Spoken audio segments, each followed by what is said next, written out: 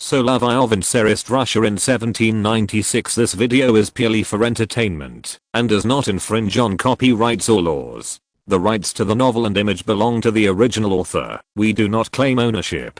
Don't like waiting and want to listen to this fanfic in full now? Subscribe to our Patreon, where you'll find the best fanfics. Chapter 76, 4 Days of the Battle of Trebia, Day 3. Late at night, the cheers of the Russian soldiers on Rosenberg's side could be heard, and some were waving torches. There were also sporadic exchanges of fire on the banks of the Trebia River. Those grenadiers are really brave. Mishap, don't worry about them. Go to sleep first. I'm afraid there will be another big fight tomorrow. Major von Bystrom told him to lie down and curl up in the blanket. In this weather, because it is summer, you can find a place to wrap yourself in a blanket and rest. If you are in the mountains of Switzerland, it will definitely not work. After Rosenberg's grenadiers returned, the battle of the day came to an end. Both sides suffered heavy losses. For the French, the situation was already very bad. Many troops had suffered heavy losses in the 2 days of fighting. The Polish Corps now only has 1 battalion of infantry that can still maintain its organization, and the half brigades under each division have also suffered heavy losses. When fighting with the Russian army, this kind of situation always occurs on the battlefield. When the battle is at its most intense, many troops suffer heavy losses, and each section may be the most intense section on the battlefield. The battle will undoubtedly be more intense on the 3rd day. For MacDonald, he has to wait for Moreau's corps to arrive, while Suvorov, on the contrary, wants to crush Moreau and MacDonald's plan of joining forces and attacking. Bellegarde was outside the Alexandria fortress at this time. He could understand Moreau's movements, but considering the Austrians' characteristic of always flooding reports regardless of good or bad, what kind of reports Suvorov and Melas could receive, and how many troops the enemy had, were all a problem. In the 3rd day of the battle, the two sides were now separated by the Trebia River. Despite the heavy losses the day before, the French army still sent soldiers from the riverbed to the Russian side. In the Battle of the Trebia River, it seemed that the east side of the river was always extremely impatient. Solovyov slept in the first half of the night and changed shifts with the officers of the guards in front in the second half of the night. With individual strength, it is so insignificant on the battlefield. After he came out of his shift, he stood on the flat ground and looked at the movements of the French army on the other side. Their campfires were much less than on the 17th. In fact, it can be seen that the strength of the French army has been greatly weakened. In this case, the coalition forces are about to usher in a decisive battle. At this time, for some young officers, it seems that they can also feel that the time for them to make achievements is now. They must use all their skills to establish merits on the battlefield. But they are very small on the battlefield. Even if it is a general or even a military commander, it may only take one bullet to kill him. Solovyov was not timid because of this. For an individual, death may only take a moment. Besides, he himself cannot say whether he is lucky or unlucky, whether in a duel or on the battlefield. He has faced life and death crises several times. He will not choose to be wretched at the back. There is always a very reasonable saying that you may die at home, but you may come back alive on the battlefield. What he has to do now is to show his skills on the battlefield and survive at the same time. How is it, Mishap? You're on the second half of the night shift. Did you see how the French performed? They don't show any intention of retreating. There will be a tough battle to fight today. These French are much more resilient than the Poles. However, that may still be the case with the unorganized Polish army in Warsaw, which is different from the Polish Legion that is now exiled to all parts of the world. Of course, the troops are now in formation, and after the sun comes out, the soldiers get up one after another. The battle on the first day lasted until late at night, and the small Russian force that crossed the river disturbed the French army for a while. When the sun just came out, news came from the commander-in-chief that the combat troops on the front line should line up at 6 o'clock in the morning to prepare for battle. Damn Austrians, they are preparing for war at this time. They are not afraid of fatigue. They are not the knights of the past. They still need to wear armor. Some old officers who have served for a long time began to curse the Austrians and the staff. They are very old, and many of them are registered nobles in remote areas. They may be promoted to majors, so they are naturally unscrupulous. During the preparations before the war, many Russian soldiers took out the biscuits that they had seized from the French army. Some people also had bread and cheese. For some veterans, this time, it is much better than eating at home. The Russian army is a neat formation, but the speed of passing orders is in a horizontal line. On the entire Trebia battlefield, the Russian army and Austrian dragoons on the right wing of the coalition army received the orders the fastest. The Austrian army led by Melas and his reserve troops were in the north. They received the combat order 5 hours after the order was issued. The French were still very efficient at this time. They had organized on the other side of the Trebia River, and even the cannons had opened fire, shooting at the Russian formation. The French still attempted to attack from the front of the Trebia River as they did the day before. However, at the same time, they still let Dobrowski's Polish corps, which could only be called remnants, attract the attention of Bagration's column, and then open a gap to launch a breakthrough. However, at this time, the pebbles on the riverbed of the Trebia River would cause huge casualties to the French army after the shells fell. The Russian army did not fight head-on as in the previous battle. Dobrowski's corps had been almost consumed. The 1st Battalion was annihilated by the Russian chasseurs as an outpost, and lost 4 cannons. The 2nd Battalion suffered heavy losses in yesterday's battle, with more than 200 people captured. Now only the 3rd Battalion is still intact, and even this number of troops, to undertake the attack and containment tasks seems far from enough for the French army. Even if they send a few more half brigades to attack head-on, after such a battle, the French army will have to consider how much damage they will suffer under the continuous attack of the frontal artillery. The Poles had lost their revengeful enthusiasm in the battle, and under the continuous accurate shooting and the firing of Russian artillery, they were unable to contain Bagration's column. After crossing the river, on the day before, they were able to contain the Russians and let the French attack from the front. By this time, on June 19th, they were driven back to the other side by bullets, fired by Russian chasseurs from behind the low fences between bushes and farmland.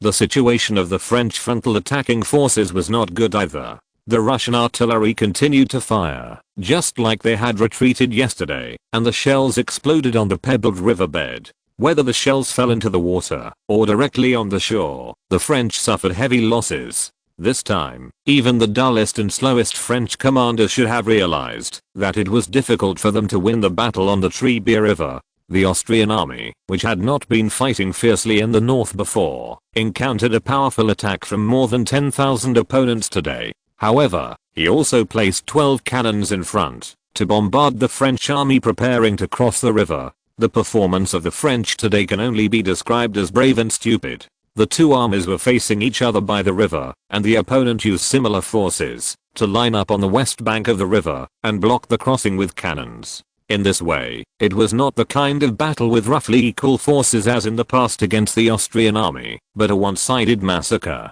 The French army had to rush across the other side to cause some losses to the Russian-Austrian coalition. However, after 2 days of fighting, this spirit was no longer like the previous day. When they heard the artillery fire from the rear of the Austrian army, they could still fight passionately until late at night. Both sides showed great courage. Today, after a desperate afternoon, the French began to withdraw to the other side one after another. Their losses were already great. The coalition did not choose to pursue.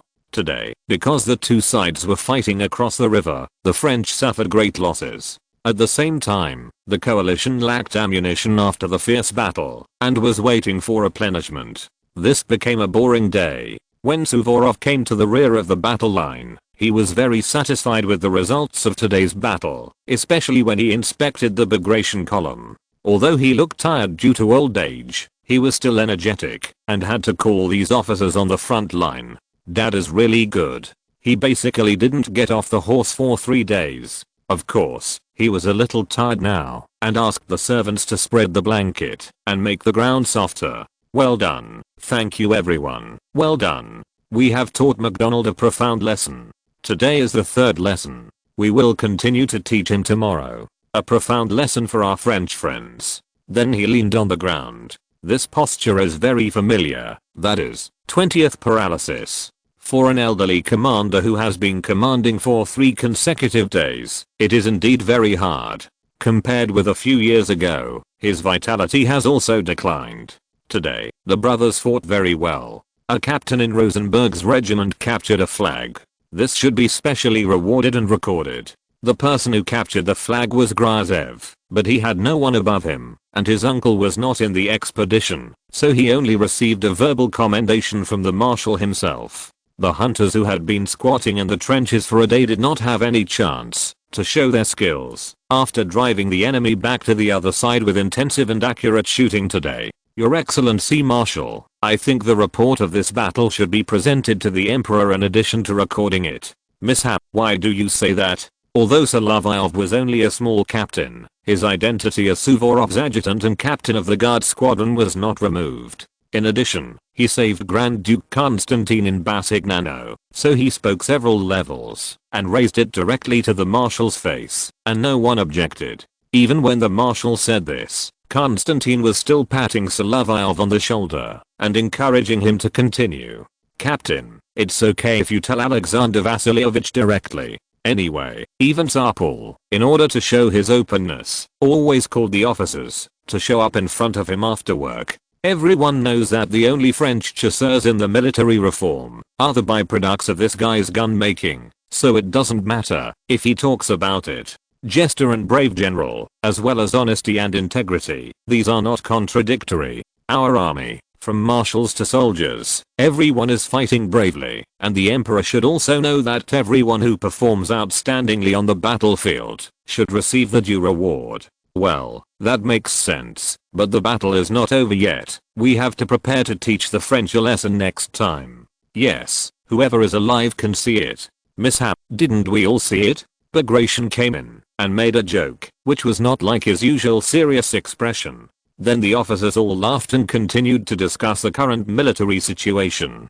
General Belagard sent an urgent letter from Alexandria, claiming that Moreau's army had assembled more than 20,000 people and was attacking him. But this was obviously nonsense, because Moreau only had 20,000 troops after replenishment, and he had to leave some troops to guard the transportation lines and important strongholds. It was impossible for him to take out so many people to attack the remaining Austrian army. He didn't believe it, and some generals in the coalition had already wavered and even wanted to retreat to the west. Coincidentally, MacDonald was the same. There were more bonfires in the military camp on the other side tonight. This practice of setting up fake bonfires was not because the Scots had read the Romance of the Three Kingdoms, but a trick that military commanders might use since ancient times. However, the number of soldiers' activities around the bonfires decreased, which was actually very clear in the Russian outposts near the Trebia River. After synthesizing all the military information, Suvorov thought he should stay and continue to fight.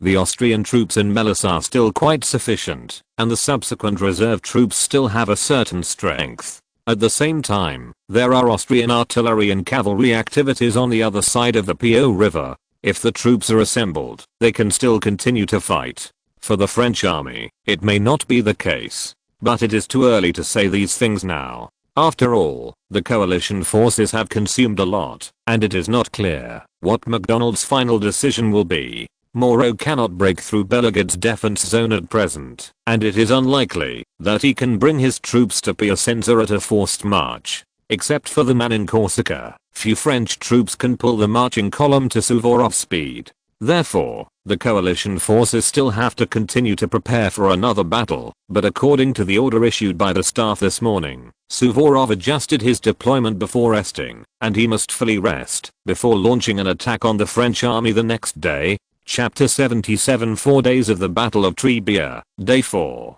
When Suvorov decided to fight again the next day, there was already a heated debate on MacDonald's side. There were already a large number of wounded soldiers in the city of Piacenza. After repeated statistics, the French army now had no idea how many losses they had suffered. The field force of more than 30,000 people seemed to have lost more than 10,000 people, and since the Allied forces were still fighting with the 1st Battalion of the Polish Legion on the opposite bank, their losses were already extremely huge. Now MacDonald knew that Moreau would not arrive within 2 days. In this situation, the French army would fight with the Allied forces. Will there be reinforcement in the future, or will there be reinforcement from Cremona east of Piacenza, or even from the Mantua fortress farther away? If they had to fight like this, the French army had already been shaken. As long as the officers who could still stand up, no one was willing to continue fighting on such a battlefield. But retreating meant abandoning the wounded. There were more than 7,000 people lying in the city alone, and many of them were senior officers. After making a choice, the sentry on the Russian riverbank saw many campfires in the French camp, but few people were active, which was a strange thing.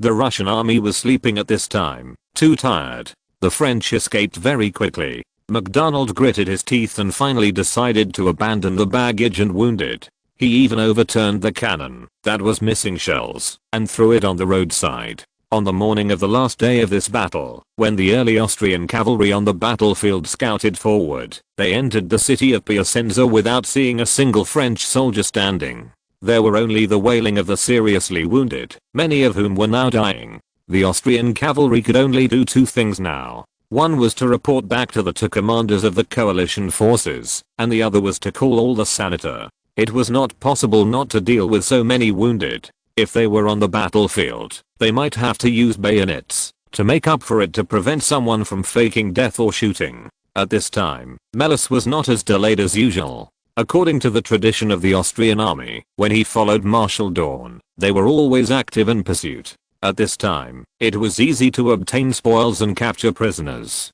When the friendly forces were in trouble, the Austrian army had a problem of being immovable, but Melas had left a reserve for 2 days in the middle of the battle to fight against the French army, which was correct, because the Austrian army with less than 10,000 troops alone could hardly stop the French army on the battlefield. His deployment was correct, and he also informed Sólovyov. Now those lightly armed chasseurs, with a shortage of ammunition, had an average of 10 bullets in their hands, and they had to cross the river. Solovyov brought the horse again. When he crossed the river, he found that the cunning French opened the gates of the dam upstream, causing the water level of the Trebia River to surge. Now it was enough to cover his boots. If he rode on a horse, his boots were well sealed and would not be filled with water. But the general big-headed soldiers were not so easy when crossing the river. In order to ensure that the ammunition was dry, they put the sacks containing bullets and dry food in their hats, or on the barrels of their rifles when crossing the river, like a cunning peddler in the countryside. Then Solovyov saw this scene and really sang the peddler. Who said that this song is in Tetris? Look at our captain, he started singing again. It's really good. But this time, Solovyov stopped and said sternly, chase them and use bayonets to make those Frenchmen bite the mud. Then he rode his horse and set off with the front chariot to chase. There were no tents in the French camp. They didn't use tents very much. In order to facilitate the transportation of baggage, they liked to requisition them on the spot. In fact, if there were more baggage wagons, they should be abandoned on the road directly, so that the coalition forces chasing them could slow down. Since there were not many of them, it would save the Russian army from looting the baggage and spoils of the French soldiers on the road. But at this moment, anyone who stopped to grab the abandoned baggage would be whipped by the usually kind officers. Suvorov's order was to pursue the enemy across the Ner River and not let them escape. The Austrians were closer to the city. Their infantry entered Piacenza, and the cavalry now joined the Russian Cossack pursuit. When the cavalry was pursuing, they had to control the stone bridge over the Ner River. They galloped and caught up with some French soldiers at the bridgehead. These French soldiers were now eager to retreat from the stone bridge. When the familiar sound of horse hooves came from far away, they also saw the coalition cavalry waving sabers and lances around them. It was better to capture them alive at this time. When the Turks were chasing, they preferred to cut off the heads of the defeated soldiers. Hundreds of people were captured at once, and the spoils they seized from Italy were also captured. In the Russian pursuit column, the infantry swam across the river. Even the injured Prince Bagration, with a bandage on his head, chased with his entourage to capture all the French soldiers. At this time of summer, if you can still see the melting snow at the foot of the peaks of the Alps in the Caucasus Mountains, the defeat of the French looks like this. During the pursuit, Solovyov kept riding his horse to keep up with the fast pace of the infantry. If he ran too fast, he would be alone, and this was not the time to be a hero. Brothers, catch up with those French guys, seize their cannons, baggage, and flags, and it would be best if you can catch the French officers alive. For some veterans, this kind of merit can get a reward at the lowest level. If they are lucky, they can be promoted from a soldier or sergeant to a second lieutenant officer, and then they will become the lowest level among the masters. If they don't fight anymore in the future, they can apply for early retirement and go home a year later with medals and rewards issued by the emperor.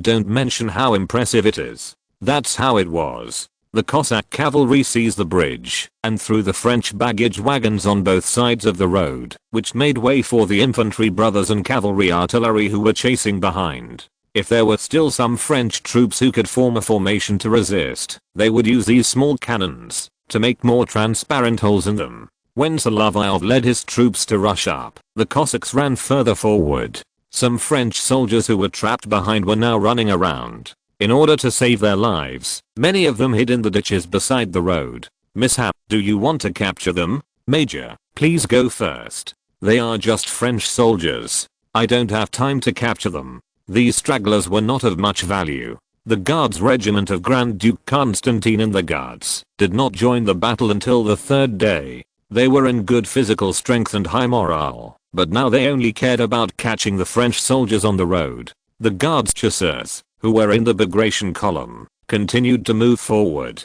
to hunt down those high-value targets. In particular, Solovyov saw what he had always wanted, a French flag on the shoulder of a soldier. In the previous battle, the United Chasseurs had captured 2 Polish Legion flags, but they had not yet captured the flag of the genuine French. And these Russian soldiers were still shouting, "Lève les mains. Raise your hands. If you say surrender your weapons and don't kill, treat prisoners well in French, it would be a bit wordy." Solovyov approached the French soldier holding the flag and directly chopped him to the ground with the back of his knife. At this time, it is better to catch him alive. Look at our captain, he is really good, he has captured a flag by himself. We should catch up and grab the cannons and baggage. Our father is going to chase, and there will be rewards for merit. Their pursuit speed was getting faster and faster. Encouraged by the officer's merit, the Russian soldiers continued to chase the French soldiers. At this time, if the flag bearer had a clear mind, he should have hidden the flag in his arms, so that it would not be easy to see. But the Russians did the same thing. They tore open the French soldiers' coats, and if there was a military flag inside, it would be directly visible. When the pursuit reached a large number of villages with Piacentino, some French soldiers could not run anymore. At this time, the captured soldiers, the wounded and the killed, at least 17,000 of the more than 30,000 French soldiers were killed. In other words, half of the people were killed in the 4-day battle, and a large number of military flags were captured. There were also dozens of cannons abandoned on the roadside. MacDonald's army was on the verge of collapse. He himself said afterwards that this battle was a tragic defeat, and we paid a high price. If he had not met Suvorov in the Battle of the Trebia River, he should have returned to the country to go to the military court. Well, it is not too shameful to be defeated by an old comrade who is very martial. He could only lead the remnant of his army to the south of the Apennines to join Moro's army. Moro was unable to break through Belograd's blockade, although the Austrian army fought with him on June 20th and then fled to the north of Alexandria. He soon received the news of his defeat. In MacDonald's defeat, many officers were captured, and 8 generals were killed or captured.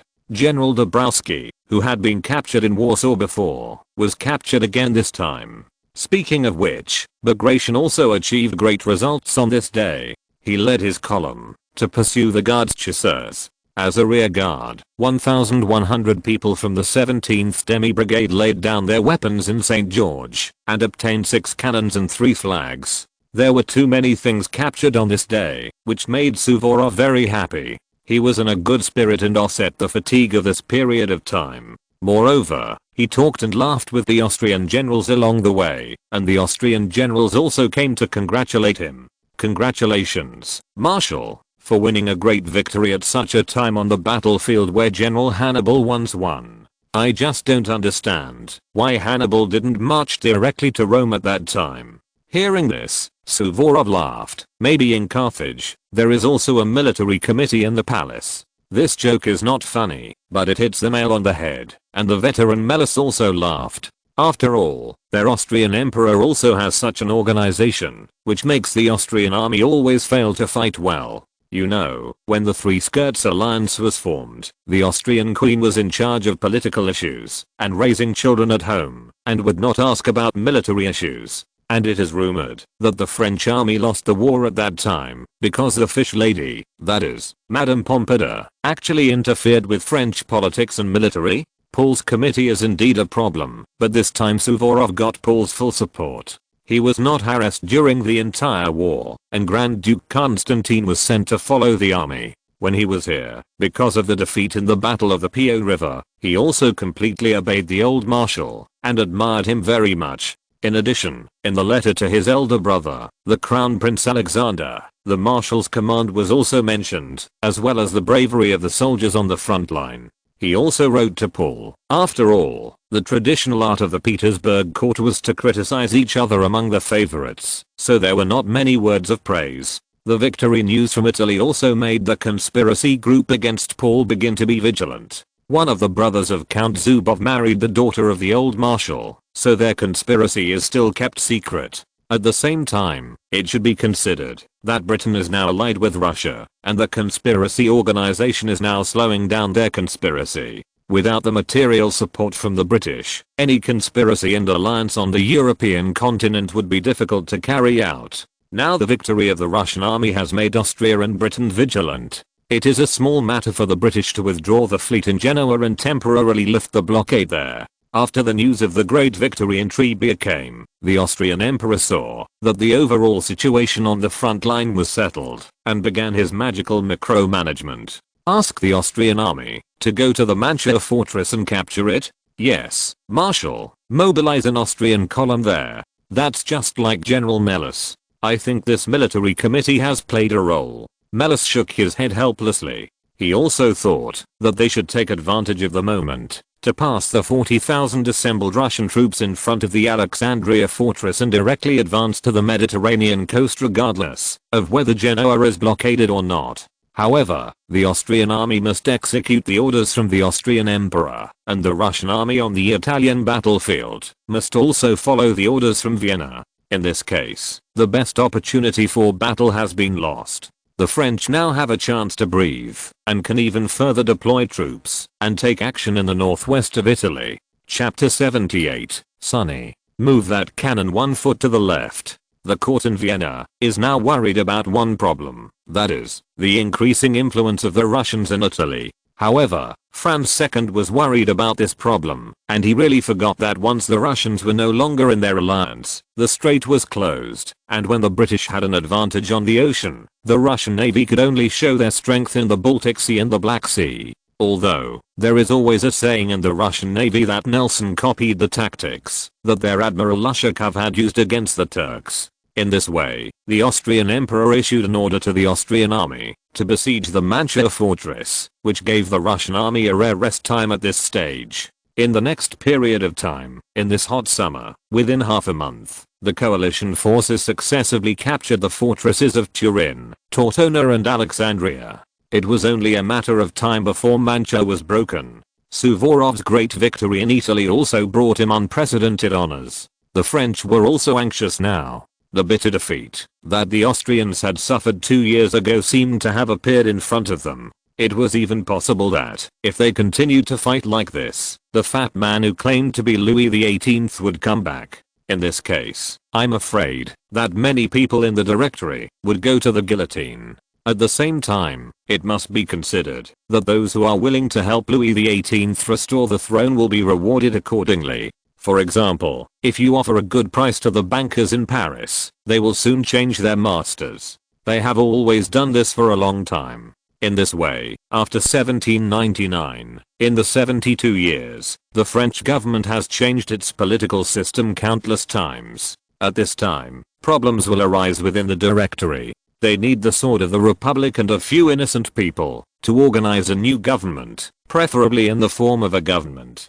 Citizen CIS values General Joubert, who is still very loyal to the Republic and is relatively easy to control and obedient. He was at the most proud time of his life. Last year, he married the daughter of the Montholon family. Now, in order to defend the Republic and establish new achievements, like General Bonaparte in the Italian campaign, it was more convincing. but CIS might not pay much attention to the unpredictability of fate and the fact that General Joubert actually had a hidden relationship with General Bonaparte. They were classmates in the military academy. After being awarded the rank of second lieutenant, they served in the same regiment. Later, they served under General Bonaparte in Italy. This relationship is not clear. Someone ran away from Port Jaun again. I'm afraid that Joubert may also give up his position in the future. After all, in the parliament, General Bonaparte's brother, Speaker Bonaparte, was there. Now the French can breathe a sigh of relief, also because of the Austrians' magical operation. Emperor Franz really began to worry about his influence in northern Italy. That is, when Suvorov came to Vienna, he brought Paul's edict. The Russian army had to listen to the Vienna court in the general direction. He was like this, and he could also micromanage and mobilize the Austrian army. The old marshal lost his temper at this time, but he had to obey the orders of the Austrian emperor.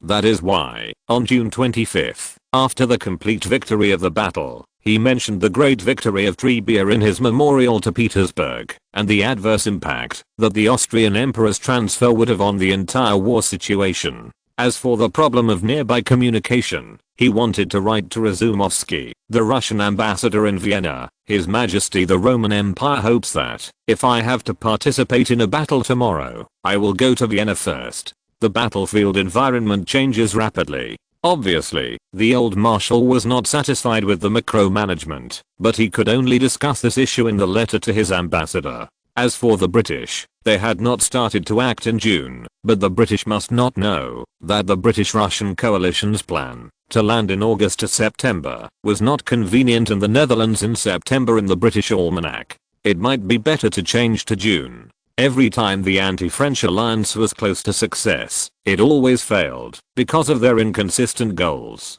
The second anti-French alliance was the most obvious. For example, at this time, the performance of Franz II made people feel outrageous. On the battle formation of the Mantua fortress, Emperor Franz, his younger brother Archduke John, and a group of court officials were all there. Archduke Joseph, who had just returned from a failed blind date, felt very funny when he saw this scene. The job assigned to him was to prepare to return to Hungary, replenish troops and supplies to the front line, and begin to appease the emotions of the Hungarians. Going to the rear to manage things was still what Archduke Joseph liked to do. He also knew that his military ability was definitely not as good as his brother Archduke Karol, but it was still better than his brother and younger brother Archduke John. Your Majesty, I think we should besiege Mantua like this. It is always our Austrian artillery and engineers who can capture this fortress. The Russian army went to Alexandria to besiege the fortress there.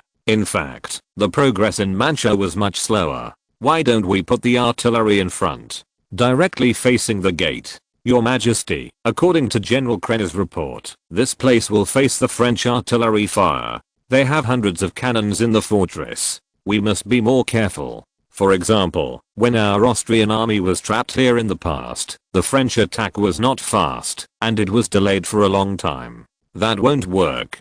General Krenner, put the cannon here. No matter where you are, you will face the French artillery fire. We are 1 foot to the left. This is an order. Remember this order and convey it to General Krenner. Your Majesty, who should be sent? Franz II appointed Archduke John's adjutant to pass the order and bring a handwritten letter from the Austrian Emperor. Another problem is a letter from Prince Württemberg, the German strongman who is 211 centimeters tall and weighs 200 kilograms. His son William has been misbehaving recently and is not suitable for serving in the Austrian army. He hopes to let him go to Russia. Franz thought about this and finally approved it. In the Austrian court, personal conduct is still taken seriously. After all, when the Empress was still alive, because her husband was always cheating, she specially organized noble ladies to catch the adulterers in Vienna, and also to maintain the chastity of the noble ladies and young ladies, at least before they got married.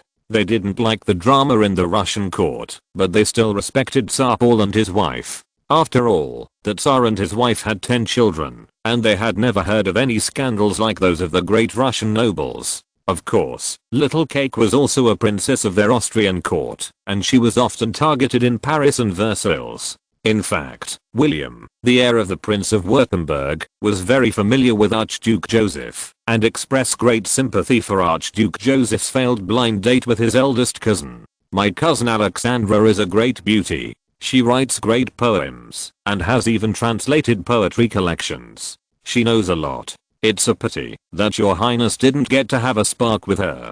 But for such a beautiful princess, it may be a blessing that she didn't come to my court and become my most beloved wife. William, you know that my former sister-in-law, your aunt, and my brother were very affectionate. When my brother was critically ill, she was pregnant and never left him. It's a pity that she didn't have the blessing. My brother recovered, but she and my niece both passed away. Why do you have such a bad premonition? It's not a premonition, but our palace is not what it seems. When my grandmother was here, perhaps for the girls, Schönbrunn Palace was a place that could bring them happiness and joy. But what about now? My brother is a good man, but he does many things that are inappropriate. He is changing the deployment like this now. I'm afraid he will suffer. I don't know much about military affairs, and I don't think I can achieve such a great victory as Italy, but forget it in the future. I won't talk about it. You are going to St. Petersburg, and I guessed one thing. Your Highness, what did you guess? This letter is in the name of your aunt the Queen. I think it's about Alexandra. You are her cousin. If you really want to have this blessing, you must cherish it, and not say it like what the outside world says. Archduke Joseph knew about the scandal of the Prince of Württemberg. In the German courts, there are more or less some people like this. The son has a bad relationship with his father, and he is the first heir, and then he does all kinds of rebellious behavior. His grandmother's cousin who likes to grab other people's territory has done it. He himself was a gentle nobleman, and the previous Emperor Leopold II liked him very much when he was alive. However, this was useless. The randomness of the Austrian court was too outrageous. It gave Carol, the son adopted by Leopold's sister, and Joseph better abilities, but the other sons were all rare fools. Joseph and William left Vienna together. They were going to Budapest together, and then William crossed the Carpathian Mountains from there to Russia and St. Petersburg. William didn't expect this. He didn't care about Joseph's reminder, but if it really happened, he would listen to Joseph's advice. No matter which aunt he was with, he had to be honest and change some bad habits. But he also felt that Joseph was a pity, but he was lucky. Such people can always display their talents. At least in Budapest, he can unite those Hungarians and make them loyal subjects of the Habsburg dynasty. Moreover, such a noble, modest and cautious friend should also have a good girl to marry him. As for his cousin, it was really not suitable for him to come to Vienna. After all, what he saw around Archduke Joseph and Archduke John was exactly what the dramas were like in the court of Vienna. The situation that there were more jesters than in St. Petersburg was indeed very worrying. At least he heard that the favorites of his uncle, the Tsar, in St. Petersburg still had to work hard to please their own emperor. On the other hand, those here were all seeking their own interests. As long as they made their Caesar happy, even if the interests of the court were damaged, it seemed to have nothing to do with them. In the court of the monarch, such people were always indispensable. The siege of the Mantua fortress was not smooth. General Kray's artillery was redeployed, but several of them were destroyed by the French before the truce. The artillery position, that the emperor himself ordered to change, was a live target for the French soldiers. For this reason, he had to abandon the close-range position in front of the gate and put the 12-pound guns and siege guns that could fire larger shells in the back, where the French army could not easily reach them. Because of these tedious battles, the Mantua fortress finally went through a siege, forcing the French to gloriously surrender with their military flags, rather than the complete victory that Kray wanted. In the eyes of the veteran, such a victory was not as good as the battle in Verona, which finally defeated the French. In that battle, the military flag was captured. The Russian army that besieged the Alexandria fortress went relatively smoothly. General Gardin, who was guarding the fortress, laid down his weapons and burst into tears. Many Russian soldiers also felt embarrassed, as they had surrendered on a fairly glorious condition. When Solovyov saw it, he felt that this scene did not look like Italy in 1799, but Paris in 1940. Now the French homeland is only threatened, and the nearest coalition soldiers are still near Turin, but the mountains there are not suitable for operations. Obviously, the French are not so strong in this era. After capturing the fortress, the Russian army began to commend the officers who had made meritorious contributions before. Solovyov originally thought that he would receive a Russian medal, but he did not expect that after Prince Bagration was awarded the medal, it would be his turn. For outstanding performance in the battles of Bergamo, Bassignano, Marengo and Trebia, the Order of St. John of Jerusalem is awarded to Captain Mikhail Solovyov, the acting commander of the Combined Grenadiers Battalion. Or his military rank was too low, so he captured a French commander-in-chief and saved Grand Duke Constantine, but in the end he only got a Knight's Medal of the Order of Malta. But this honor was issued in a commendation order before the Battle of Trebia, and it was among the batch of Knight's medals issued by the Tsar himself. In the era of Tsar Paul, the significance of this medal even exceeded the Order of St. Andrew the Apostle. If you can get that medal, people with insufficient status can also be automatically promoted to the rank of Lieutenant General. However, this backdoor left by Peter the Great was not officially fulfilled until the demise of the Russian Empire. The Order of the Knights set up by Paul has another meaning, representing the highest honor and the spirit of the knights during the reign of Tsar Paul. And it must be said that compared with the fancy medals of Russia, the Order of the Knights of Malta is still very beautiful. Chapter 79 Sir or Madam, would you like to deposit rubles? William rode fast on his way to St. Petersburg this time. After all, his aunt the Queen told him clearly that he should come to St. Petersburg as soon as possible. Although he didn't explain why, Archduke Joseph told him so much, probably he was here for a blind date. Over the years, except for the portraits he saw at his grandfather's place, which showed that Alexandra and Alina had grown up a little, his impression of his cousins was still a few little beans. He quickly rushed to St. Petersburg and changed horses several times at the post station on the way. His riding skills were quite good. On the way to St. Petersburg, according to Paul's order, he provided royal treatment to the heir of the Prince of Württemberg. His journey was smooth. When he arrived in Gatchina, he met Alina and her fiancé here before he went to St. Petersburg to see his aunt. They were here to cultivate their feelings before marriage. Although these royal princesses had the opportunity to visit their relatives after they got married, it was only once in many years, and it had to be under relatively peaceful conditions in Europe. Since 1788, Europe has been in the midst of war, especially after the French people overthrew the Bourbon royal family. The war has lasted for more than 10 years, and has not been interrupted until now.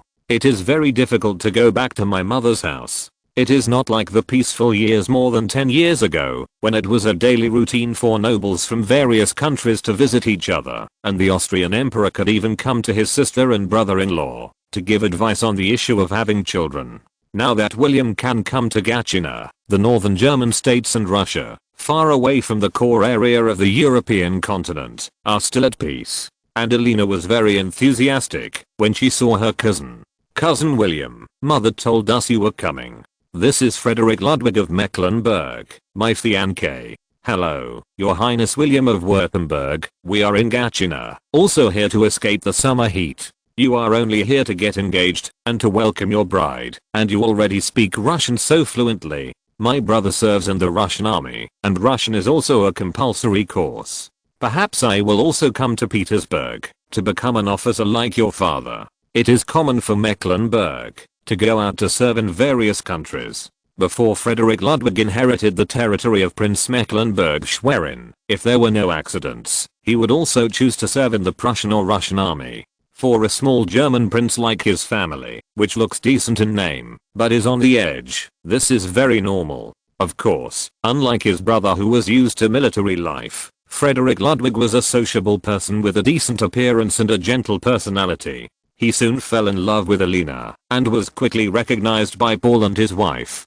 Being an officer here is a hard job. You have to travel all the time, and there is a terrible plague in the south. William said this because his sixth uncle Carol died of malaria in the army when he followed Prince Potemkin to the south to fight against the Ottoman Empire. At that time, their family returned to Württemberg. When they received the bad news, William's grandfather, the old Prince of Württemberg, was heartbroken. After all, his son died early, and he was sending his son to his death. In military life, sometimes the plague is more terrible than the enemy's bullets. However, Frederick Ludwig, who read a lot, and William, who read a lot, but loved to read pornographic books, said, if you want to improve sanitary conditions, at least it is safe in the city. I have also seen a lot in St. Petersburg, especially the edict issued by His Majesty the Emperor of Russia, to improve the sanitary environment, which can be said to have been strictly implemented in St. Petersburg. This is even cleaner than Berlin and Vienna, and the room at Paris and London. Okay, don't say it, I think this is a consensus, although I haven't been to these two cities. Paris and London are both dirty and messy, which is a consensus in Europe. Both sides laughed. Frederick Ludwig didn't have much good feelings for British relatives. Although Louise from another branch of their family married the King of Prussia, George III was still the brother-in-law of Louise's father, but the connection with their family in this regard was a bit distant. The main reason is that, although British relatives still care about these Mecklenburg families, what the British cabinet is doing, and Britain's attention to Hanover, let them move more closely with Mecklenburg. Moreover, George III, like Sir Humphrey, entered a state of mental illness as he aged, and is not always sober now. In fact, the British monarchy is now weakened. If there is a chance, we may travel to Paris and London together, but the novelties there may not be as good as those in Petersburg recently. Not as good as Petersburg? What do you mean? After all, William had been away from Petersburg for a long time. He was here at the end of Empress Catherine's reign, and he left here with his father, because of political problems. What I want to talk about is the large aquarium built in the bay, which is also an exhibition hall for air animals. It is different from the museum in Berlin, where all the collections are living things. That's very interesting. Although there are many rare and exotic animals in the sea and the museums we know, they are all specimens and dead. But in St. Petersburg, are these animals alive? This is the Royal Exhibition Hall that my royal brother Alexander advocated to build. It was built for my sister-in-law, although it has just opened now. Elena, you still have to explain specifically, but this is the first phase of the project of this exhibition hall.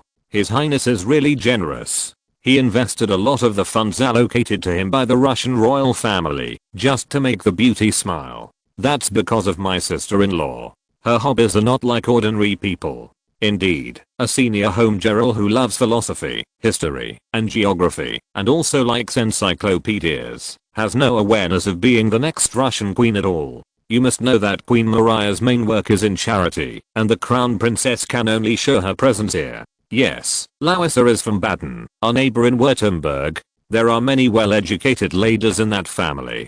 This is true. Larissa's second sister married the King of Bavaria this year. She was once the fiancée of the Duke of Enghien. The fourth sister is the Queen of Sweden, and the fifth sister married to Brunswick. Only the eldest and youngest sisters are still unmarried. The Tsar's father-in-law is still very good at arranging marriages for his family. Moreover, all the girls are well educated. Even the eldest daughter Amalia, who is not attractive enough, has received a full education, and has always had plans for marriage, but none of them succeeded. William himself was not aware of it. He was still talking about the name of the crown princess before she got married, because as old neighbors, the two families are still very familiar with each other, not like the chattering sisters-in-law in the Winter Palace who call this name to show intimacy. No wonder this prince loves learning so much. She is so radiant, but she always locks herself in the boudoir. Elena, your sister-in-law rarely participates in social activities. Yes, especially recently she is pregnant again. These two sisters-in-law of mine. At her age, she is only a junior high school student, and the issues she talked about are all matters to be aware of as a hostess and a mother in the future. However, in front of her fiancé and cousin, it is all about her family, so it doesn't matter. William and the couple agreed to visit the Tsar and his wife and the Alexander couple first, when they go to Petersburg, and then go to the Royal Aquarium together. And this time, the sisters are all there. Only Constantine and his wife are not at home, because they are going to war, and going home for recuperation. Hearing that her cousin is coming, Alexandra actually knows that this may be another blind date. She and Alina are 1 year apart, but they are like twins, always acting together. The sisters agree to get married together. At least one of them will get married, and the other will be engaged, and the ceremony must be held together. Frederick Ludwig of Mecklenburg stayed in Petersburg, not only for the adaptation period before marriage, but also to wait for his sister's engagement. There are many palace fighting dramas in the European court, but in Paul's family, the blood relationship between the 9 people is still very obvious. Except for Maria and Catherine, who sometimes fight for toys like ordinary sisters. It is rare to see them quarreling with each other. Even if a crown falls in the future, they are still refusing each other. What's more exciting is that not only the bond between brothers and sisters, but also the bond between brothers and sisters has always accompanied them throughout their lives. The saying "the most ruthless is the imperial family" seems to not exist here. The next day, William came out soon after meeting Paul and his wife. Moreover, Paul has recently become the Grand Master of the Knights Templar and is addicted to issuing medals. He gave his wife's beloved nephew an honorary weapon, but it was not a sword, but a revolver. The most simple and shabby person in the Russian royal family was undoubtedly Tsar Paul himself. He could survive on water, cabbage, sausage, and bread, and only had some red wine or sweet wine occasionally, but he did not cut down on the expenses of his family. Perhaps it was because his empress mother spent too much money when she was alive. After he cut the emperor's expenses, he could save a lot of money, even enough for his son to be extravagant and build hot springs for his children. Russia was still short of money. He met William while looking at the military expenditure report, so he did not entertain too much. But for Frederick Ludwig, who had been confirmed to be his son-in-law, this involved relations with Britain. Russia's diplomacy had always been following the 2 routes of Russia-Prussia-Britain and Russia-Austria-France, and all aspects had to be taken care of. Paul had been eating working meals at noon recently. For the Tsar, it was really not a show. Elena took the initiative to go to Uncle Alexei with her sisters, fiancé and cousin. These nobles had to book the entire hotel when they entered the mansion that Count Bobulinski inherited from his father Orlov. However, the count himself was in the hotel, and their aunt was at the counter of the store. When Alina came to play outside the Winter Palace, she often brought her fiancé with her, and she also took care of her uncle's business. That is, she spent money here directly with the expenses of the royal family, but she bought some strange things, especially sets of animal dolls.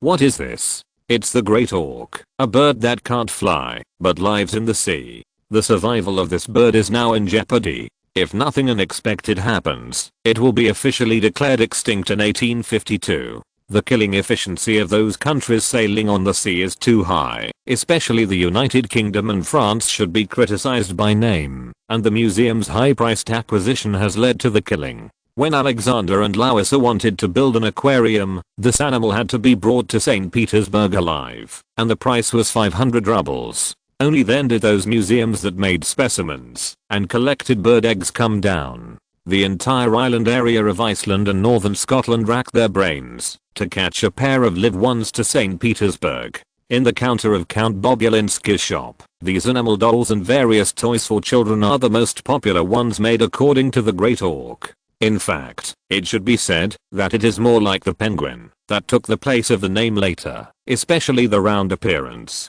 But Elena just likes it, and there is also a polar bear doll. Among her sisters, she is now more like a rich merchant girl. She needs to buy a lot of them and put them in the court. Although the ladies in waiting will pay attention to etiquette, she is going to get married, and Frederick Ludwig likes them, because he likes them, and because Mecklenburg needs Russia as a backer. In addition, their family also attaches importance to family affection. These dolls must be packed in boxes and taken home. It can be said that she has paid a lot of rubles for her uncle's business. That's right, she is still a little girl, and she is still in the consumer group, to pay for animals like penguins that have evolved convergently with penguins. The family education of the Mecklenburg family itself is more like that of an ordinary family, and there are so many rules. Elena is very smart. She knows that if she marries into this family, she will be subject to much less constraints than in St. Petersburg.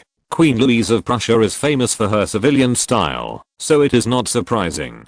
It's just that the diet here is somewhat different from that outside, because the main dishes in the Count's hotel are all donkey meat. However, considering that the selling point he has racked his brains to think of now is the nutritional value of donkey meat and the Russian version of donkey hide gelatin that he used for the queen and the crown princess before. This is not surprising. Moreover, compared with horse meat, the taste of donkey meat is more acceptable, and the two Italian chef brothers are also very good at making donkey meat dishes. Just follow the Spanish cooking method. Fortunately, Solovyov had not been to the Count's restaurant because he was in the army. If he knew that the brothers looked like the Mario brothers, it would be fine. But if he knew that the fat chef's name was Paul, he would have burst out laughing. Aren't the Chinese the most similar to Italians in Europe? Chapter 80. The Russian Ministry of Health has a lot of responsibilities. Elena was born in 1784, and her birthday was December 24th, December 13th in the Russian calendar. It was too early for her to get married at this age. When Frederick Ludwig came to Petersburg for his engagement, he already knew about the complicated health regulations in Russia. It was no wonder that his future father-in-law, Tsar Paul, wanted to set up a Ministry of Health to manage Russian hospitals and village midwives. In fact, he wrote a letter based on the secret, which was quite advanced. According to the regulations for the management of ministers of departments formulated by Prince Sólovyov the youngest, after the Ministry of the Army, the Ministry of the Navy, the Ministry of Foreign Affairs and the Ministry of Finance, is the Ministry of Health. The responsibilities of this department are to ensure the health of the citizens of the Russian Empire as well as foreign expatriates, settlers, and travelers, to manage all public hospitals and private clinics in the empire, to formulate medical and health standards, compile pharmacopoeias, and supervise treatment and medication, and to supervise the care of mothers and newborns by obstetricians and gynecologists and midwives in hospitals across the country. This departmental charter was particularly difficult for the young prince. Prince Sólovyov the Young had tried his best to define the duties of the Minister of Health in standardized terms. The department was not only responsible to Tsar Paul himself, but also to Queen Maria. After all, the former was in charge of health, and the latter was involved in charity. In addition, it was necessary to promote Russia's population growth and ensure the health of its citizens. Anyway, when Prince Sólovyov was drafting the French and Russian regulations, he felt that working for the emperor was more tiring than working. When drafting a document, one must always keep the standards as much as possible and complete it within a deadline. Many of the contents involved made the young prince realize that if he did not do his job well, he would not be able to go to the Ministry of Foreign Affairs. He was dating the daughter of an important figure in the Ministry of Foreign Affairs, and the road he paved for himself was also there. In other words, Paul was quite satisfied with his delaying tactics, so he got the opportunity to draft the management regulations. He was still good at grammatical rigor. However, it was limited to Russia. If it was abroad, it would not be able to go so far. Paul was going to marry his daughter, and he was still worried about whether the child would live well abroad. He still mentioned this set of hygiene regulations to his future son-in-law. Some other issues were also made very clear after the children got engaged. However, there are some problems, because in 1799, although Paul knew that this danger existed, the marriages that had been arranged, his two sons married very early, and when it came to the marriage of the heir, early marriage and early childbirth were always arranged during this period, so that there would be heirs as soon as possible. You must know that when the queen came to St. Petersburg as a candidate, she was older than Alexandra and Elena now, because Paul's first wife died prematurely due to dystocia, and the engagement was temporarily changed. If Frederick Ludwig had not been able to find fault in all aspects, he might have delayed this marriage for a while, and there was really no suitable reason to refuse. It was precisely because of this that he summoned his younger brother, after consulting the imperial physician, and was still discussing with his wife. In short, in addition to the dowry for marrying a daughter this time, special arrangements must be made for entourage, and even a court pharmacy. It can also be seen that, although he prefers the third daughter Maria among the 5 daughters, Elena is the first to leave home, treat her fairly, and also attach great importance to her. Now Elena and Frederick Ludwig are both in Count Bobulensky's hotel. Her sisters are all here, except Anna, who is too young, and there is also her cousin William. However, William and Alexandra look at each other in a strange way. They have known each other since childhood, and the formal meeting is arranged in the palace. Elena already knows that her sister is going to arrange a blind date with her cousin, and she doesn't know whether they are suitable. The waiters behind the table provide service in the private room. They have to serve dishes according to the dining needs of the guests at the table. The girls can't eat much, but the tall Frederick Ludwig and William can be said to be two typical eaters. Their heights are both there. The Mecklenburg man and Elena can be said to have the cutest height difference. As for William, his biological father is already a 200 kg strongman with a height of 2.11 meters. His height is also there, but because he is young, he is not like his old father, and he looks quite slender. It's a bit like the Silverhorn King shaved his beard, but because he is young, he is still quite energetic. The way he ate made his cousins laugh. "What's on my face? Cousin William, you have a really good appetite. I came here from Budapest overnight, and I didn't rest well at the post station and the hotel." "Elena, what's the big deal about eating a few more plates of steaks? You can eat as much as you want. We all know that you received a letter from the Queen Mother and you are in a hurry to travel. I just don't know if there is any news about Constantine." When these sisters really love their brother, they are always not concerned about Alexander in front of them, but the serious Constantine. Except that he always bullies his second sister-in-law at home. He is very kind to the sisters, and they feel safe. "Yes, we won the battle in Italy, but Grand Duke Constantine encountered danger in Bassigiano. You should all know this, right? It's not what they said in the tavern. They said those rumors. Although our brother is brave, he is also a bit reckless. Is he injured? I'm in Vienna, serving as an adjutant to Archduke John." Well, Grand Duke Constantine was not injured, because the adjutants around him were very vigilant, and eliminated those boatmen. The sisters knew their brother best. They knew Constantine's recklessness best. That's good. The four sisters began to sigh in groups of two, like two pairs of twins, and they felt relieved. And they specially commended one of the adjutants. His name was S. Russian names are too long. It is said that he risked his life to hold His Highness in the Po River and escaped from danger. William really fits his tall and strong Latin attribute. He can only remember the Russian names of a few cousins, and the rest are hard to remember. And there is more than one adjutant S around Constantine, and they can't figure out who it is. In Elena's opinion, although Solovyov is quite clever, he should not have such courage. It might be someone else. It may be that he usually likes to use his brain in front of these young ladies, unlike the reckless men of the guards. Although he has dueled, it should not be him. After all, jumping into the river is not something he can do. But in times of crisis, it is impossible to imagine what people can do, especially these princesses who grew up in the deep palace and came out to play at their uncle's house in Petersburg.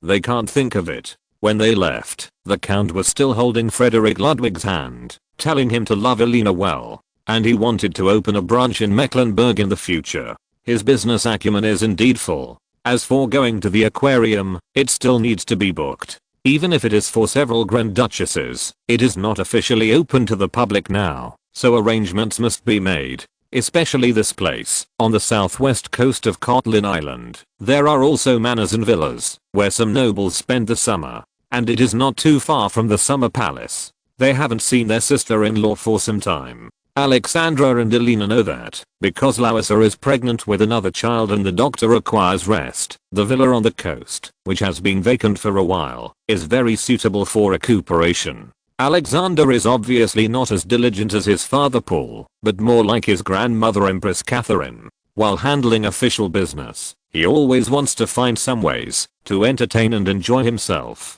Now he is in the aquarium, watching Larissa basking in the sun on the beach, which is also what the doctor asked. There are also some captured animals on the beach. They were captured at a high price from the coast of the North Atlantic. There are fences around them, so it is unlikely to run away. The great hawks from Scotland are here now, and they were caught in pairs. These animals are mentioned in Linnaeus's book. Thank you, Alexander. It would cost a lot to get the great hawks and dolphins. Alexander held her hand, not noticing that his sisters appeared behind him, showing off their love. "Lisa, my love for you." Seeing him like this, and about to start adding corny words, Alexandra coughed first. "You are all here. Alexander also hugged William, whom he hadn't seen for a long time. He hadn't seen his cousin for many years. "William, how are you in Vienna?" "I'm doing well there, but I received a letter from my aunt, the Queen, in St. Petersburg, so I went from Vienna to Budapest, and then came here." Larissa was still able to get up, and with the help of the attendants, she also stretched out her hand, and William bowed and kissed the back of her hand. "Hello, cousin from Württemberg. We are relatives in St. Petersburg, and Baden and Württemberg are neighbors. I'm glad that you can come here. As for why you have to take the trouble to come here, it is also for Larissa, that matter should be formal. It's okay, brother, isn't it for my sister's matter, to call my cousin here? They are all relatives, so there is no problem in such a closed environment." William was a little prepared. Here, there were cousins who were not afraid of trouble. He was fine, but Alexandra blushed. Such cousins also need to be contacted for a period of time. In fact, Frederick Ludwig is like him. There is nothing in his brain, but he is still loyal and reliable. This kind of good-for-nothing son of the German princes is actually very suitable for marriage. If someone is too active, even if he is related, he will run to the French at any time. And William is also a little smarter than the one in Mecklenburg. Then I accompanied the girls to the dam to get close to these whales. The dolphins caught from the Baltic Sea were relatively close to the place of origin. These animals carry ultrasound, which people at that time did not know much about, but they are still closer to pregnant women. Especially when Larissa leaned on it, even if they were newly caught dolphins, since there were always fish to eat. It was not a big problem for these animals to be in a pen, which was much better than being in the wild. They came over and rubbed against Larissa's belly, which also showed closeness, and they also leaned over their heads for Larissa to touch. But there was something else, that is, dolphins also like to be astringent, and they can do a lot of behaviors. They have to be raised and familiar with people, but they still maintain strange behaviors. If they can catch killer whales, they can get closer to people. She was still explaining the characteristics of these dolphins to these sisters-in-law. Although many places were unclear, the characteristics of relatives were still expressed very clearly. What the book says is true. I've been here for a few days. Even if I go to the water, they will come. But to go into the water, you need to change in the dressing room pulled by the carriage. At that time, the dressing rooms on the seashore were all used by nobles to change clothes in the dressing rooms, pulled from their homes. When the sisters got together, no matter how they were inside, the men outside were driven away. Even if there were wives, fiancés and cousins inside, this was not allowed. After changing, William's eyes lit up. Alexandra's figure was really good.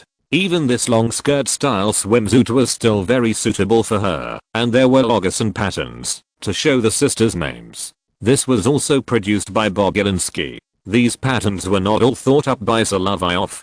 Some of them were thought up by the retainers and managers of Bobulinski. The swimsuit Alexandra wore was a bit like an evening dress, which made Elena, who was only 1 year younger, look very poor. Even if there is only a 1-year age difference, it is the difference between the Caucasus Mountains and the South Russian plains. This is actually a great advantage. The stupid donkey king of Sweden really didn't have that vision, and Archduke Joseph was just unfortunately given a good guy card. With the magical gynecologists of the Habsburgs, they saved the queen and the little princess with cesarean sections, and also killed the queen and the princess because of sanitary conditions. They switched back and forth between famous doctors and quacks. After reading the prescriptions they wrote, if modern doctors saw it, they would definitely break out in a cold sweat. If this was used on people, I don't know how many people would die from the medicine. They are now carefree, but they don't know how much harm the quack doctors in Austria will bring to them. At the least, they will take away the child's life, and at the worst, they will take away the mother and the child together. William's aunt who married to Austria was taken away by them. If it still exists now, there may be no need to say so much about the Russian-Austrian alliance. Chapter 81 The unreliable Prince of Württemberg finally feels at ease. These swimsuits were meant to be seen on the beach, so they were made especially long, covering the knees and ankles. They were more conservative than the ones they saw Juliana wearing last time at the hot springs, and the design was also more special. After all, the material was lighter and thinner. But there was a problem. When they went into the water, it was obvious that they were very heavy because they absorbed water. And the pool in this place was relatively shallow, so they had to step on dancing shoes to go in, which was a typical way to go into the water in 1799. Mecklenburg knew something about it. Wearing clothes when swimming and soaking in hot springs started from the British. In the Roman era, it was definitely not necessary to do so in public baths, but with the progress of civilization after the 17th century, clothes began to become heavier, and it was actually very inconvenient to go into the water. When they went into the water, they also felt that the wild dolphins they had captured were also approaching. Anyway, they had been checked and sent to the bay. The dolphins that were caught were still female, so there was no need to worry about that strange problem. Although people still don't fully understand the habits of dolphins, they are so friendly that they can test the baby's condition with ultrasound. The servants were asked to help lower her into the shallow water. This section of the beach was originally a beach bathing place commonly used by the nobles of the Petersburg court.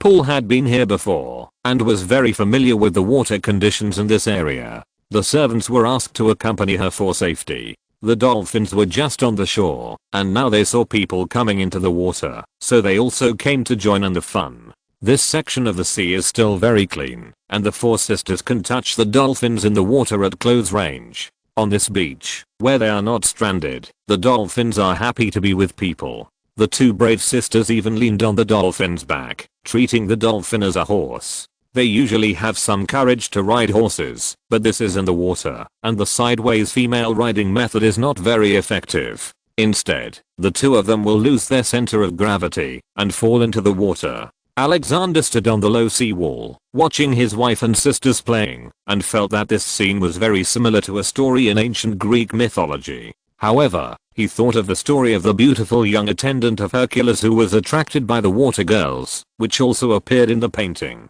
Seeing this scene, he also called his personal servant to invite the court painter from the summer palace. This time, Madame Lebrun was not invited. She went to Prince Galitzyn's house, which was closer to the imperial village and far away from the beach west of the summer palace. However, the painting skills of these painters obviously also need to take into account their personal level. Alexander likes Levitsky, a full-time professor of portrait painting at the Academy of Arts. His works can reflect people's appearance more realistically, unlike Madame Lebrun, who has over-adjusted the beautification technology. In addition, he did not like Martin Ferdinand Quader, the Austrian portrait master who recently visited St. Petersburg. He actually painted Maria, who was only 13 years old, to look particularly old, older than her two older sisters, like a middle-aged woman.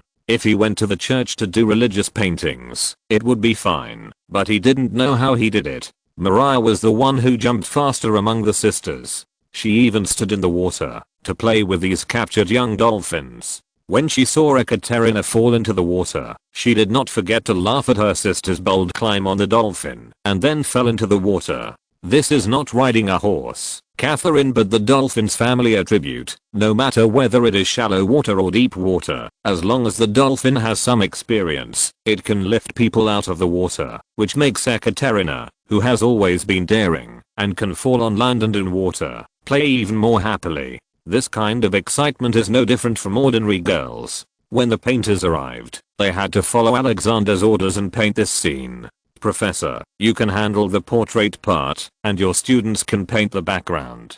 I hope to record this moment as a beautiful and sweet memory of this summer. Yes, Your Highness. Larissa was surrounded by dolphins. She relaxed and let the dolphins rub against her body. She was also thinking about what name to give her child, and what kind of room to prepare for the child in the future. The eldest daughter's room was decorated with marine creature toys, and this child, whether it was a boy or a girl, did not necessarily have to be decorated with dolphins and orcs. This child's room would be decorated with bears. She herself might not know that this kind of thinking was more like a Russian, not her hometown of Baden. As for a girl, naming her Maria was a step to improve the relationship between the mother-in-law and the daughter-in-law, and to make her less angry in the palace. In the summer palace and the winter palace, she always felt a sense of suffocation and depression.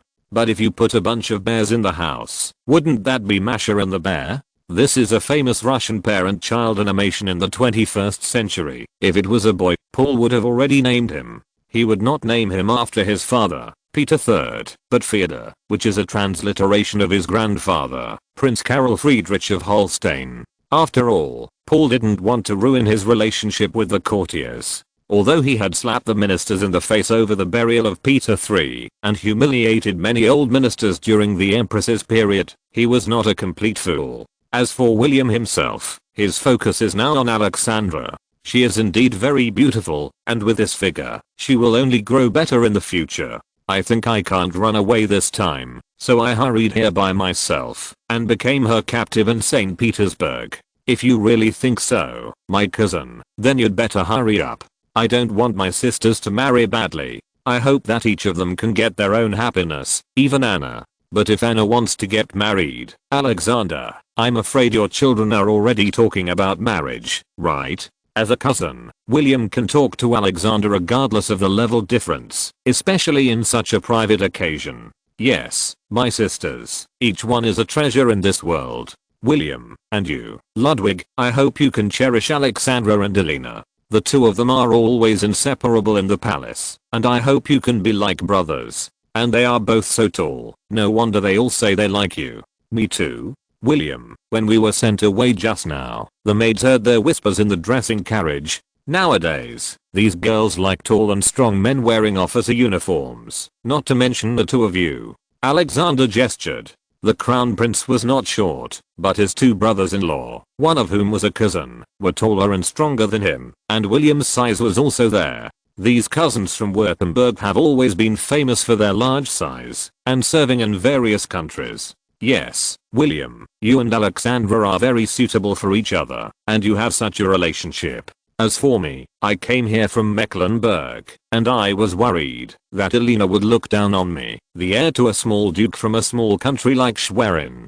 Don't say that. What father values is that your family is harmonious, so that he can treat Elena well. Moreover, the current Duke of Mecklenburg-Schwerin is also a man of honor. He arranges family and outside affairs very clearly. Not only will he take care of his married daughter-in-law, but also when his son-in-law comes to Mecklenburg, they will provide hospitality as much as possible. They are all very hospitable. Yes, Elena is as radiant as a relative Larissa, and she will be like this in the future. Are you talking about Her Royal Highness the Queen of Prussia? Yes, His Majesty the King of Prussia. There are only 3 of us here. What I want to say is that His Majesty King Frederick William III and his queen do not seem to be a good match. Alexander thought his brother-in-law was really straightforward. If it were his cousin William, although he was also simple-minded, he had served in the Austrian court for some time and was more cautious in his words. But some words can be said once and then forgotten. Don't show them. Dear Frederick Ludwig, you know that Berlin is too close to you, and there is a layer of kinship between us. As for my father, he has always been on good terms with Prussia.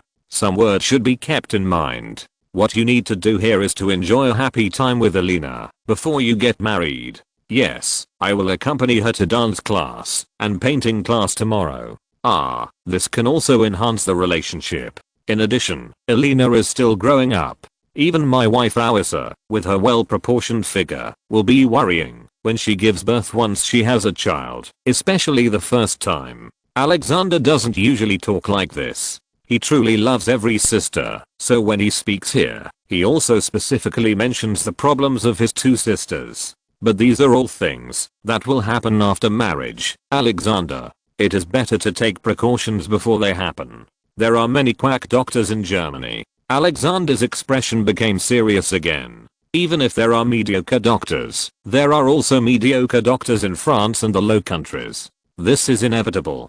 Doctors may not be able to learn all the skills, but at least you have to pay attention to hygiene. You should have learned this when you went to the Winter Palace this morning. Also, if Württemberg or Mecklenburg are in danger, Russia will definitely not sit idly by. Alexander actually knew that this kind of marriage was a guarantee. It would make these German princes closer to Russia, and then there would be many relatives. The 3rd sister Maria is the next one, but Paul and his wife haven't considered her yet. She should be fine. When the Empress was here, she said she was a dragoon. The painters, now coming to this scene, also need to make basic composition.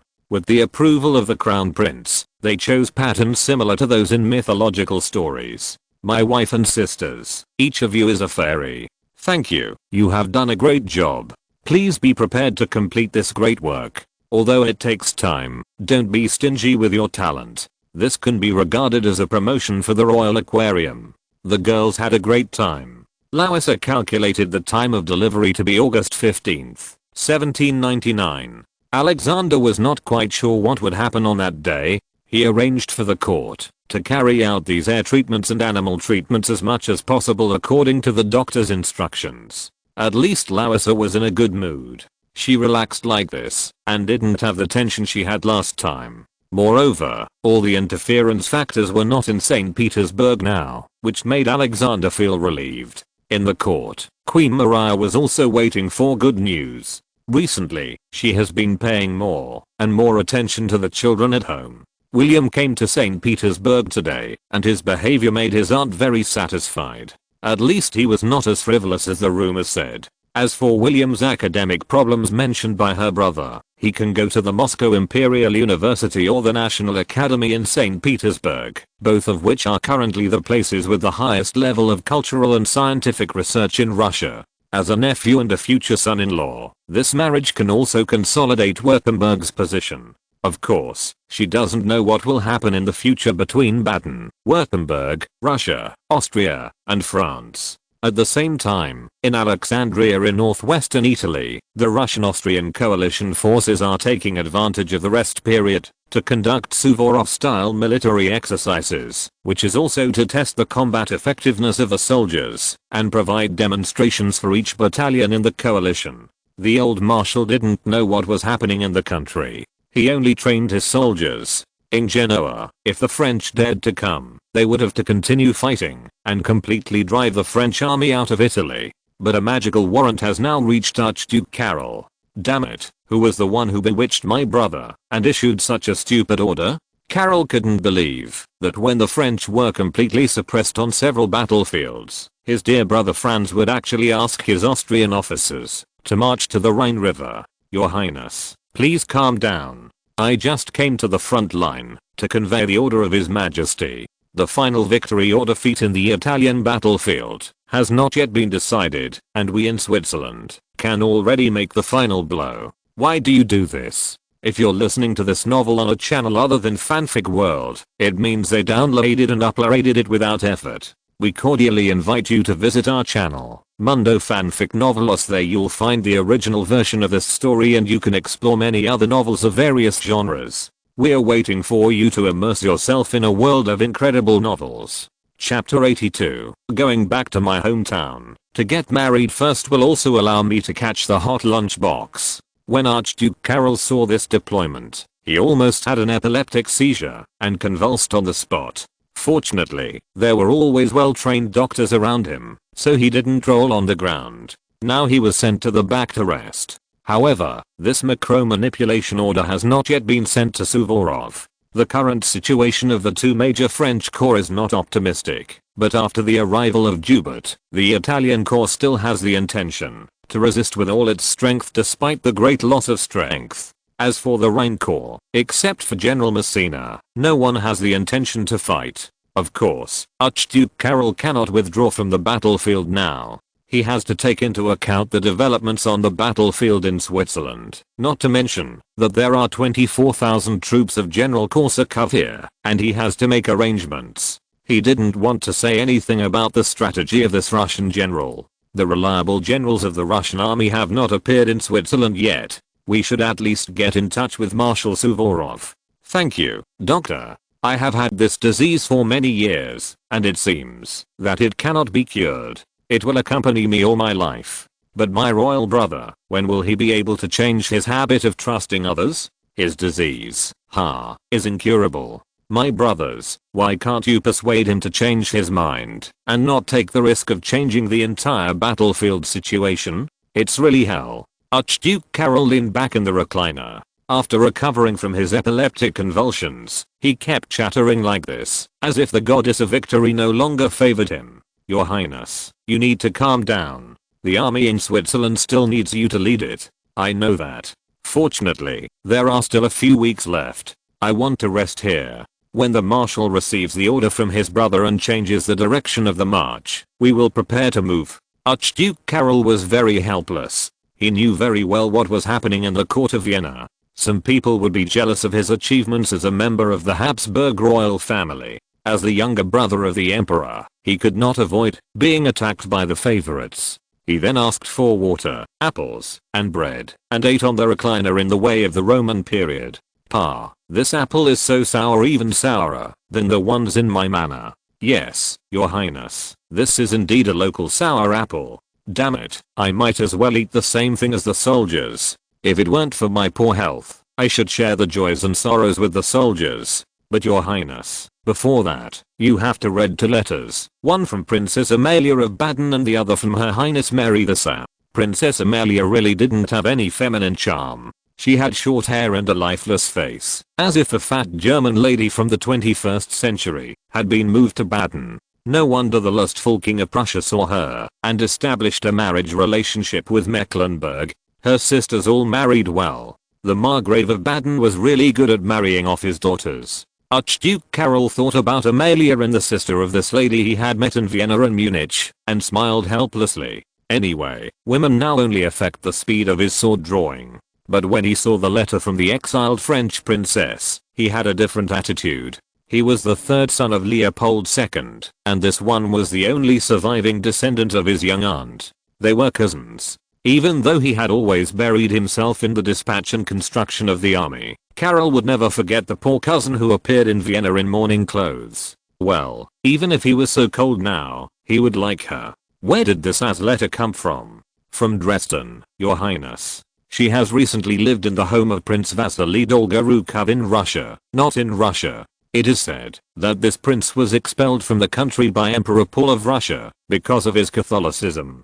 Karol thought this matter was strange and somewhat irrelevant, but after reading the letter from the French cousin, the girl was eager for revenge, and hoped that her cousin could help her get to Paris, or at least teach those French mobs some profound lessons. After losing her parents, brother, and aunt, this poor princess has become very paranoid. It seems that only her cousin can help in the Habsburg court. However, his brother's magical wand was there, so even if he wanted to, he couldn't do it. But his cousin begged him to hold his hand several times, and he would never forget the words she said in Schönbrunn Palace. Moreover, it would be difficult for a calm person like Karol to refuse the request of his relatives. This was also the original style of their family, but now the court is full of flatterers and various forces, and it is no longer so pure. This situation had already appeared during the period of the Empress. Karol himself couldn't say for sure whether he liked this French cousin. This kind of communication with relatives sometimes requires replying to letters, and the girl doesn't understand military secrets. If she knew what France did, she might be disappointed with the Austrian court. Her letter also showed some political literacy, although she had more womanly views. With the strength of this anti-French alliance, they should now continue to advance along the existing front, and advance into France. However, among the allied countries with ulterior motives, it seems that only Russia is contributing to Paul's pursuit of chivalry and personal character, while the Russian commanders and generals are building merits on the one hand, and fulfilling the mission given by their emperor on the other. As for the soldiers, they are fighting for various reasons now. Archduke Karol's worries cannot be written in the letter. He can only say that he will lead the Austrian corps under his command, and do his best. When the reply letter reached the French princess, Karol did not know that his vague words and his best efforts made the other party recognize him, thus opening a rarely seen road. It is probably the story of the knight cousin and the princess cousin. Although one of them has a neurological disease and the other is mentally unstable, the communication began like this. After replying the letter, Karol was also looking at the map. What he is paying attention to now is the actions of the Russian-Austrian coalition in Italy. If they lose there, this stupid dispatch will not appear. If they win, this kind of transfer will inevitably appear. The Russian army itself is now moving westward. After several fortresses surrendered one after another, the coalition forces have nothing to do for the time being. There was only a fortress near Tortona, and the French army was still in their hands. Moro waited for a long time in the coastal area of Liguria, and finally waited for the support of Joubert. "You are finally here, General Joubert. I will now officially hand over the command of the Italian corps to you. Dear Jane, don't rush back to Paris."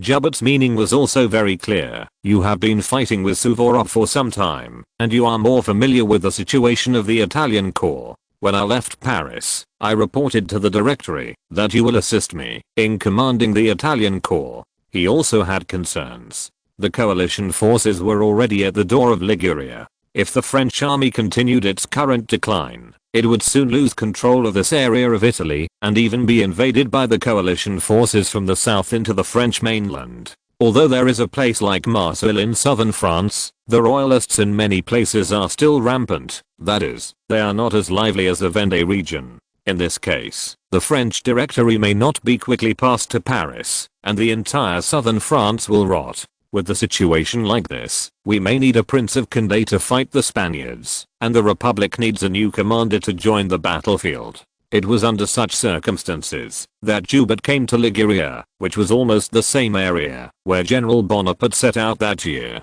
The situation of the coalition forces was that they were now quite scattered. The French army itself was relatively concentrated, but lacked logistical supplies, which the Directory could not solve now.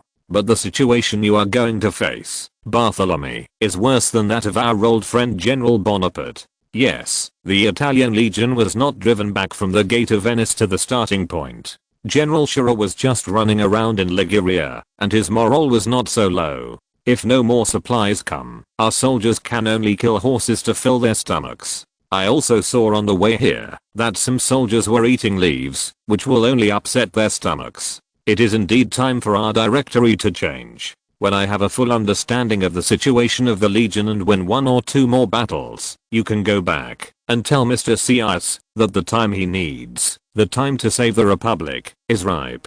Moreau knew that Joubert was always passionate and impulsive, and was very brave in battle. General Bonaparte was also brave, but compared with him, he was more intelligent. Although everyone knew that at this time, the Directory, except Mr. Connet, was a group of insects, and could not handle politics, especially that Barras, whose deeds were really disgusting. The same is true for these French bankers. They all hope to have a regime that is beneficial to them. The internal struggle for power is very fierce. Compared with them, Tsar Paul is an advanced government and very efficient. At least now Paul is a ruthless writing machine. In addition to writing himself, he also needs several secretaries and adjutants to write with him and issue orders from St. Petersburg to the outside. Moreau agreed with the change of the Directory. In addition, he received letters from Joubert and Sias inviting him to join the coup d'etat. He knew that the situation there was already mature and only needed to join in the follow-up actions. However, no one knew that the changes were great, and Joubert, who had relaxed, was still looking at the photo of his new Liwat wife. His wife was the sister of Count Montholon, and was only 19 years old this year. For a veteran who had served for more than 10 years, it was time to get married. Moreover, he got married in 1798 when the battlefield was relatively calm, without delaying official business. In Paris, he had already contacted some citizens who were preparing for a coup. This time he came to Genoa, and he was indeed carrying the mission of saving the Republic. After carefully analyzing the situation, he and Moreau also believed that they should not take the initiative to engage in battle, but take advantage of the current scattered forces of the coalition forces, to choose a weaker Russian or Austrian army to launch an attack. This would also replicate the success of General Bonaparte in 1796, when Moreau was still in the Rhine army, and was finally defeated by Archduke Carol. But unlike Bonaparte, Joubert was a little reckless, and sent his troops out without doing sufficient reconnaissance. Sufficient reconnaissance included finding out the location of the coalition forces, what Suvorov was currently doing, and whether the Tortona fortress, which was controlled by his own side, had recently communicated. The only thing he did was to make full preparations along the march, to ensure the safety of his own troops. After the remaining fortresses along the Po River surrendered, Suvorov had already assembled troops in Alexandria, and when Joubert took action, he had already heard about it. At this time, it was necessary to concentrate the main force of the coalition forces and give the French a decisive blow, and they had to fight a battle. Suvorov also advocated to actively seek opportunities for war by strategic maneuvers to the south, but Melas was still cautious about this. The two old commanders were 140 in total, and Joubert was not yet 30 years old. If they had children early, they could both be grandfathers of the young French generals. After arguing, the two old generals decided to move their troops south, and they received intelligence that the French army was already active in the Novi area. On August 12, the coalition forces came into contact with General Cree, who came from Mantua, and the French General Perronin in the southwest of Alexandria, but no major battle occurred. The subsequent coalition forces moved very quickly, and they quickly pursued Perronin.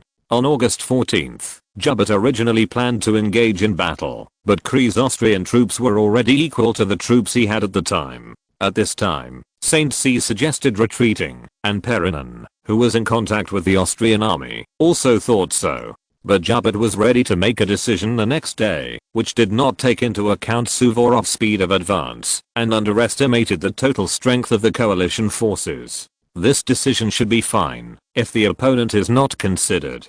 They have done it many times before, but the veterans of the coalition forces are obviously higher than those of Alvinzi and other veterans. By the next day, the coalition forces had gathered 60,000 troops, but many troops were still on the road and had not reached the designated area north of Novi. But the French army had not fled yet. At this time, they occupied a favorable terrain and could fight or leave. Jubal had seen the white clothes of the Austrian army through the telescope. Since many Russian troops were still outside the battlefield, he thought that this battle could be fought, and he would join the battle. Before the battle began, he was still looking at the small portrait of his wife that he carried with him. There is a saying that he said to his wife before he went to war, "To me reveris morta you victorux, you will see whether I'm dead or victorious." Although he is courageous, there are some things that are not allowed to be said.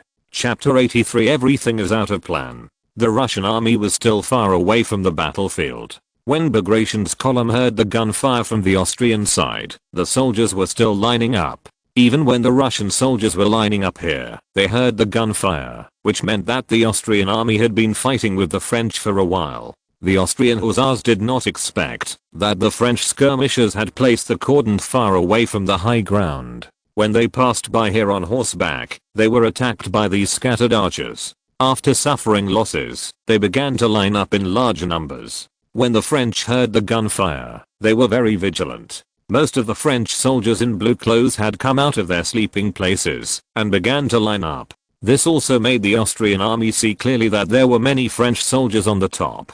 General Credy was riding on a horse and now saw the actions of the French. He remembered that, when he met General Melas before, he talked about the defeat of their old friend the Prussians in Karlin. It was that, after winning a battle, they forced an attack and were defeated by the Austrian army. The situation this time was similar, but the French occupied the advantageous terrain and were now on the defensive. What's the situation over there with Ott? General, the French occupied the high ground, and they had already deployed their troops in advance. Great, this is a good place for defense. The French are holding the high ground, and they can do whatever they want. But we need to line up our two columns and prepare to hold back the French. In addition to Ott, there were also Bellegarde's troops. They had defeated the French several times before, which at least made these Austrian veterans no longer fear the French, as if they were afraid of wild beasts. What's more, if they really encountered wild beasts, they would still have hunting rifles in their hands. The Austrians engaged in battle much earlier than Suvorov expected, and even the command and deployment of the troops to be deployed today was caused by the right wing of the coalition, where Credy was first to engage in fire. The main forces of the Russian army, except for the two marching columns led by Bagration and Miloradovich, were still far away from the battlefield, especially the Rosenberg Corps, which had been resting. This included many elite columns of the Russian army that came to Italy, as well as the Guards troops that had recently merged. The French could see clearly from the heights of Novi that there was a white patch on the west side, and a green line was coming from the horizon on the farmland in the north. The Russians are still far away. We are now Saint C was about to give an order when he saw a messenger coming from the west. The commander-in-chief wants us to mobilize troops and move westward. In fact, it was General Joubert who had just arrived at the front line to command the left wing of the French army, attempting to use it to repel the Austrian army in Cray. However, shortly after he arrived at the battlefield, he was hit in the chest by a bullet and fell off his horse. Moreau hurriedly dismounted to check on the commander-in-chief's injuries, but Joubert had already vomited blood, muttered his wife's name, and wanted to continue the attack, and then died on the spot. It was because he came here and retained Moreau to assist in commanding the corps that the French army on the battlefield was not in serious chaos. Moreau was still holding Joubel's body, and he had already begun to issue orders to Joubel's chief of staff, Suchet, to mobilize the troops of Grouchy and Perrinin on the left wing, to continue to fight against Cray, and to ask Saint C to dispatch a division to make a detour on the battlefield and attack Cray's left side, so as to force the Austrian army to retreat. General Moreau, then the commander-in-chief. Listen carefully, the commander-in-chief was shot, but he is receiving full treatment from the military doctor. Now that he has taken over the command, he must also consider that he was a veteran in the Rhine Corps in the past, and the defeat in Italy was mainly due to the successive collapses caused by the stupid General Schurer's angry killing in Verona. There is nothing to blame him personally. On the contrary, the successive battles have also allowed the French army to maintain cohesion. This kind of qualifications and prestige are still there. When the French and Austrian armies were fighting, the Russian army rushed over from the front. On August 15th, the weather was extremely hot. Under the scorching sun, the earth seemed to be burning. There were no clouds in the sky, and there was no sign of trembling.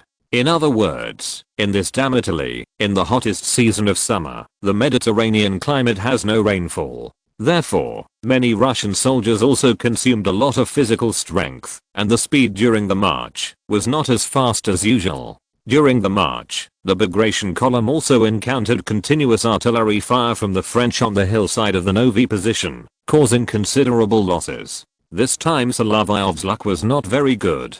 He was hit in the leg by shrapnel. Although it was not fatal and there would be no missing parts, he could not insist on commanding the Joint Hunter Battalion to advance at this time. When fighting, for officers, it is better to injure the arms and the head than the legs, unless it is in a defensive battle. Only von Bystrom can command the battle. 7 companies are in his hands, and he launched an attack on the French front. The Russian fire was fierce. Saint C was now commanding the battle on the hillside. He also noticed the sustained firepower of the chasseurs and the rapid repulsion of the approaching French troops. Bagration's battle went smoothly. After opening fire, he launched a bayonet charge, driving the French troops out of the northern part of Novi, thus leveling the battle line. Miloradovich's column also caught up quickly and launched an attack in front of the high ground. The Russian grenadiers tried to rush up the hill with bayonets, but were beaten back by the dense grapeshot of the French on the top of the hill. This charge caused heavy losses. Grenadiers, chasseurs and musketeers were all knocked down. However, the Russian army still insisted on launching an attack. If the French had fought the Austrians in the past, they would have retreated long ago after 2 rounds of grapeshot. This fierce battle lasted until noon. Under the scorching sun, both sides suffered heavy losses. If Suvorov was still young, he might still be riding a horse and commanding the battle under the scorching sun. Now he was exhausted, so he asked his servant to spread out a blanket and take a rest under the shade of the tree. It was no problem for an old general to rest when he encountered such a thing. His complexion was not good. Compared with the previous time, when he entered Italy, the commander was obviously a little tired under the scorching heat. He lay on the blanket and listened to reports from all sides. Melas was slightly older than him, and Clay was also a veteran. At noon, he was indeed a little exhausted. At this time, some young generals rushed out like this, but they were shot and killed. They were really unlucky. Your Excellency Marshal, now we need General Melas to enter the battlefield from the east. Send more scouts over. Our troops will launch a breakthrough from the front, and we must attack the French hill in the afternoon to teach them a lesson. But General Melas did not go through the middle road. Instead, according to the report, he knew that the right wing of the French army had stretched the front line, which was conducive to his breakthrough, so he sent all his more than 10,000 troops up. there were still Russian troops that had not arrived at the battlefield. After this order was issued, the Austrians attacked from both wings. Suvorov had no opinion on this. He just asked the troops to continue the attack and ignored the Austrians who kept changing their orders. In the afternoon battle, the grenadiers attacked the top of the mountain. The French still had grapeshot in their hands, and the artillery fired randomly, resulting in heavy casualties in the subsequent troops. But the French had begun to lose their hold. Melis's reserve, including the Duke of Liechtenstein's cavalry and the Marquis of Lusignan's column, had already come to the high ground and joined the attack on the core position of the French army. The French were finally defeated on this day. Solovyov was dragged to the field hospital by the soldiers at this time, and the shrapnel was taken out. It didn't bleed much, so it was thrown aside. Anyway, this shrapnel was very accidental, and it bounced and hit the calf. It can be seen that, although the Russian field hospital is very rough, there is still alcohol for disinfection. If there is really no alcohol, vodka will be used instead. Captain, you are a hunter, right? Doctor, you have seen my collar and cuffs, right? You are very skilled in disinfection. Have you saved wounded soldiers on the battlefield before? Indeed, but there were only a few opportunities. I'm fine now, but these brothers have to help them. You injured your leg, you still have to rest well, avoid infection, and stay away from these wounded. You too, carry this young captain to the place where officers are treated over there. Solovyov had to succumb to the doctor's opinion. There were too many things missing here. The technology tree he wanted to climb now was related to the use of medicines, especially hemostatics and bactericidal drugs used on wounds. If these things were developed, plus there were battlefield rescue teams, it would be very helpful for treating wounded soldiers. Today he was lucky. When Bagration's column attacked, it was hit by the fierce firepower of the French position and suffered heavy casualties. The battle was not declared over until 5 p.m. 1/3 of the guards attacking the mountain were killed or wounded, and many officers were injured. He also saw von Bystrom being carried in behind him. He was shot twice, but he was still in good spirits.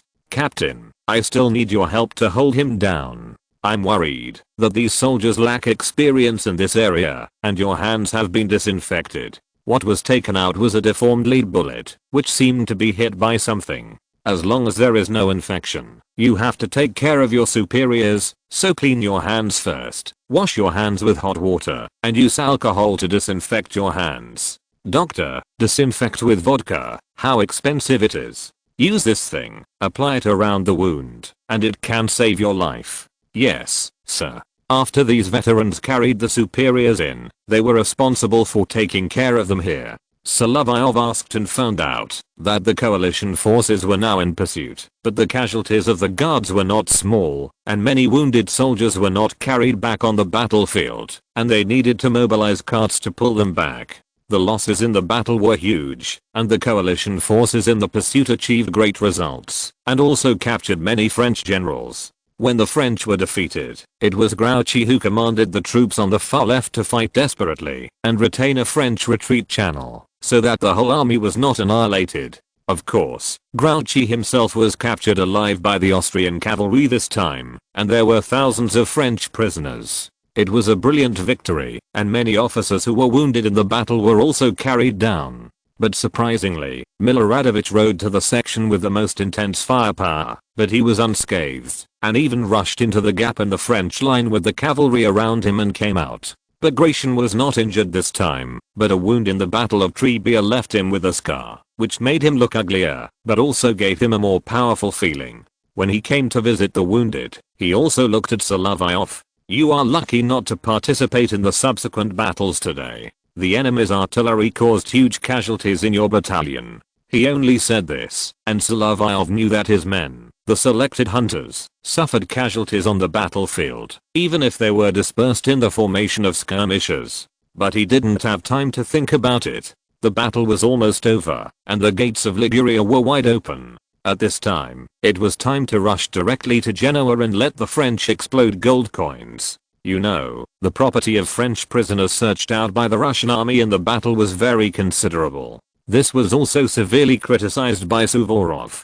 Today, a Russian army unit only looted and blocked some roads during the pursuit, resulting in many French soldiers slipping away in a very short time difference. It was a great victory, but due to some minor incidents, the expected results were not achieved. However, there was something more troubling for Suvorov. Fortunately, he was thin and dry, and it was unlikely that he had high blood pressure or coronary heart disease. The Austrian Emperor changed the entire strategic deployment, based on the British suggestion, to land in the Netherlands, and whether the British operation could succeed was a question. The news reached the front line of Novi, and Suvorov did not disobey. The Austrian Emperor was far worse than his own. After all, Paul worked hard, and the new equipment and some favorable organizational changes provided to the Russian army also strengthened the combat effectiveness of the troops, while the Austrian Emperor only coveted petty profits. Young people nowadays are a little greedy for money. Suvorov thought so. Even his nephew Andrei made a little fortune in the pursuit, seized a French officer's private carriage, and got a lot of things from it.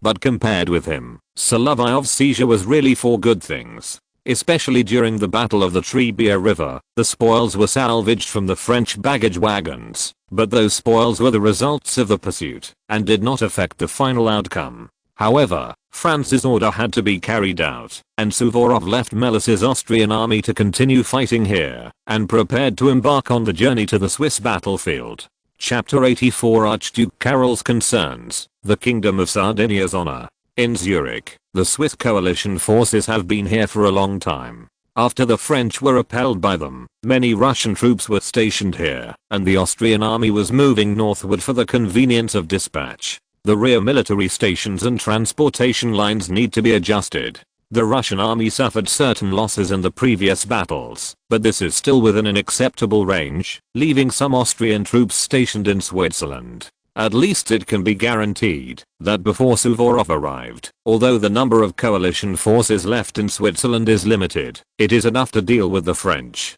Archduke Karol was actually very reluctant to leave Switzerland. With the advantage he has now gained, if he continues to move westward, he can also defeat the French and open up the channel between Italy and southern Germany. What he is more worried about is General Korsakov. To be honest, his current method of dividing troops, although it puts less pressure on the Russian army and supply, is far away from each other, and is not in the plains, so it is easy to be defeated one by one. In this regard, before he leaves on the order of the Austrian Military Committee, he has to take special care of General Korsakov. The meeting place was in the camp of Grand Duke Karol. General Korsakov was different from Suvorov. He obtained the command of the corps, not through seniority or ability, but through the trust of Tsar Paul himself. So far, the Russian army's performance in the Swiss battlefield can be said to be very brave. These soldiers made Karol feel at ease. As for the officers, most of them had no problems, except for this commander. After analyzing Korsakov's deployment, Messina on the opposite side commented, "This is a jester, not a general. General Korsakov, you should pay attention to the actions of the French. Also, try to concentrate our troops, so that they can communicate quickly with each other on the transportation lines, to guard against the French surprise attack. The French are failing on all fronts. Your Highness, although you have defeated the French many times, you still overestimate them. In the area around Zurich, the French will not launch an attack. If they take any action, they should block the mountain pass, or hold their existing positions. Our great Russian Marshal Suvorov will be here soon." Karol felt that he had said nothing. Korsakov came up and talked like this, and did not listen to his advice at all. Obviously, he did not take the people on the Austrian side seriously. I even have to say that this general has always been a jester who stirs up trouble. In this regard, the Austrian and French commanders in Switzerland have a high degree of consensus. But Archduke Karol still wanted to struggle. He wrote to Vienna faster from Zurich. Even though this area was mountainous, he could reach Vienna quickly by riding on the mountain road. When the Austrian commander's opinion was conveyed to Franz, he consulted the military committee. These people also believed that, if the British landed in the Netherlands, everything would be fine. So Franz still ordered Archduke Karol to lead the main force of his command, to advance to southern Germany and the Rhine to support the British attack. The operations to be carried out at the same time at this time were extremely large in scale. Although it was strategically correct, the coalition forces were advancing from several battlefields separated from each other. Even with the transmission of signal machines, the communication could not guarantee fast and accurate arrival. At the same time, Suvorov, who was heading north, had to lead his troops to the camp under the Alps in Italy to rest. This short rest period was also used to reorganize the troops. Several joint battalions suffered heavy losses and paid a heavy price in the Battle of Trebia and the Battle of Novi, so temporary reorganization was needed. Solovyov's battalion is now supplemented with many hunters from the 8th Hunter Regiment, which is seriously understaffed. The regiment actually only maintains one complete battalion. Now this joint regiment has become a 3-battalion system. It is because of the presence of Captain Miller that their command structure is temporarily complete. However, these companies will still have to be reorganized when they return to St. Petersburg. The biggest difficulty for the Russian army in overseas operations is that it cannot keep up with the replenishment of troops during long-term battles. If adjustments are made within the country, or according to the military service system, replenishment can be made quickly. Solovyov was also temporarily transferred from the regiment because of his injury and transferred to Suvorov's headquarters. The old marshal consumed a lot of physical energy in the hot summer, and now he is really a little bit overwhelmed. Your Excellency, Marshal, you should take a rest now and let Uncle Prosher and Sergeyev do the work according to your instructions. That won't do. An old hunter has to watch the road when he goes hunting. Mishap, how is your leg injury? It's just that my leg is a little lame now, but it will heal soon. After all, you are still young and will recover quickly. I want you to come to the headquarters so that you can learn more. You are suitable for doing a lot of work and will be a jack of all trades in the future. You should learn as soon as possible. Yes, Your Excellency, Marshal. Of course, there are also negotiations with the Kingdom of Sardinia. They said that, because we liberated Piedmont, they will send a special condolence delegation and representatives of their king. I think this is a way of showing friendship. In addition, they will definitely give you some medals, and they have also drafted a title for you. This has been confirmed in the edict sent back by the Emperor. Ah, I know this. Those bureaucrats in the Kingdom of Sardinia are going to perform the fast that Petersburg learned from Constantinople here. There were many generals who were summering here, especially those who were wounded in battle. But there were also some who acted as if nothing had happened. Miloradovich didn't even have a scratch on his body, and he was willing to swim in the lake. On the other side, many officers were changing their bandages. Brothers, this time the Sardinian Kingdom's consolation delegation is coming to commend us, and we have to make some preparations. We can't let those islanders think that we are all country bumpkins from the east. At this point, he even adjusted Bagration's collar. Especially you, Bagration. You are a Georgian prince. The title is here. Show these Italian distant relatives what kind of warrior you are, who has repeatedly broken through the French square. Alexander Vasilievich, they also call you prince. This title has been approved by the emperor. It is still Prince of Italy. We haven't had this yet. Solovyov muttered. It should be a Latin title like Italian Nikos. Others didn't pay attention to his complaints. There are still some Russians who don't know Latin. They are more familiar with Greek. The difference is that Greek is still used by some people, while Latin is basically in a shell and can only be used as the language of the church and academia, or as an official note to express the title. The title of Grand Marshal of Piedmont must be added at the end, and this recognition came earlier than Paul's. Hearing this, even Grand Duke Constantine cheered there. Your Highness agrees with this, doesn't he? Yes, they are a little slow. They should have sent all the titles and medals 2 months ago. At this time, Verosa submitted a list of medals. Suvorov knew that this kind of list could only be written in French, but there was actually his servant on it, which made him a little confused. Come and see, Prosher, you are also on it. When these imperial envoys of the Kingdom of Sardinia issued medals, Suvorov's loyal old servant also received one. There were 2 medals. One was a commemorative medal with the portrait of Tsar Paul, and the other was from the King of Sardinia. Proshka, dear Proshka, I have an order for you. You must stay awake before you are awarded the medal. Master, does that include when you are sleeping? Yes, when the Russian bear is asleep, one ear must be erected, and one eye must be open. I know, master, I don't drink, and I serve you all day long. Wherever you go, Proshka will follow you. Also, there's nothing we can do about your beard, but change your clothes and wear something nicer tomorrow, and let Andrei find you a good one.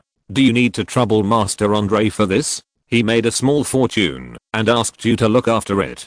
Shouldn't he ask for some compensation? Especially since he only got some clothes and gold coins, unlike this little fox from Rouen, who got some valuable things. Speaking of which, during the Battle of Trebia, Solovyov seized a cart of treasures from a French officer, which included artworks and jewelry. Uncle Prosher, I will sponsor you another necklace, to make you look more decent. Thank you, little baron. Let alone in front of others, only the master and the young master treat me as a family member. You treat everyone equally. He is like the French guy here, and he took the opportunity to go, right? Miloradovich came back from swimming, and saw the laughter here.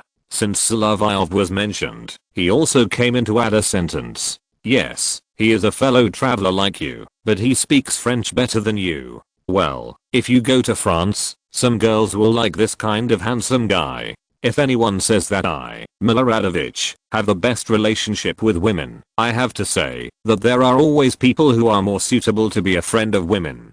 Let's not talk about this for now. We will hold an awarding ceremony for Proshka. It will be here tomorrow morning. Let those Sardinians get ready. Then, when they got up the next morning, Suvorov gave Proshka a day off.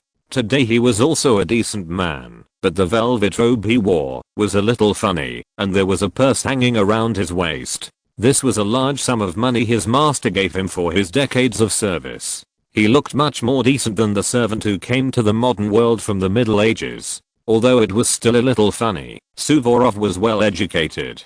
The servant straightened his chest and let the imperial envoy from the Kingdom of Sardinia put the medal on him. You know, this loyal servant Dubasov only received 2 awards from the rulers in his life. This time, the king of the Kingdom of Sardinia gave him a medal and a bonus, and the next time was when Alexander became the Tsar. In order to recognize his loyalty to the Grand Marshal Prince Suvorov, he was promoted to a senior officer, his whole family was free, and he was also given a pension of 1,200 rubles per year. This is more than double the pension that some officers can get when they return to their hometowns. After he was given a holiday today, he actually did not go far, but was still beside the old marshal, verbally reminding Sergeyev what to do. However, Suvorov said, Proshka, you are free today, you should enjoy yourself instead of serving me here. If all masters and servants in Russia were like this, the conflicts between nobles, civilians and serfs might be reduced a lot. Solovyov also knew that when he became an officer of the Pavlovsky Grenadiers Regiment and reached the rank of captain, he could get the serfs of a small village. There were quite a few officers in the guards who received such rewards, and many of them were from large serf owners, so this reward was nothing. He also arranged for the disposal of property in such villages in Rouen for his father's old superior. Thinking of this, everything that happened in Russia was so abstract. Solovyov thought about it. The village he led ended up near the Pavlovsk Palace. After the expedition was over, he could go and see it, and arrange things in the village. The reason for preparing this was that Suvorov's expedition was actually very famous. Russian soldiers can walk through places where there is no road. The background of this sentence was in Switzerland, and a bearded man holding a pipe said, "This is not the Ghost Gate Bridge, this is modern war." Before Solovyov came, he was really impressed by this movie clip. This is probably the final result of the Swiss campaign. The Russians contributed a lot to the war against the French alliance, and now it is almost over. No one can spend all day to earn benefits for a group of scheming guys. Of course, many people still can't see this point at this moment. A huge alliance always has cracks because of the genius ideas of these politicians who command on the map, which lead to the final failure. If you really want to be serious, the British like to bring private goods the most, even in scientific research. This point cannot be ruled out, and it is also very funny. But since this trip has come, and there are already strategic arrangements, we must implement them. For this reason, Suvorov, like Archduke Karol who expressed concerns before, also wrote to Korsakov, but he didn't know whether the other party could understand it. Chapter 85, Pathfinders into Switzerland.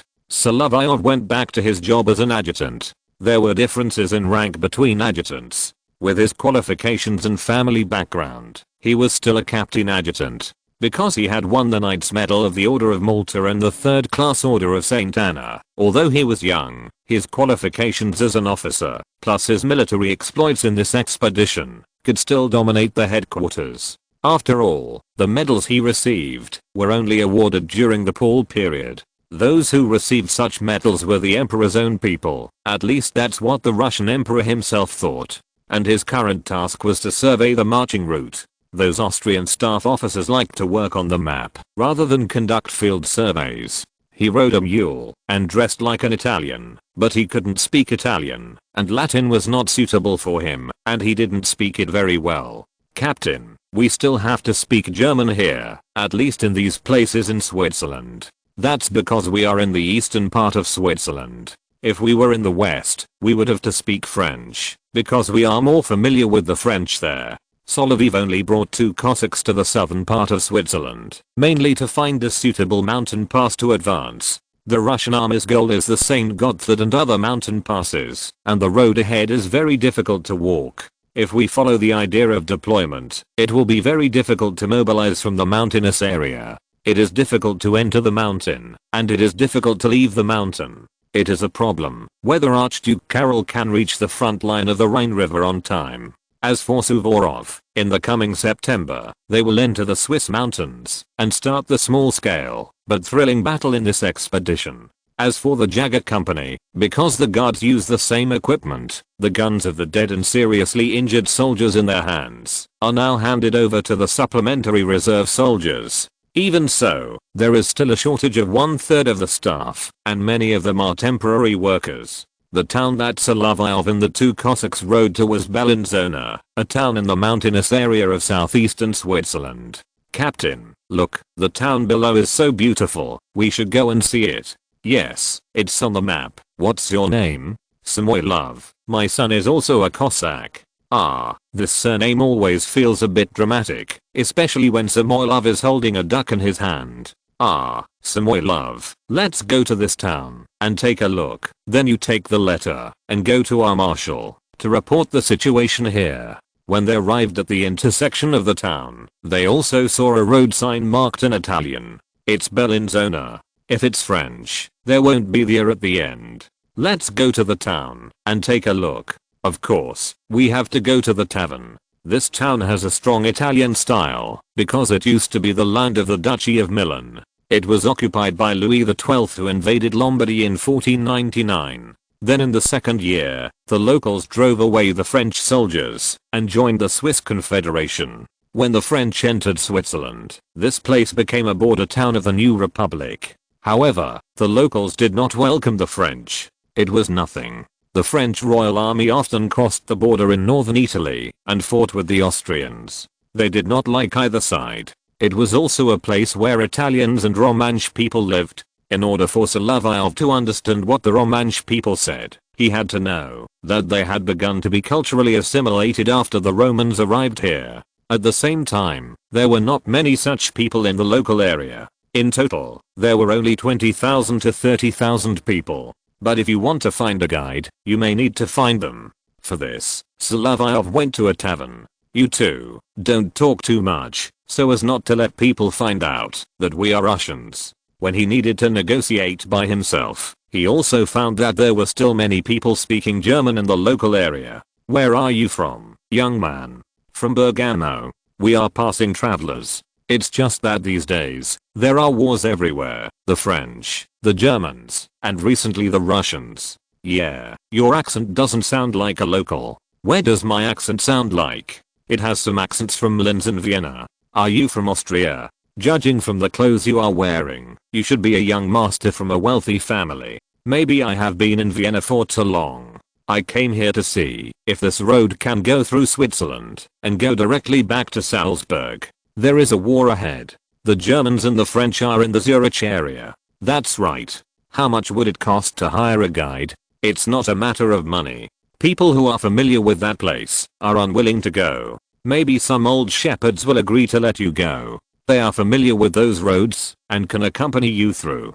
Thank you, boss. I would like to have a big glass of your local specialty for me and my 2 servants. Speaking of specialties, besides drinks, do you want anything to eat? A young master, like you should not be short of money, but you should make yourself live more comfortably. Well, boss, just bring up whatever you have. You can see, young master, the sweet wine rotelli here tastes great when mixed with some cherry juice. You also need some beef dishes, such as Bundnerfleisch, which is a mixture of white wine, salt and onions. The taste is amazing. In addition to wine and meat, there must also be vegetables and soup.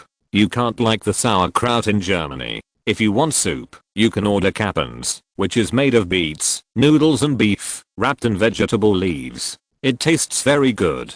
Boss, then you should bring up everything. Austrian thaler or something else. Just pay with money. In our Switzerland, which the French call Helvetia, we welcome everyone who comes here. Solovyov and the 2 Cossacks didn't eat anything good along the way, so when they got here, they feasted. The 2 soldiers really didn't pay much attention to their table manners, but the captain himself still maintained his eating manners. And it's hard to describe these 2 guys. On the way here, I kept telling them not to speak Russian. But the locals don't have any ill will towards the Russians, and they are always better than the French and Austrians. Switzerland still hopes to maintain its independence. They don't like a Swiss puppet government under the control of Vienna or Paris, but to maintain the original independent status of the Federation. Otherwise, Bellinzona, an important gateway under the control of the Duke of Visconti of Milan, should just return to Milan. After all, there are still more Italians here. As for some people saying that Switzerland is eating up the whole family, this cannot be denied, but it has not happened yet. In addition, another point cannot be denied.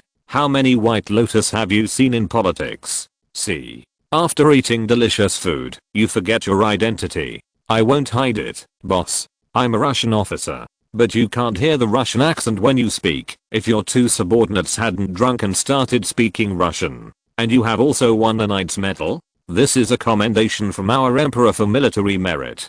Let's not talk about my business. Let's arrange a room for them to stay in first. I will have a room alone. Also, do you have any French spies here? It's been 300 years since we got here, and no one likes the French. Their garrison has never been here. There should be no spies in the open, but it's hard to say if there are any spies in secret. As for underground intelligence stations, I understand, boss. I will also pay for the hotel. Just clean up the guest rooms and put the tip for the waiter under the tablecloth. The kid is very smart and will be a good helper in the future. Because the 2 Cossacks drank too much rotelli and cherry wine and got drunk, Solovyov gave up the idea of finding someone to report immediately today. But judging from what the tavern owner said and the attitude of others towards the Russians, these Swiss people hate the French. This contradiction happened 300 years ago after Louis XII entered Italy. What we need to pay attention to now is the situation here as the only way to St. Gothard. The vanguard of the Russian army will arrive in 3 days, and he needs to find out the situation. There are 3 fortresses in Bellinzona, namely the Great Fortress, the Montebello Fortress and the Sasso Corbero Fortress. Except for the local self-defense forces who sometimes go to see them, they have all been abandoned, and actually have no military defense function. The Austrians are not active in this area, and there is a lack of supply of materials.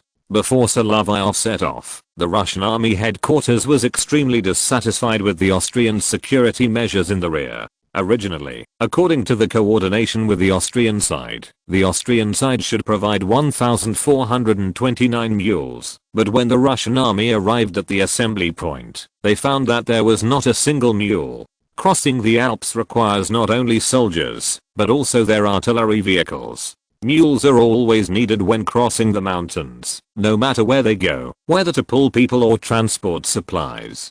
This made the old marshal very dissatisfied. Another annoying thing was that the guide that the Russian military command asked the Austrians to hire had not been found so far. Solovyov also took this task. When arriving in Switzerland, at least he had to find out the situation at each intersection. The maps of the Austrian staff were not completely reliable. It would be best to find a guide who was familiar with the local mountain roads. The Russians were very unfamiliar with the road through St. Gotthard. The owner of the tavern had made it very clear for this task. It was not good to find someone in the town. To find a reliable one, he had to find those herdsmen who were familiar with the local mountain roads. The next morning, after Samoylov went to deliver a letter to Suvorov, Solovyov asked another Cossack Titov to guard the hotel and wander around the town first. According to the boss's description, the herders come to the market to sell cattle 2 days a week, and the cattle dealers here buy cattle at a high price during the war. Therefore, many herders will come to the market, and you can ask about it at this time. However, many herders are unwilling to take this road to St. Gotthard when they hear about it.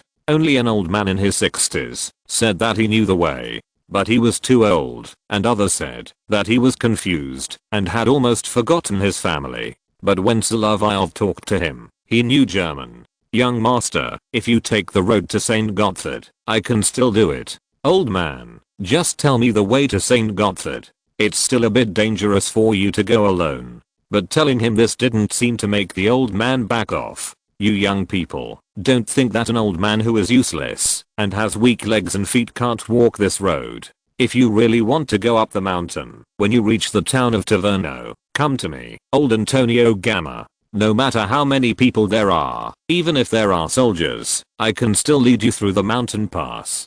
Solovyov didn't take the map out of his briefcase, but he noticed the topographic map. This town of Taverno is really on the only way to St. Gotthard. But he still didn't want to ask this old man for help.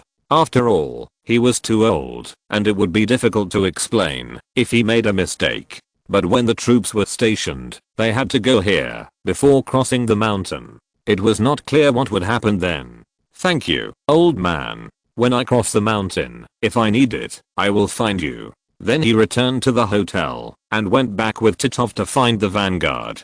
They were moving very fast all the way, but they didn't expect that the vanguard commanded by Bagration had arrived at the designated location ahead of time and was resting there. "Mishap, how about going to the front?" "We arrived in Bellinzona and asked the tavern owner and the herdsman there. We had to continue on to the St. Gotthard pass through Taverno, and then go over the mountain. This road is not easy to walk on, and many herdsmen are unwilling to lead the way. Only an old man said that he had crossed the mountain there. I wrote down his name and address, but he was too old, and I was not too reassured.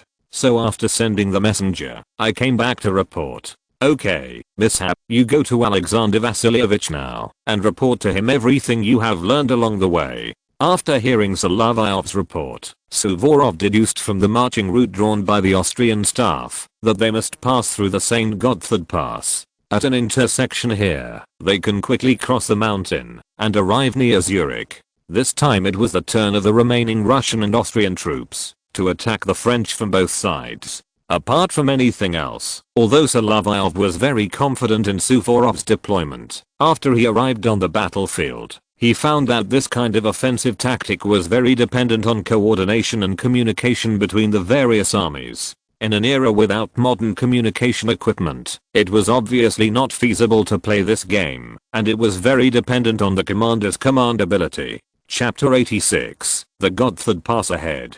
The Russian army soon arrived at this border town in Switzerland. Bagration's troops entered the city first. The local self-defense group found that there were too many Russians, so they let them go. After all, the Russians were too strong. Suvorov brought more than 20,000 troops here. The wounded were left in the rear of Italy. After returning to the team, they went to Vienna from the Veneto road and then to the rear military station in Salzburg. Those who could not continue to serve due to disabilities and injuries were taken from near Vienna to Hungary and then to Rovno through the southern marching passage and then to Kiev. For them, the war was over, but for the Russian army entering Switzerland, the most dangerous battle was ahead. "Move quickly, brothers. We have to cross the mountain pass and let the French in Switzerland have a taste of our power." Suvorov arrived in the mountains of Switzerland. Because of the cool climate, even if he felt tired due to old age, he felt much better here. "Master, you have been on the horse all day today. It's time to get off and rest." Can't stop. Can't stop yet. Proshka, go get me some sweet wine. I'm a little thirsty. Yes, master. The troops passing in front of him were the 4 combined grenadiers battalions behind the entire vanguard. Because there were many shortages in the troops, they had to form a temporary team so that they could make timely adjustments on the battlefield. Your Excellency Marshal, our corps and the Austrian army behind us have now caught up.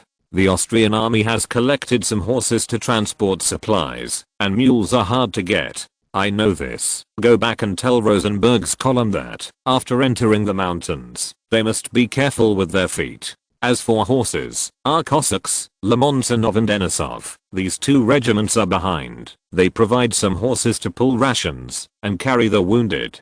Don't even think about mules. The Austrian Emperor didn't get us mules. We can only rely on ourselves when we enter the mountains. The Russian column entering the mountains soon stopped in a town. Solovyov rode to the Bagration column to convey the order. Marshal Suvorov asked Grand Duke Konstantin's troops to stay in General Foster's column because the Guards had experienced many battles and suffered the least losses.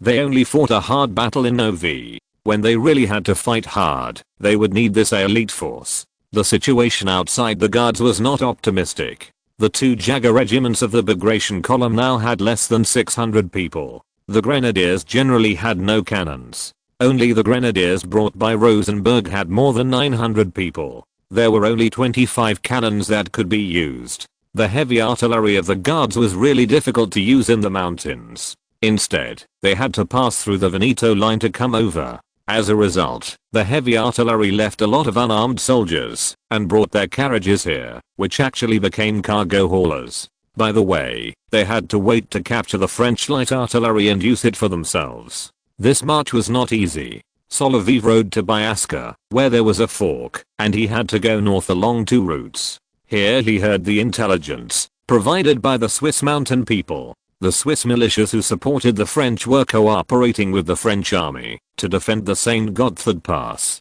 In fact, the Russian army's way forward had been blocked. For this reason, he rode back to Suvorov from here and finally found the old marshal in a herdsman's house. At this moment, he was chatting with an old herdsman with his loyal old servant Proshka. When Solovyov saw it, he recognized that this was Antonio Gamma, who offered to lead the Russian army. The old man was chatting happily with the old marshal. Hey, old general, this handsome young man is an officer under your command. Yes, how come you saw him on the street? I saw him when I went to the market. At that time, he was on the street, asking the herdsman here for directions. I wanted to be his guide, but he disliked my old horse, because I was too old. Ah, you don't know this kid.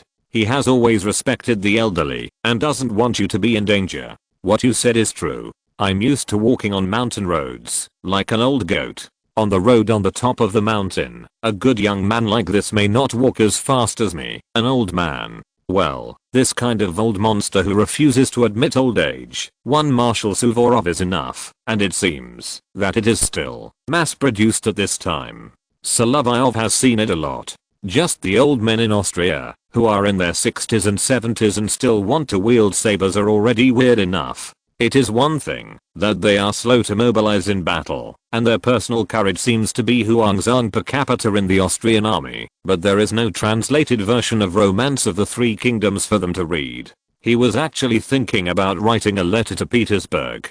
After entering the mountains, the road was difficult to travel, and in fact, the communication with the outside world was temporarily cut off. However, the letter he wrote at this time was to Alina. In the Russian royal family, this Grand Duchess was more or less his patron. The content of his letter was actually the seized artworks. There were two paintings in it, one of which depicted the goddess Hera. Although this goddess was famous for being jealous, she was still in charge of marriage and family. Elena was now engaged, and the news was also told to Grand Duke Constantine at the front. The other painting was given to the Crown Prince and his wife, because Mrs. Lebrun's daughter once said something at a girls' tea party and told her mother's evaluation of Alexander and Larissa. Elena actually sent a letter to Solovyov during the days he was in Vienna. The recipient didn't think too much about it after knowing it. However, among the spoils captured in the Battle of Trebia, there were these oil paintings. Although they were all works by unknown painters, the composition of the paintings was still very beautiful.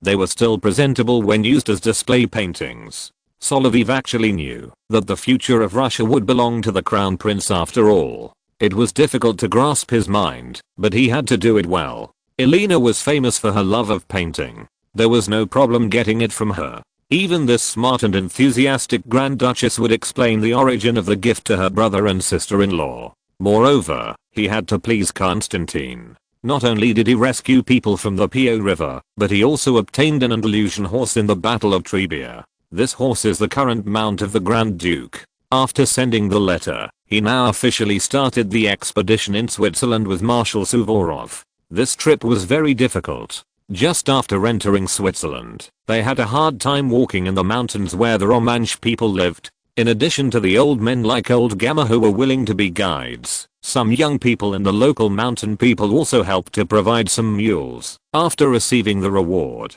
you don't necessarily need a horse to cross the Alps, but mules are still necessary. After all, someone did this from the St. Bernard Pass the next year and asked someone to draw a white horse for him, which was very famous. He went back and forth between the Russian outpost and the rear within a day. Suvorov did not intend to stop his camp behind, but came to the front with Old Gamma. After all, the old man was still very familiar with the road ahead. Rosenberg's column entered the mountains from Byaska to the north, while the main force of the Russian army took the road to the northwest. When the Austrians were working on the map, although the route was planned beautifully, these places were rugged and difficult to walk, and the walking speed must have been reduced a lot. During the march, many Russian soldiers sang Departure. Anyway, this song doesn't look red at all, and Suvorov was satisfied with the high morale of the soldiers on the road. Brothers, that's it. The Alps are nothing special. We can definitely climb over this mountain. Then the two old men, followed by an old servant Proshka, got off their horses and walked on the mountain road. When they passed the top of the mountain, Old Gamma still let Suvorov ride on the horse himself. He used his familiarity with the road and decades of experience in leading horses in the Swiss mountains to carefully pull the old marshal over. On the top of this small mountain, they also saw the narrow marching column that stretched for several kilometers in front of and behind the mountain. If they were not careful on the road, they might fall to the bottom of the mountain stream, which would be fatal. Old General, you see, the road ahead will be even more difficult to walk from here. Antonio, when we get to Andermatt, won't there be a road ahead? There is a road in Andermatt? Why haven't I heard of it? Suvorov frowned when he heard this. It seems that this kid, Werasa, made a mistake in the terrain when arranging the marching plan. It is still autumn now. If we go forward along the Alps, once we encounter the French army on the road, the troops will also be blocked on the road. Although he asked Korsakov to concentrate his forces, together with the nearly 20,000 Austrian troops left by Archduke Karol, to deploy on the main traffic lines. In this way, with inferior forces, they can attack and defend, take the initiative to attack, and even harass, but Korsakov did not follow this instruction. Archduke Karol also said this when he left. Since the two gods can't lead, the fate of the Russian troops in Zurich is basically determined. If the Russian army encounters any attack on the road, the entire army will be blocked on the road, which will actually delay the entire battlefield operation. Moreover, when the follow-up troops arrived at Bellinzona, it began to rain in the Swiss mountains. This cold weather is very deadly, Your Highness. It seems that you are right. If we don't let these Cossacks use horses to carry supplies, we can't even spend the night in the mountains. It was the first time that Constantine was praised by the old marshal. He had messed up a lot before, but this suggestion was very important. At least the Russian army's baggage could be brought in, and when they encountered villages on the road, some troops could cook after the rain stopped. The work of collecting mules was only in a few Italian-speaking towns in Switzerland. These enthusiastic Italians and Romansh people could provide them with what they needed, but it was far from enough. As for the Cossacks, they still needed to be appeased. They were free men, unlike ordinary soldiers. Their horses were all personal property, while ordinary cavalry units, such as the dragoons and Austrian cavalry brought by the Grand Duke, were all state property, or captured on the battlefield. There was still work to be done to persuade these Cossacks to contribute their horses. It was Constantine's noble status, and considering that Tsar Paul was their headman, that the Cossacks were willing to contribute their horses. These Cossacks would have no problem fighting on foot. But it was unlikely that they would line up to fight, so there was only one other situation, that is, to form scattered soldiers to join the battle. Solovyov's rifle was actually very suitable for them, but now that they had entered the mountains, the ammunition supply had become difficult. After all, Russia's progress in chemistry was a matter for the future. The mercury fulminate primers used now could only be repeatedly loaded for a while. After leaving Italy and entering the Swiss mountains, the supply of ammunition would definitely not be able to keep up. Therefore, the troops using this kind of hunting rifle were placed in the second line, in front of the guards, and could only be in the reserve. When they reached the St. Gotthard Pass, Suvorov noticed that the French had deployed defenses from the top of the mountain to the bottom of the mountain, and had prepared more than a dozen cannons to block the road. It was not so easy to get through, and many of the follow-up troops had not yet arrived. He was waiting for Rosenberg's actions, and also had to look at the actions of the Bagration column in the front. On the French side, they had been waiting for a long time. According to General Massena's order, the French had only one goal, which was to stop the Russian army and prevent them from passing the St. Gotthard Pass on schedule. Only by buying enough time can the main force of the French-Swiss Corps have the opportunity to drive out the Russian army around Zurich.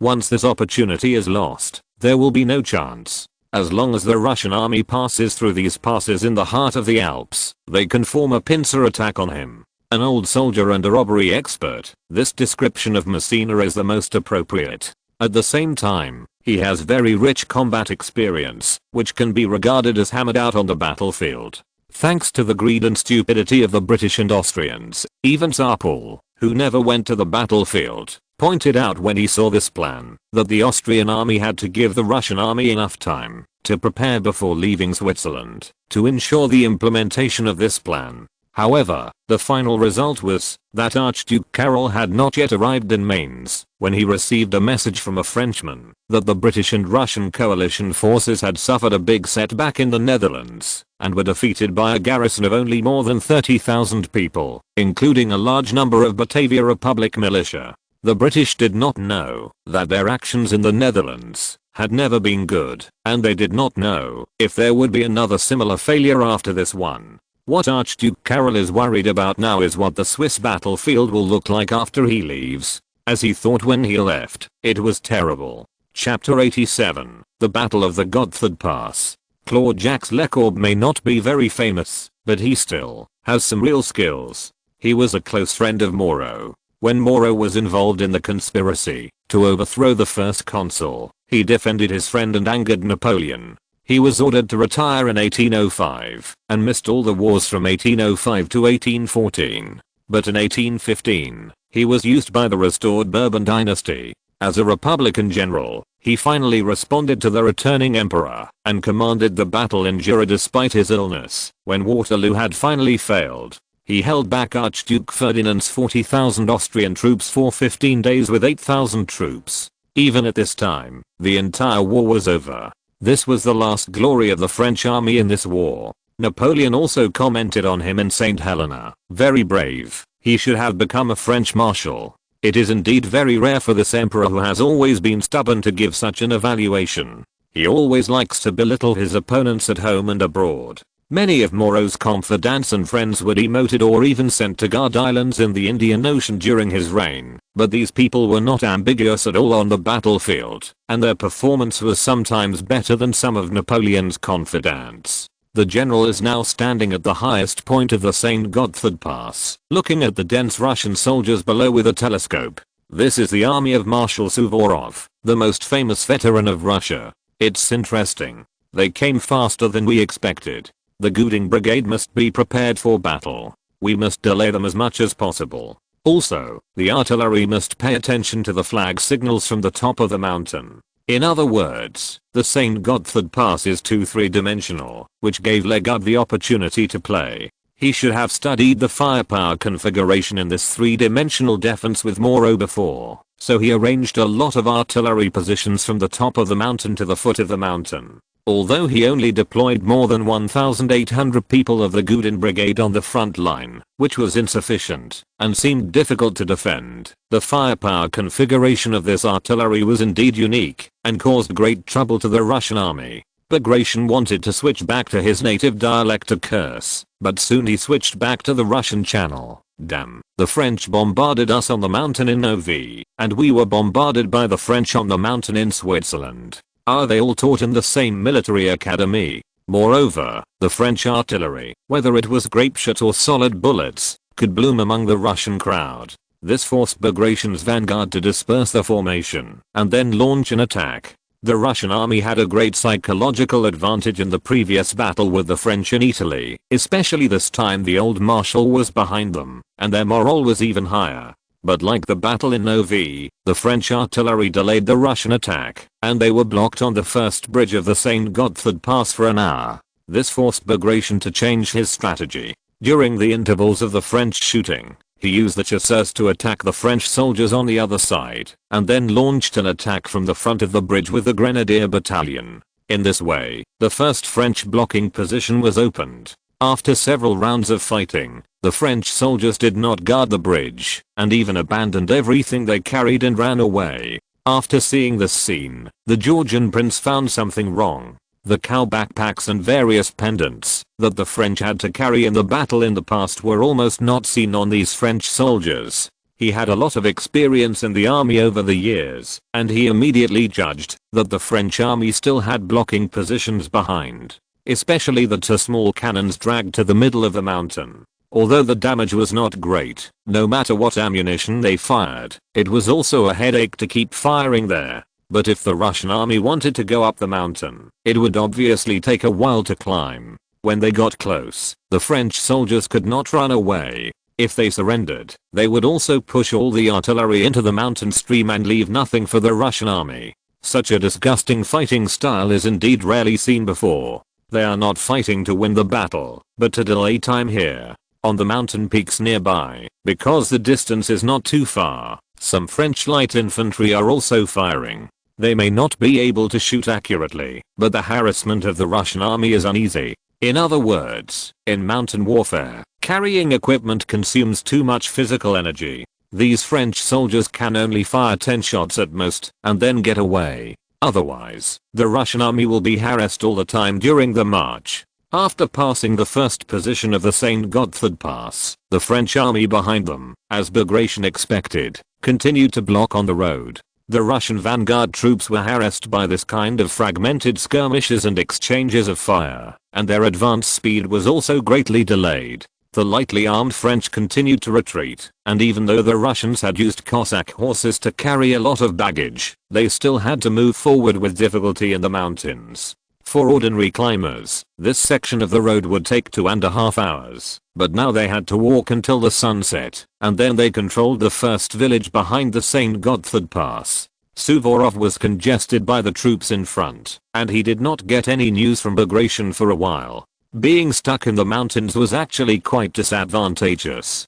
Damn it, we met a cunning circus monkey in the mountains. If it were an eagle, it could fly over. The nearby Rias River flows by the road, but these rivers are fast flowing and the river banks are extremely steep, so the Russian army cannot use roundabout tactics. Suvorov can only hope that Rosenberg's troops can make a breakthrough from the flank of the mountain, and judging from his usual habit of pretending to be crazy, his performance is about to begin. When the Russian army suffered repeated setbacks in their upward attack on the hillside, the old marshal got off his horse and saw a depression that was just right for him to lie down in, and then he lay down there. "Marshal, what are you doing? Mishap, bury me alive. You are no longer my children, and I'm no longer your father. I have no choice but to die. Uncle Proshka, what's going on?" When the master encounters an emergency situation in the battle, sometimes it will be like this, and the drama is different every time. But it really worked.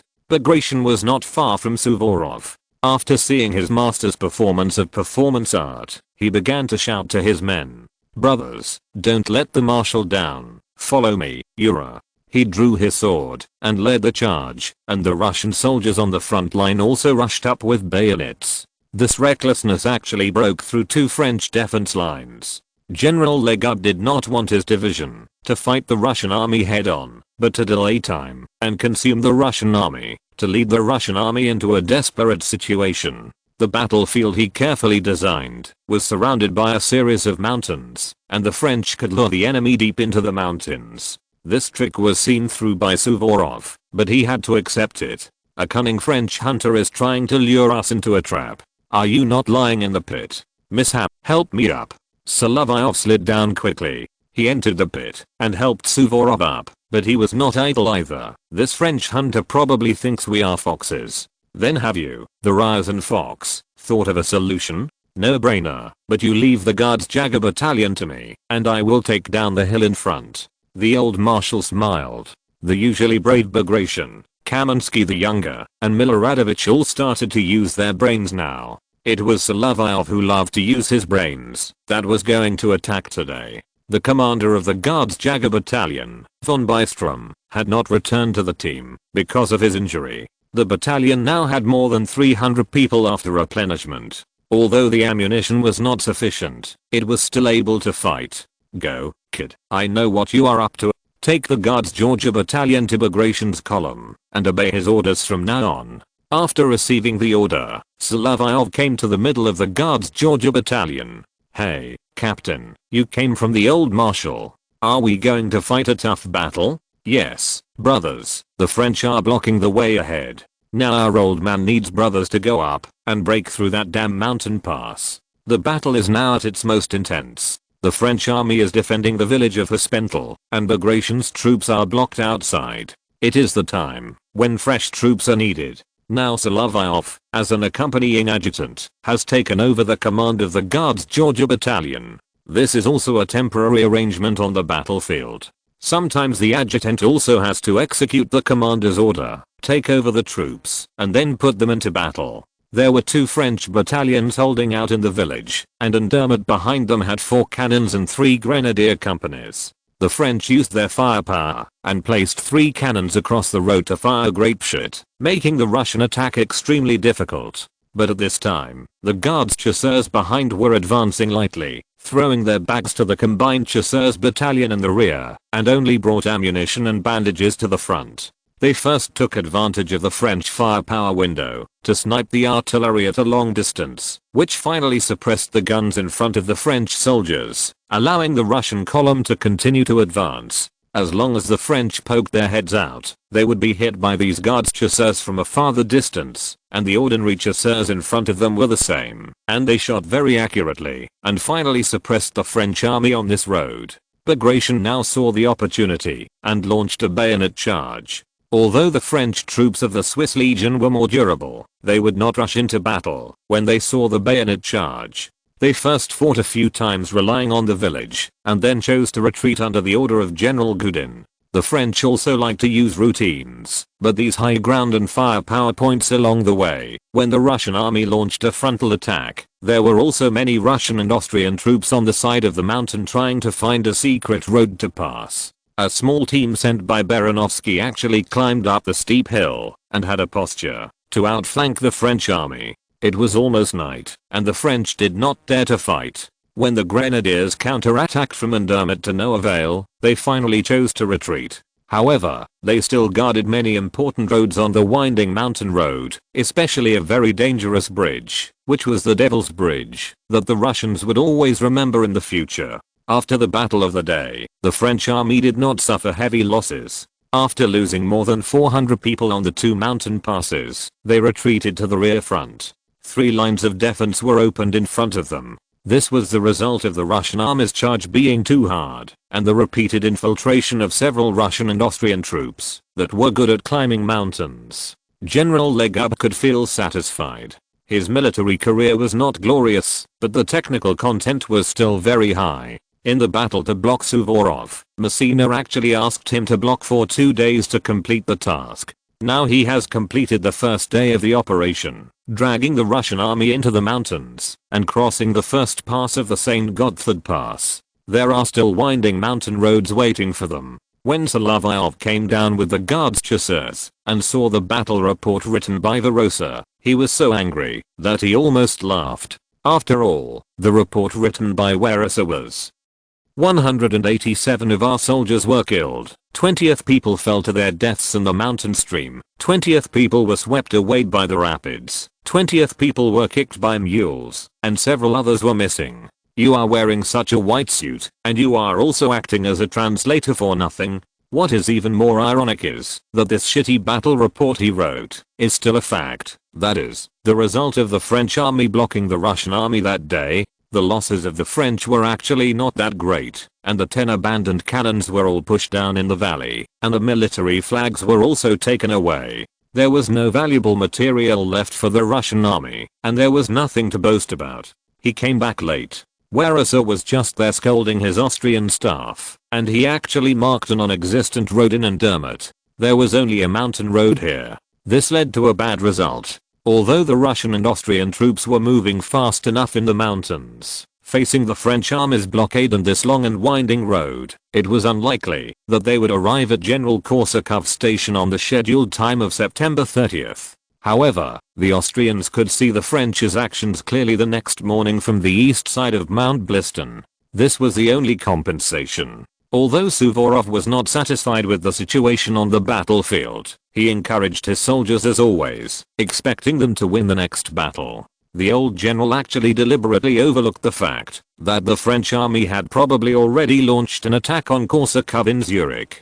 He could only open the mountain pass first and know the situation on the northern battlefield. There was not much he could do in other aspects. The old soldier Messina was already sharpening his knife at this time, ready to attack Korsakov's series of stupid arrangements. Chapter 88, Devil's Bridge and Unscientific Slap in the Face. A month ago, when Messina sent the Legard division to Amsteeg to cut off the important trade route from the Gotthard Pass to the north of the Alps, this move had already caused Archduke Karol's concerns. He planned to build 2 pontoon bridges on the river, but the action ultimately failed. Then the Austrian Emperor changed the deployment regardless of the situation on the battlefield when the Russian headquarters repeatedly requested to delay the action and forced Archduke Karol to evacuate. The battle in Zurich had officially started on September 25th, but Suvorov was still unaware of it. After Bagration's column broke through the French defense line from the front, he saw the winding mountain road in front.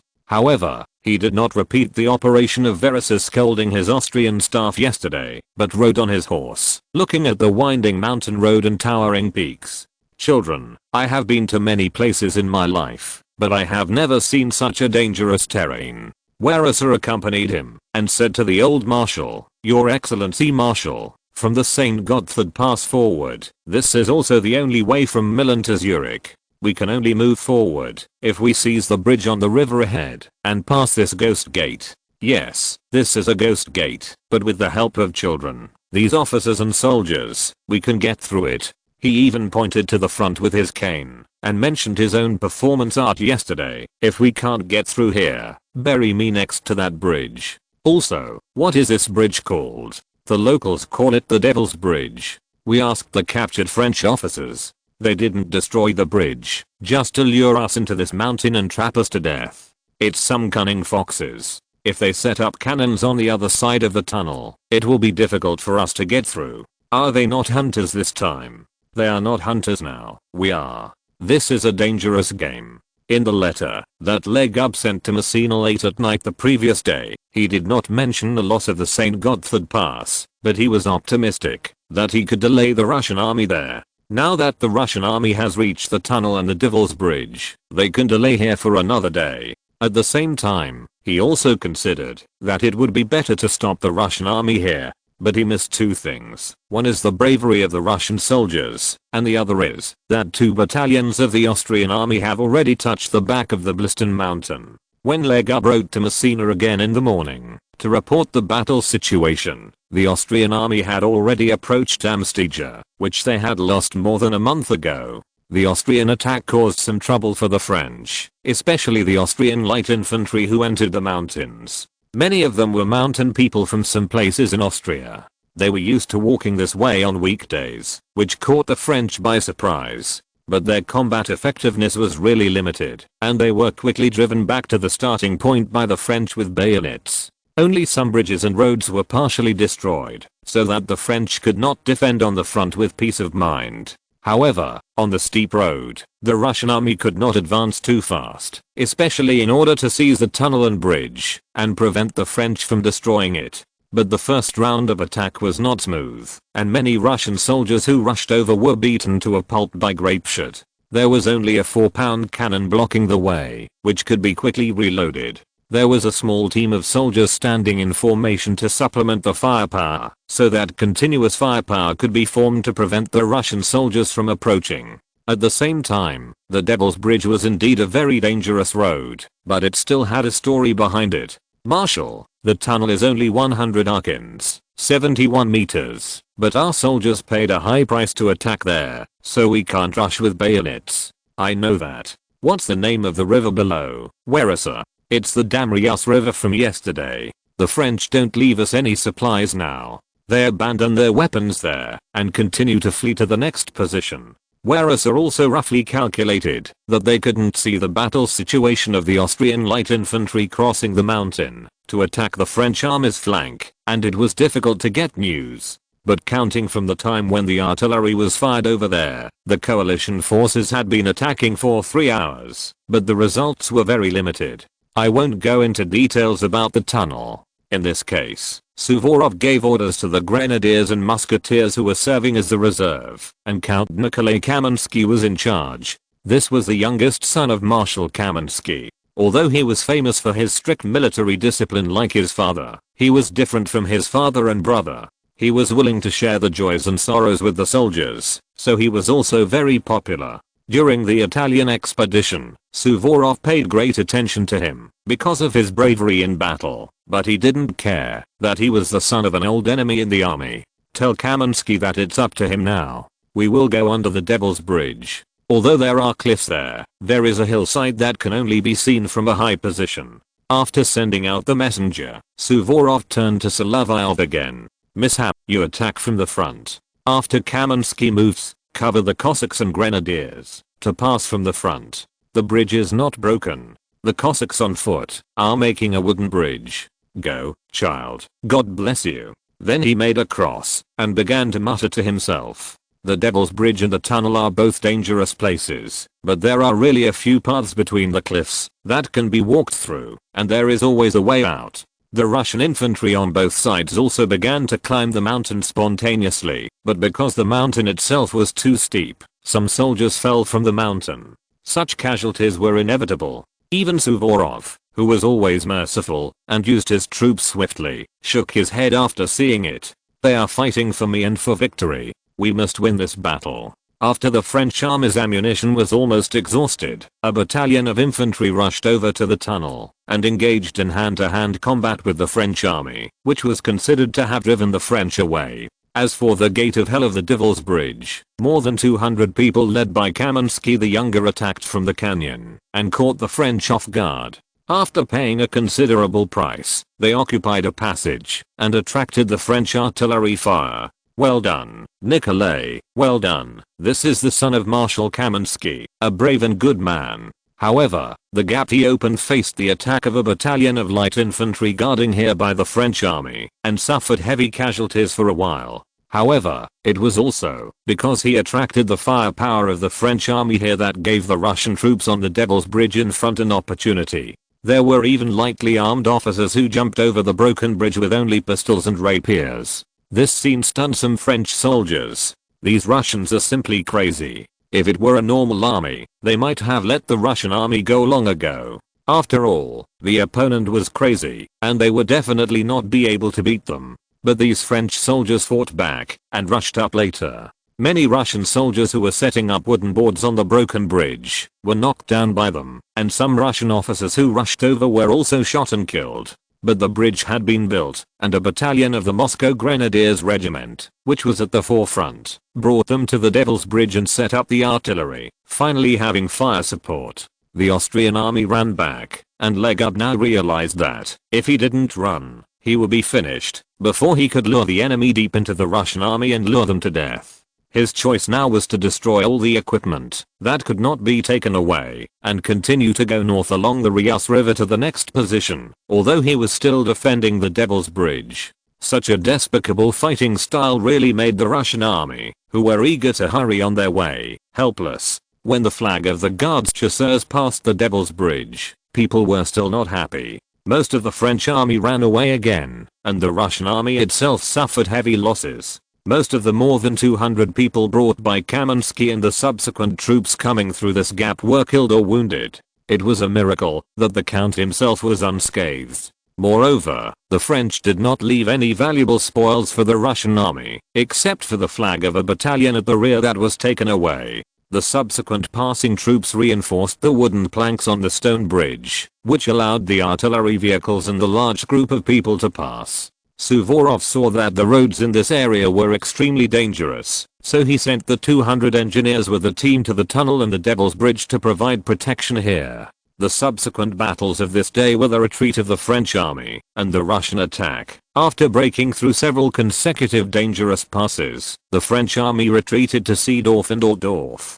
The old guide told Suvorov that after passing Altdorf, the road ahead would be easier to walk. But the French kept fighting and retreating, making it difficult for the Russian army to catch them, which was indeed a headache. They did this, and Suvorov was actually very clear that they were stalling for time. If they were just blocking, the Russian army might have stuck these French troops on the mountain road, and they might be eliminated. The French did not expect that they had an artillery going up the mountain, and the Russian army also went up the mountain, and the Austrians also touched behind them, and kept harassing their flanks. This also made it possible for the French army to be annihilated, and Legub chose to continue retreating very cleverly. After another day of fighting, the Russian army finally opened the middle section of the road to Zurich, and the French troops in the mountain stream retreated to the mountain pass on the flank. This made the Allied command, which continued to advance, not optimistic. While the French opened the road, according to the reconnaissance of the Cossack cavalry, there were still many French troops stationed in front.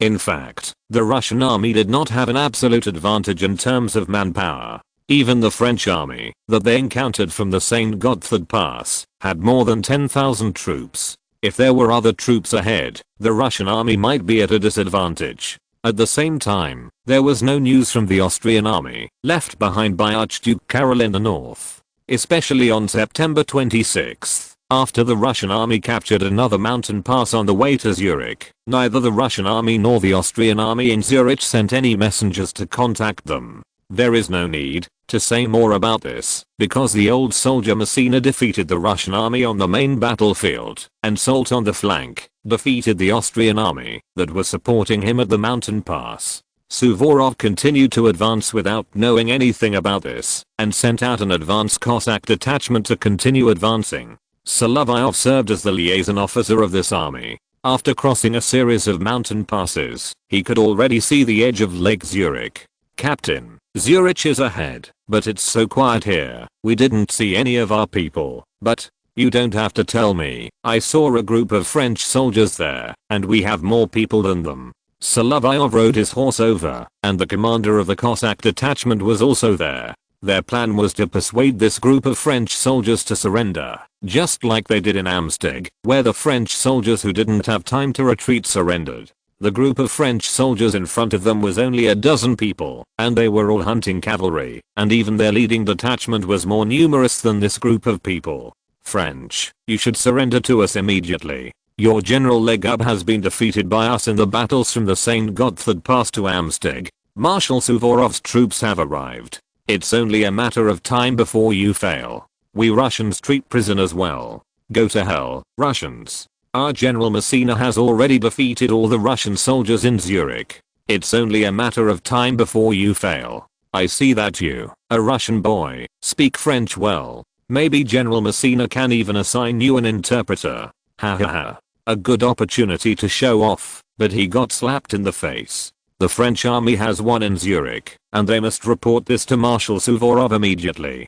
Don't get entangled with them at this time. Let's go back and report first. The first reaction of both sides was to go back and report to their superiors. Suvorov realized that it was no longer possible to continue northward at this time.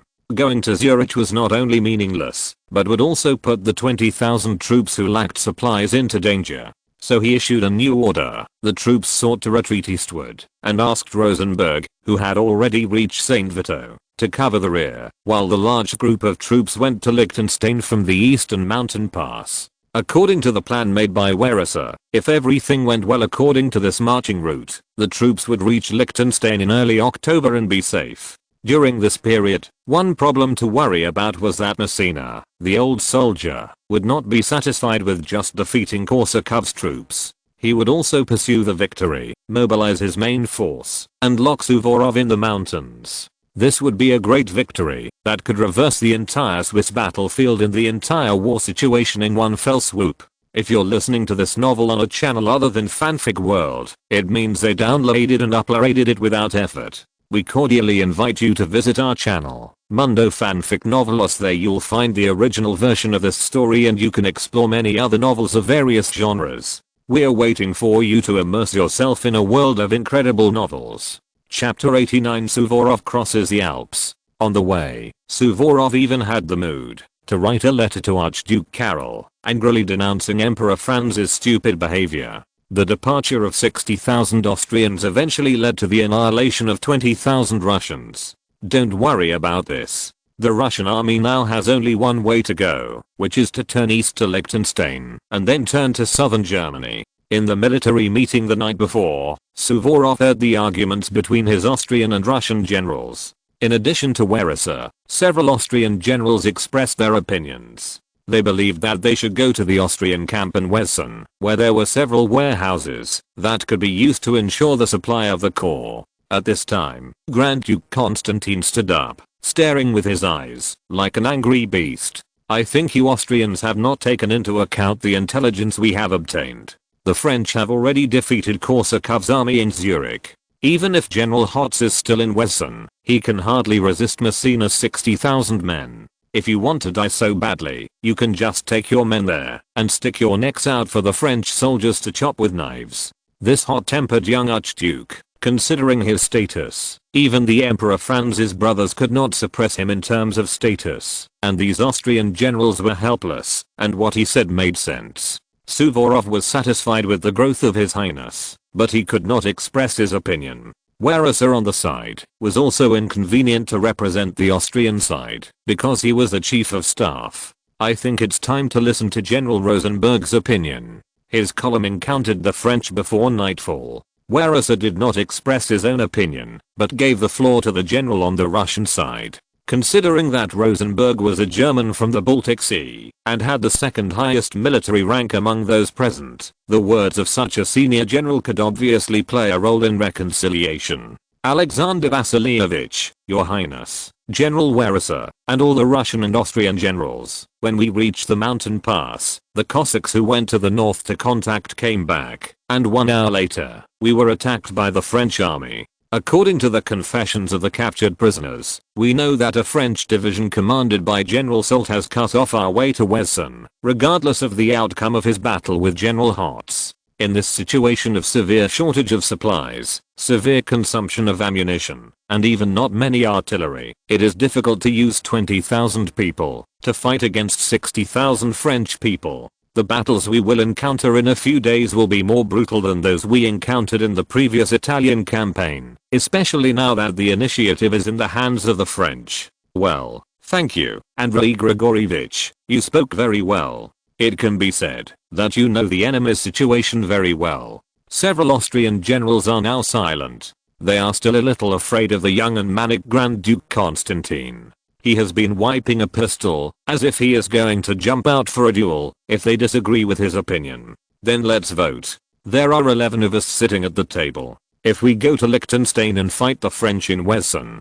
5-5, I will make the final decision. Suvorov thought that it was not time to fight. The Russian commanders like to take the initiative in a large battlefield in terms of grand strategy, and their on-the-spot commands were itchy. This kind of vote, even if Weriser was included, would not have half of the Austrians' opinions, and the Russian army itself occupied the majority of the columns entering Switzerland this time. Okay, that's it. Then General Rosenberg will lead the troops to the rear.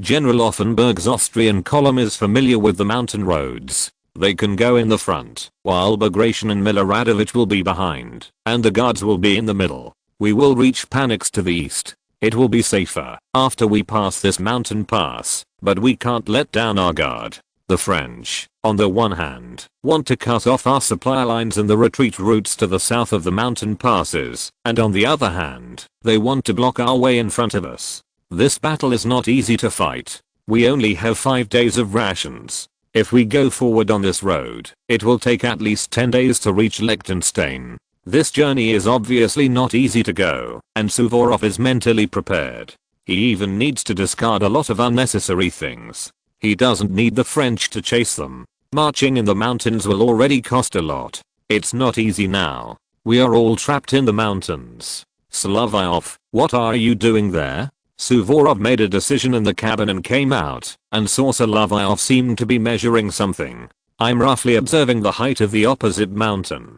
If we really want to retreat this time, the French may launch attacks at several key strongholds. Alexander Vasilyevich, you always want to take the initiative, and this time the initiative lies in the hands of that old soldier who loves robbery and women more than winning battles. He will definitely want to trap us here, just like the Turks in Izmail fortress were trapped by you. Good idea. You seem to have studied Messina. I've only heard a little bit about it. This old soldier is used to looting, and is very lustful. He relies on his keen sense of the battlefield to fight, and he is not so good at military science. It sounds like a general of our Russians, the kind of natural old fox. He loves women and, like Count Kutuzov, I remember when you wrote to me, you said that, when your father was an adjutant, he was always sent to Kutuzov by Grushatsky, and that greedy fat man has seen you. Yes, you remember everything very clearly, and nothing can be hidden from you. We have to be more careful when dealing with such cunning guys. Thank you, Kit, you have put a lot of effort into studying these French. Ask General Schurrer, and you will know a lot of things. The French are talkative. Give them some gin, steak, and cream soup, and they will pour everything out to you. Yes, you have caught a big fish. He used to be the French Minister of the Army. This position should be familiar to many generals. Suvorov was also looking at the mountains in the distance. He had now begun to plan the Russian army's next marching route. Also, mishap, you are of no use to me. Go to the guards column and accompany Grand Duke Constantine. I'm worried about the adjutant there, and his guards regiment has to protect our most precious baggage. Without food, we can't go out, so we can only kill horses and finally be trapped here to death. The situation is very clear. After Suvorov planned the marching route, the Russian rearguard Rosenberg column fought a fierce battle with Messina. Both sides suffered heavy losses. It is said that General Chubarov, whose reputation was damaged before, fought bravely in this battle. Although one of his grenadiers failed to capture the French general, his epaulettes were pulled off. This person may be General Messina. It sounds incredible, and it is very similar to the traditional Russian funeral celebration. For example, a soldier of the Korsakov Corps managed to hide the military flag in his underwear after being captured, and escaped by luck. In the end, he was promoted to infantry second lieutenant. There were too many such incidents in Russia, so Suvorov was unwilling to listen. He only cared about the results. Rosenberg did a good job. At least the enemy won't chase us. We won't advance to Altdorf, but to the east. Where, sir? Don't add any words about retreat in your orders. We are not retreating, but fighting. He still maintained his usual positive attitude, and he had to fight his way out. This was extremely difficult for the Austrian army and Bagration's column at the forefront. Now the troops lacked everything. Even the Austrians who had only fought one battle during the St. Gotthard lacked supplies. Many of them had lost their leather boots. They had just passed the mountain pass and explored a path. Behind them, the French came through a mountain pass and tried to intercept the Russian army behind them. Bagration's column fought bravely here and fought on the bridge for a day until the Miloradovich column behind them caught up and bombarded the French with the last 2 light artillery pieces that still had ammunition. Only then could they cross the bridge. This stone bridge where fierce fighting took place was called the Suvorov Bridge, and the vanguard of the Russian army only escaped danger and continued to advance. Among the soldiers, who were short of supplies, only the general and the adjutant who was the messenger could ride horses. Most of the remaining baggage was now carried on the saddles of the guards column, and even Grand Duke Constantine led the horse. At least the morale of these people was still very high. Even the noble prince did not ride on horseback, but used his good horse to carry vodka, to keep the soldiers warm. The elderly Marshal Suvorov also walked among them. He did not want the help of servants, but walked forward with two veterans who had served for 20 years. The French General Marlitter, who had been chasing, was still encouraging the French and Swiss militias in an attempt to intercept the Russian army. The Russian army, which was retreating all the way, did not stop fighting. Look, the French have sent us a letter of persuasion to surrender. They are really interesting. They can't stop us, so they try to use this to shake our will. What should we do with this kind of garbage? Suvorov raised this question. The Grand Duke was the first to speak. He has matured a lot during this journey. Alexander Vasilievich, you will keep this little French thing. When we go out, read it to the brothers for fun. Miss Ha has a loud voice and a nice voice. Let him translate it into Russian. What a joke, Your Highness. I thought you were going to tear it up. It's a pity to tear it up.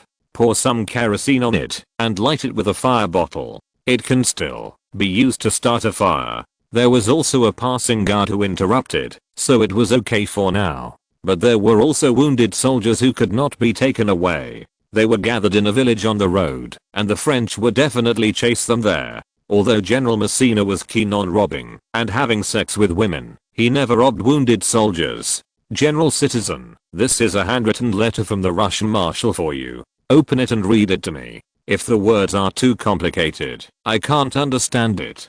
General Citizen, your worries are unnecessary. The old man uses very concise words. Even if he has not been to a military school, anyone who has passed the bar test can understand it. Really? Then I'd better take a look, so that the Russians won't find out and laugh at me, thinking that I'm really semi-illiterate. I can even write love letters to Italian women. It was very uncomfortable for this guy to talk without dirty jokes, but after he got Suvorov's letter, he knew the other party's attitude. We also want to accommodate these Russians. They have 1,300 wounded and sick soldiers, all of whom are concentrated in the village ahead. They will be sent to our military stations along the way and properly settled. Messina's adjutant looked at this old soldier and knew his superior's old problems. Although he usually looked unreliable, he was loyal to his subordinates and fully respected the enemy. Bagration's column was the first to reach the Pasnik Pass. After crossing the pass, the Russian army was safe. No French army could come down from the snowy peaks and cut off their retreat. When he got here, he couldn't forget one thing, which was to widen the road and use the remaining supplies to replenish the follow-up troops. Those Cossacks who still had horses were also sent to nearby villages and towns to collect food.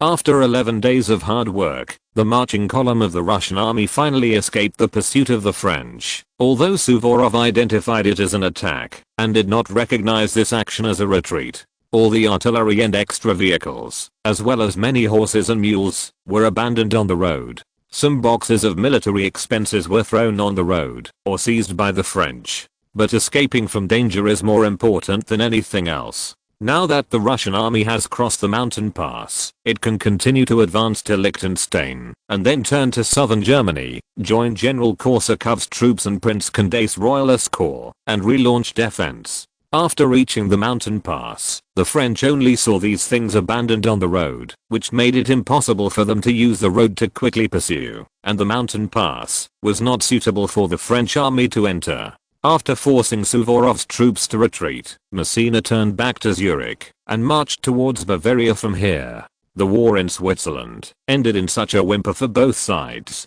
After learning of the betrayal, Tsar Paul had made up his mind to withdraw Russia from this anti-French alliance and no longer send troops to join the war. Chapter 90, Duke Enghin, an expert in couple mediation. In the court of Petersburg, as an expert in military training, Tsar Paul had already understood the stupid actions of the Austrians in front. In order to force Suvorov's corps to enter the Swiss battlefield early, they drew Archduke Karol's main force to the Rhine River in advance. Although the Archduke left a troop to guard the traffic line behind, Soult's strong attack completely defeated the Austrian army on September 25, and Korsakov's failure was even more unforgivable. The Tsar decided to recall all Russian troops, including those in Britain. The failure of the Anglo-Russian coalition in the Netherlands eventually trapped them under the lowlands created by the sea. Many call off their flags, especially the Russian frontline commanders General Hermann and Baron von Essen were captured, and the flag of a grenadier regiment was also taken away.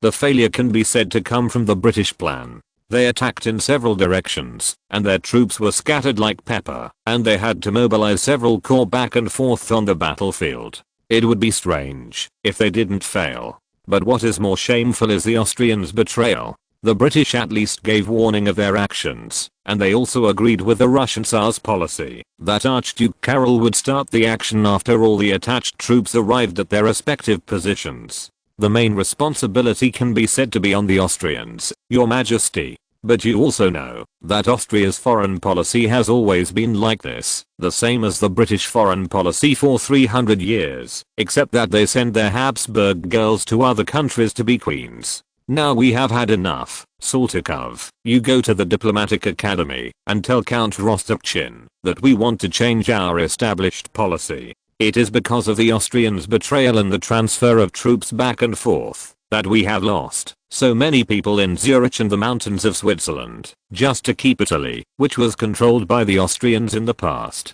Paul did have reason to be dissatisfied, and withdrawing all the Russian troops from the front was what he had to do now. Except for Admiral Lushakov's fleet and a Russian grenadier battalion temporarily withdrawn from Veneto, which were still in Corfu and Malta, the rest of the Russian army had to be gradually withdrawn from Britain, Bohemia and southern Germany. Another fact that made Paul dissatisfied was that the Austrian side did not intend to reach an agreement with the French on the exchange of prisoners. The prisoners and wounded captured by the Allied and French forces on the battlefield would be exchanged during the next armistice period. In particular, there were thousands of Russian prisoners, and more were Austrian and Neapolitan troops captured in several wars. In this way, for Tsar Paul, the military honors that had been obtained could be shared with the Austrians, but there was no need to keep the army on the front line just to satisfy the narrow interests of the Habsburg Emperor and his dynasty.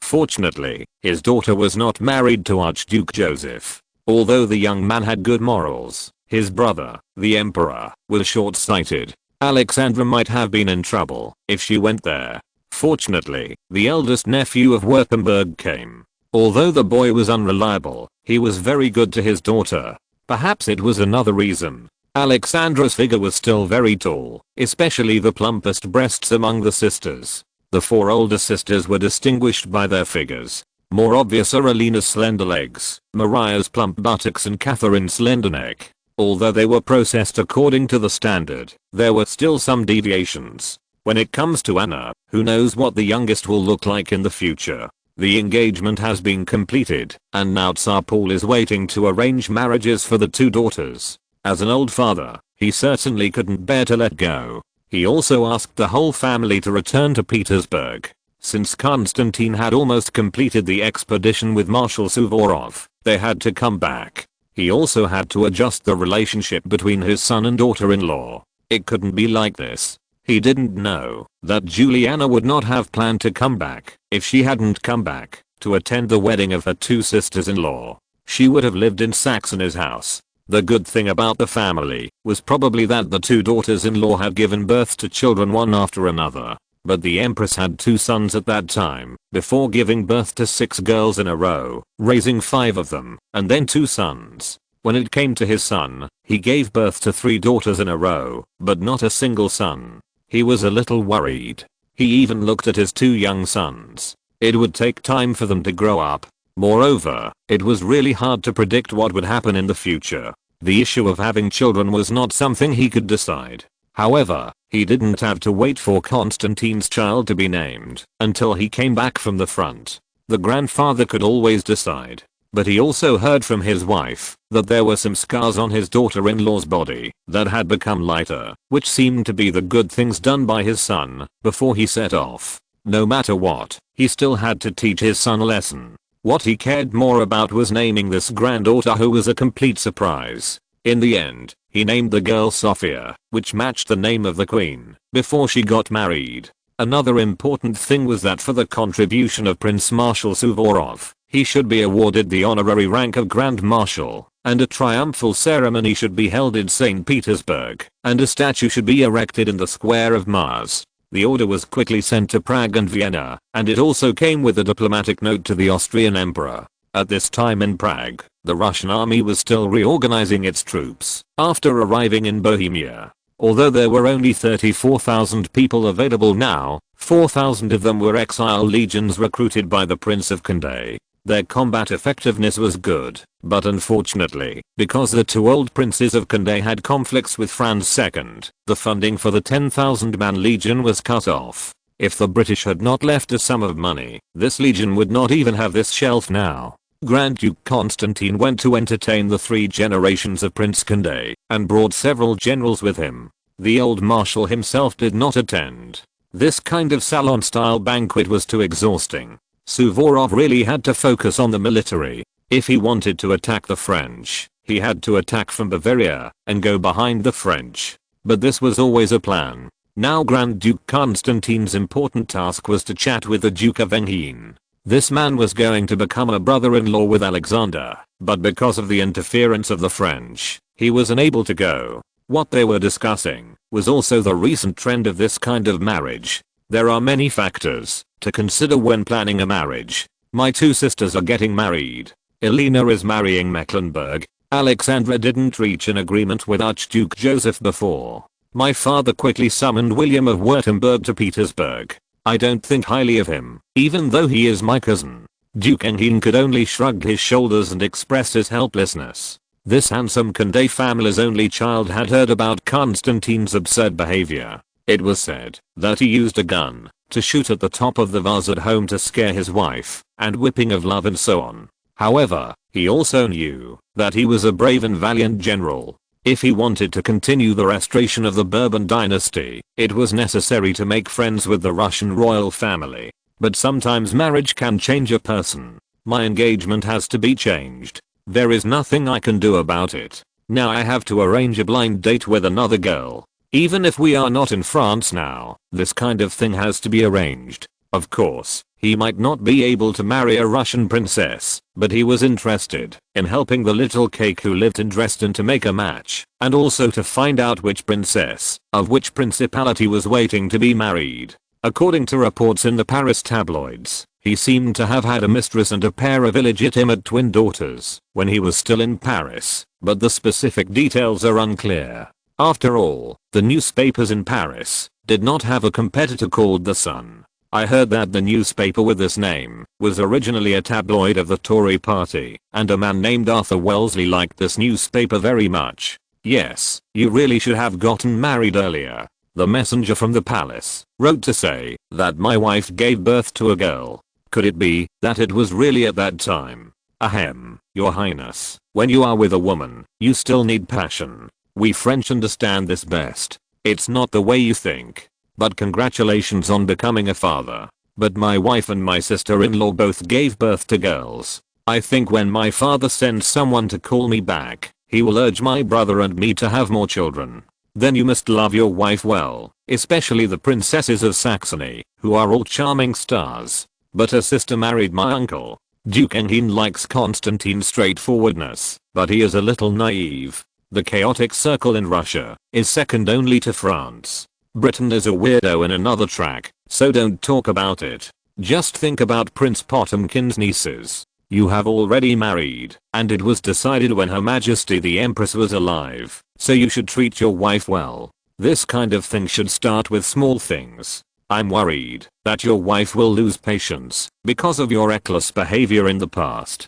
And your brother, His Royal Highness Alexander, is very good at flattering girls.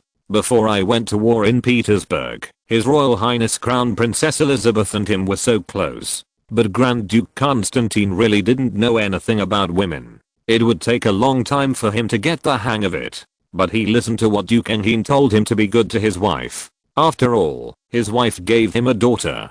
If he didn't understand this, he would be stupider than a donkey. For this, he had to find Solovyov. After all, he was his uncle's partner, and many of his ideas were from him. At that time, Solovyov was communicating with General Miloradovich about how to be liked by girls and social occasions. You are handsome, which is a good thing, Miss Cab. And in front of the princes, the little girls and the ladies around them can tell from their attitude towards you. The general is so popular with women that others are jealous, but it's just envy. After all, he is very proud. Grand Duke Constantine came over at this time and grabbed Solovyov away. His way is indeed steel straight man. Although they are all German descent, he is the most like a Russian man who beats his wife in this family. Your Highness, I was just about to ask General Miloradovich for some little tricks, and you asked me to come over again. I want to say, you and my uncle are doing business together, right? After all, he was transferred by the old marshal to be the adjutant of the Grand Duke. This is the superior to the subordinate, and Constantine can adjust his tone to be relatively gentle, which means that Solovyov saved him, but what he said is always not on the right track. Yes, Your Highness, but now my father is helping to take care of it. I just provide some daily ideas. So, what do you think is a good gift for your loved one? It depends on what she likes. Are you going to give a gift to the Grand Duchess? That's right, so I called you here. If it were my sister-in-law, a set of encyclopedias and catching a few dolphins would make her happy, which is considered simple. But I want to give my wife a small gift to celebrate the birth of our daughter Sonia. Although Solovyov was on duty at the palace and had been to the Grand Duke's house, he had never seen the Grand Duchess once. He was really not good at this. It was only when the talkative Alina asked him to stand there as a painting model that she mentioned that the second sister-in-law liked flowers. However, with Constantine's level of appreciation, Solovyov knew that this person could be his life and death brother on the battlefield, and he could be a good father, son, and brother in the family, but he could not be a husband because he lacked romance. Solovyov could only take Constantine's two sisters, Elena and Maria, as examples. After all, one of them likes painting and dancing, and the other likes music. You also know that among the things I seized, there are 2 paintings by Italian artists for Her Highness Elena, and a violin for Her Highness Maria. This is related to their hobbies. In addition, the princesses also like different styles of perfumes. As a brother, you can give them the lavender and iris root perfumes they like. Can't you pay attention to what Her Highness Anna likes? Constantine slapped his thigh at this moment. He remembered that his wife still liked roses very much, including rose essential oil and rose perfume. Then he shook Solovyov's hand and said, "Oh, thank you. If you didn't remind me, I would have forgotten what my wife likes. But now it is difficult to save the situation. After all, he did too much before." Chapter 91. No reason to stay in a doomed alliance. The statements of some Austrians in this salon actually gave the Russians a reason to leave. In terms of the execution of the plan, the Austrians were so stupid that they wasted a great opportunity to completely defeat France for the sake of their own ridiculous interests. The price they paid would be even higher. By November, the climate would not be so suitable for fighting. In so many years of large-scale wars, even in Western Europe, there were not many times to fight in winter. From the ancient Greek city-states and the Roman Republic, winter camps were set up in Gaul and Germany. This season is not suitable for truce. If we continue like this, it will only give the French a chance to catch their breath. The troops in Genoa are insufficient, and at the same time, Switzerland and southern Germany. Your Highness, what do you think? Solovyov, it's useless for you to discuss this. It depends on the attitude of the Emperor in Petersburg. If he decides to withdraw from the war, or we stay and continue to fight, we have to wait for the imperial edict. Before that, everyone needs to rest. This trip to Italy and Switzerland has consumed a lot of our energy. More than consumption, those Cossacks, if it weren't for your suggestion, Your Highness, they would have quit long ago. It was Grand Duke Constantine himself who came up with the idea of letting the Cossacks use their horses to carry supplies on the road, and burning the Cossacks' spears to keep warm. If it were someone else, it would have caused a big uproar. After all, when the Cossacks went on an expedition, except for ammunition and supplies, which were sometimes provided by the government, the rest were provided by themselves. If we didn't do that, we would all be trapped to death in the Alps by that old soldier, and it would be impossible to hold such a reception in Prague. The Grand Duke was happy today, probably because he knew he was a father, and he spoke more relaxedly. This kind of life is really boring. It's better to go back to the barracks. But if we go back, the Emperor should summarize the lessons learned from this expedition. If someone complains when he is recalled, he will shirk his responsibilities. The news of Korsakov's defeat returned to St. Petersburg faster than Suvorov's army escaped safely. Now there is only the edict of Tsar Paul who is dissatisfied with him and recalled him for accountability. The edict to promote Italian Prince Suvorov to the Grand Marshal and to summon Grand Duke Constantine to return to St. Petersburg has not arrived yet. This actually made Solovyov feel uneasy, so he told it in front of Grand Duke Constantine. Then, as for Korsakov himself, whether it is France, Austria, or Russia, the three parties have the same feeling about him. You are just a jester around the emperor. You, the jester, were promoted for your abilities. Korsakov almost ruined the Russian army. If this kind of person is sent to St. Petersburg, he will definitely shirk responsibility. And I saw everything that happened in Italy and Switzerland. I don't think he can deny it. It is also necessary to prepare in advance for this straightforward Grand Duke. Your Highness, we must also consider what some people will say. And we must also take precautions against the incident that happened before we set out. What are you going to say? A lot of things happened when we set out. The report to senior officers. I happened to be with Alexander Vasilievich at the time, and I saw the relevant report of the Smolensk conspiracy group. One of them was once the adjutant of His Excellency the Marshal. The problem is still very tricky. If the Emperor listens to those rumors at this time, I'm afraid it will be very disadvantageous to us. Although Grand Duke Constantine is straightforward, he can still realize the interests after being reminded. No, if we receive an order, we must return to St. Petersburg immediately. You should go back with me. There is nothing we can do in Bohemia. Suvorov himself did not care much about this. At this point, the coalition action in the Netherlands failed, and the advantage in northern Italy was great. Melas might not be able to achieve such a great result as Suvorov, but he could still maintain a huge advantage, trapping the remaining French-Italian corps in the coastal area of Liguria, where Genoa is located. As for southern Germany and Switzerland, they would not be beaten to the gate of Vienna by the French. There is such a big Bavaria in the middle, but Switzerland has been against the Habsburgs since ancient times, and this dynasty also started in this region, which is a hellish joke. When Paul's edict arrived in Prague on November 8th, the Russian army cheered. This was the first marshal promoted, because of military exploits. At this time, Tsar Paul and Marshal Suvorov had a good relationship, and it seemed that all doubts did not exist. At the same time, there were also orders that were not unexpected. Russia withdrew from the anti-French alliance, and at the same time, the Russian troops in the Habsburg territory began to withdraw and return to the country in winter. However, the army had to return to the winter camp near the border and could not return to St. Petersburg until the beginning of the next spring. At the same time, Grand Duke Constantine was also to be recalled to St. Petersburg, and his entourage naturally had to return at the same time. Solovyov was going to return with Grand Duke Constantine.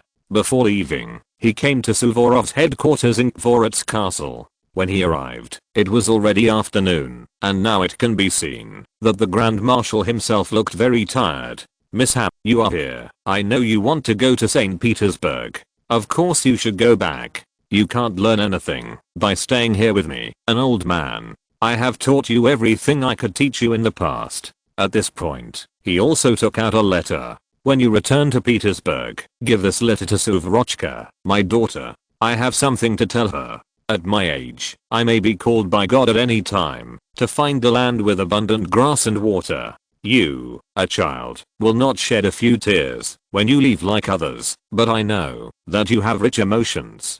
Don't suppress yourself too much. If you have the opportunity to lead an army in the future, if you cannot express your emotions, you will not be a senior general if you are still emotionless." What he taught was always strange, as if he was teaching students in accordance with their aptitude. It may also be that, after applying to Paul to go to the monastery, he received an order to go to war. After the expedition ended, the elderly sometimes felt where their end point was. When he spoke, he also had a nonchalant attitude. He always spoke in a way that made people unpredictable. "Your Excellency the Grand Marshal, I have learned a lot from you. This time when I accompany your highness back to St. Petersburg, I will explain to the emperor everything that happened in Italy and Switzerland. Good boy, only you can accurately help your highness to make suggestions in front of the emperor. I know what Korsakov is going to do, and the emperor will not be deceived by him. If he really wants to do something, it will be the result of the emperor's blizzard-like temper. As long as you are not hit by bullets, you still have a long life ahead of you, and you don't need to do anything for an old man like me. Then he sat there, looking out the window. It snows very early here. After returning to St. Petersburg, I want to find a monastery to quiet down. Mishap, get ready and go back. Your promotion and new personnel appointments will be decided by the emperor. Otherwise, based on your merits in Italy, you should not only have received medals from the emperor, but also have a rank of major. An 18-year-old major is too young, not considering the royal family and those noble children, and it is easy to arouse jealousy. After saying this, Suvorov continued to look out the window. His complexion was already a little bad. Although he had not been sick recently, he could realize that his life was slowly coming to an end. Take care of yourself, Alexander Vasilievich. If you ask a doctor to come, don't let him lead you. Go, Mishap, I know this. Being called by God is the fate of devout believers. You are an atheist like my old friend in Bald Hills, but you should also have your own beliefs. You can go now. Thank you, thank you. Solovyov left the marshal's headquarters and went to the Grand Duke Constantine. They had to go to Krakow first, and then go through a series of post stations in Austria to the Russian border. From there, they would change to sleds and hurry on their way. They would reach St. Petersburg before the worst weather came, and they would go back there to spend the winter. Grand Duke Constantine had told the marshal the same thing before, and he was also shocked by the old man's indifference. Mishap, it's really interesting. His Excellency the Grand Marshal seems to be indifferent to all this. I just don't understand it. Maybe there have been too many such things in the history of our country, and he has experienced it all. If that's the case, it's indeed possible. Your nose is very sensitive. Come and smell this essential oil. How does it feel, Your Highness? The smell is a bit pungent, too strong. But this is a high-end product. I know Anna may not like me, but I have to give her some compensation. And this necklace, the ruby necklace is for Anna, and the diamond necklace is for my sister-in-law. Excuse me for being frank, Her Royal Highness the Crown Princess has always liked lighter outfits. Although this diamond necklace is suitable for her, it is too luxurious for her personal preference.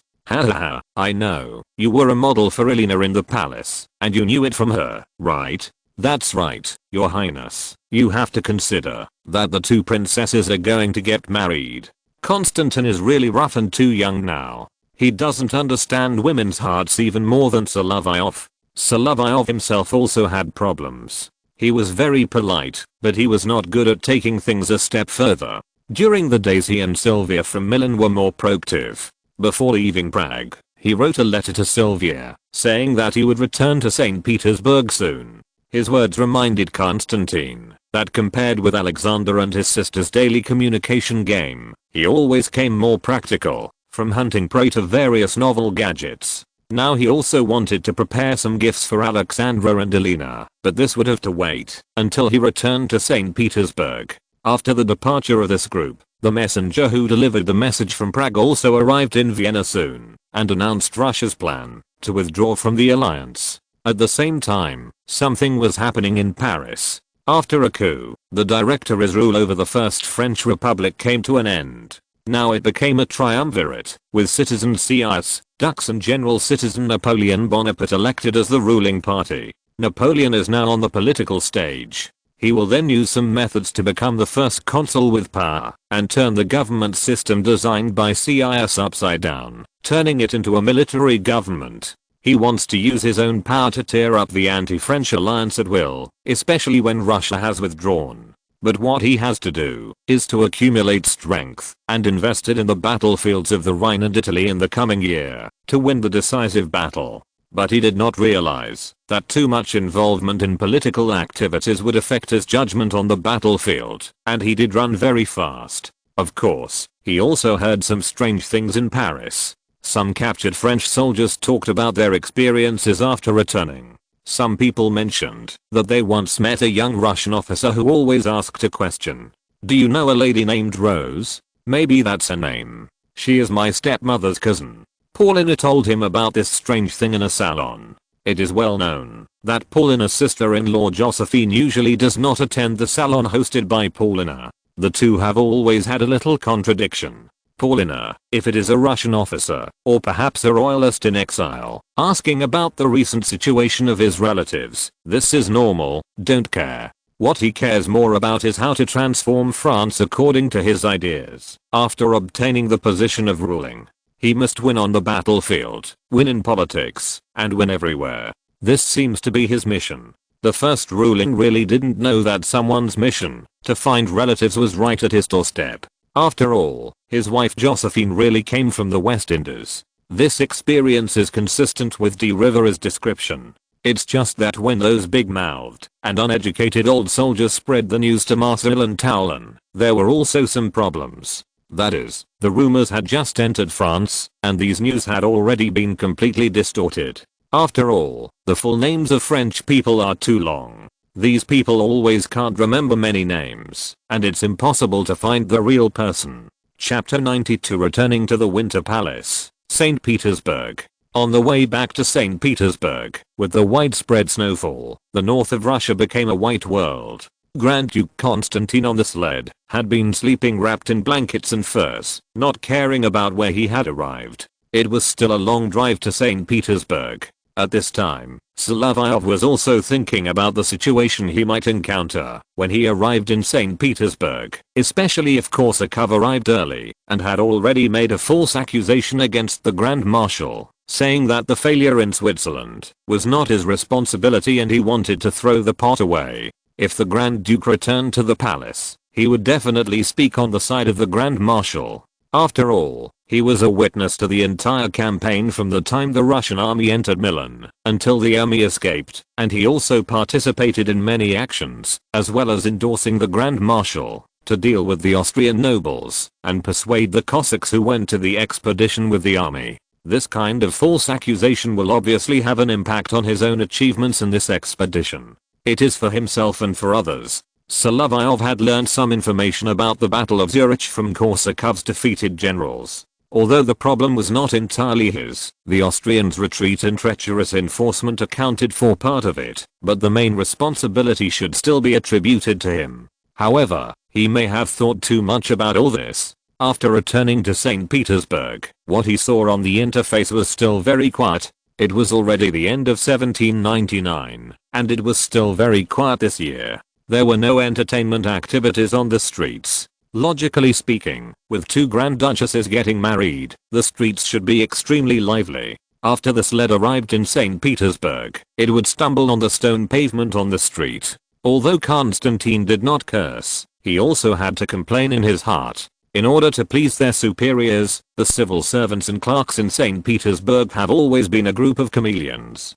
When cleaning the pavement in St. Petersburg, they had to expose the pavement. In this way, the sled, which was only operated in winter, would suffer on some ground. Your Highness, please keep calm. When we return to St. Petersburg, we will go directly to the palace. Komarovsky was the highest ranking adjutant of Grand Duke Constantine, and he had been with him for a long time. His words at this time also indicated that Tsar Paul would summon his son immediately, but he would not talk about the affairs ahead, but would reunite with his family. In a royal banquet hall in the Winter Palace, Mishra, a lady-in-waiting of the Queen, had already begun to ask the servants to set up the banquet. Although in European tradition, the dinner should be more grand, Tsar Paul had to prepare in advance for his son who had traveled all the way back from Prague, so he began to set up the banquet hall.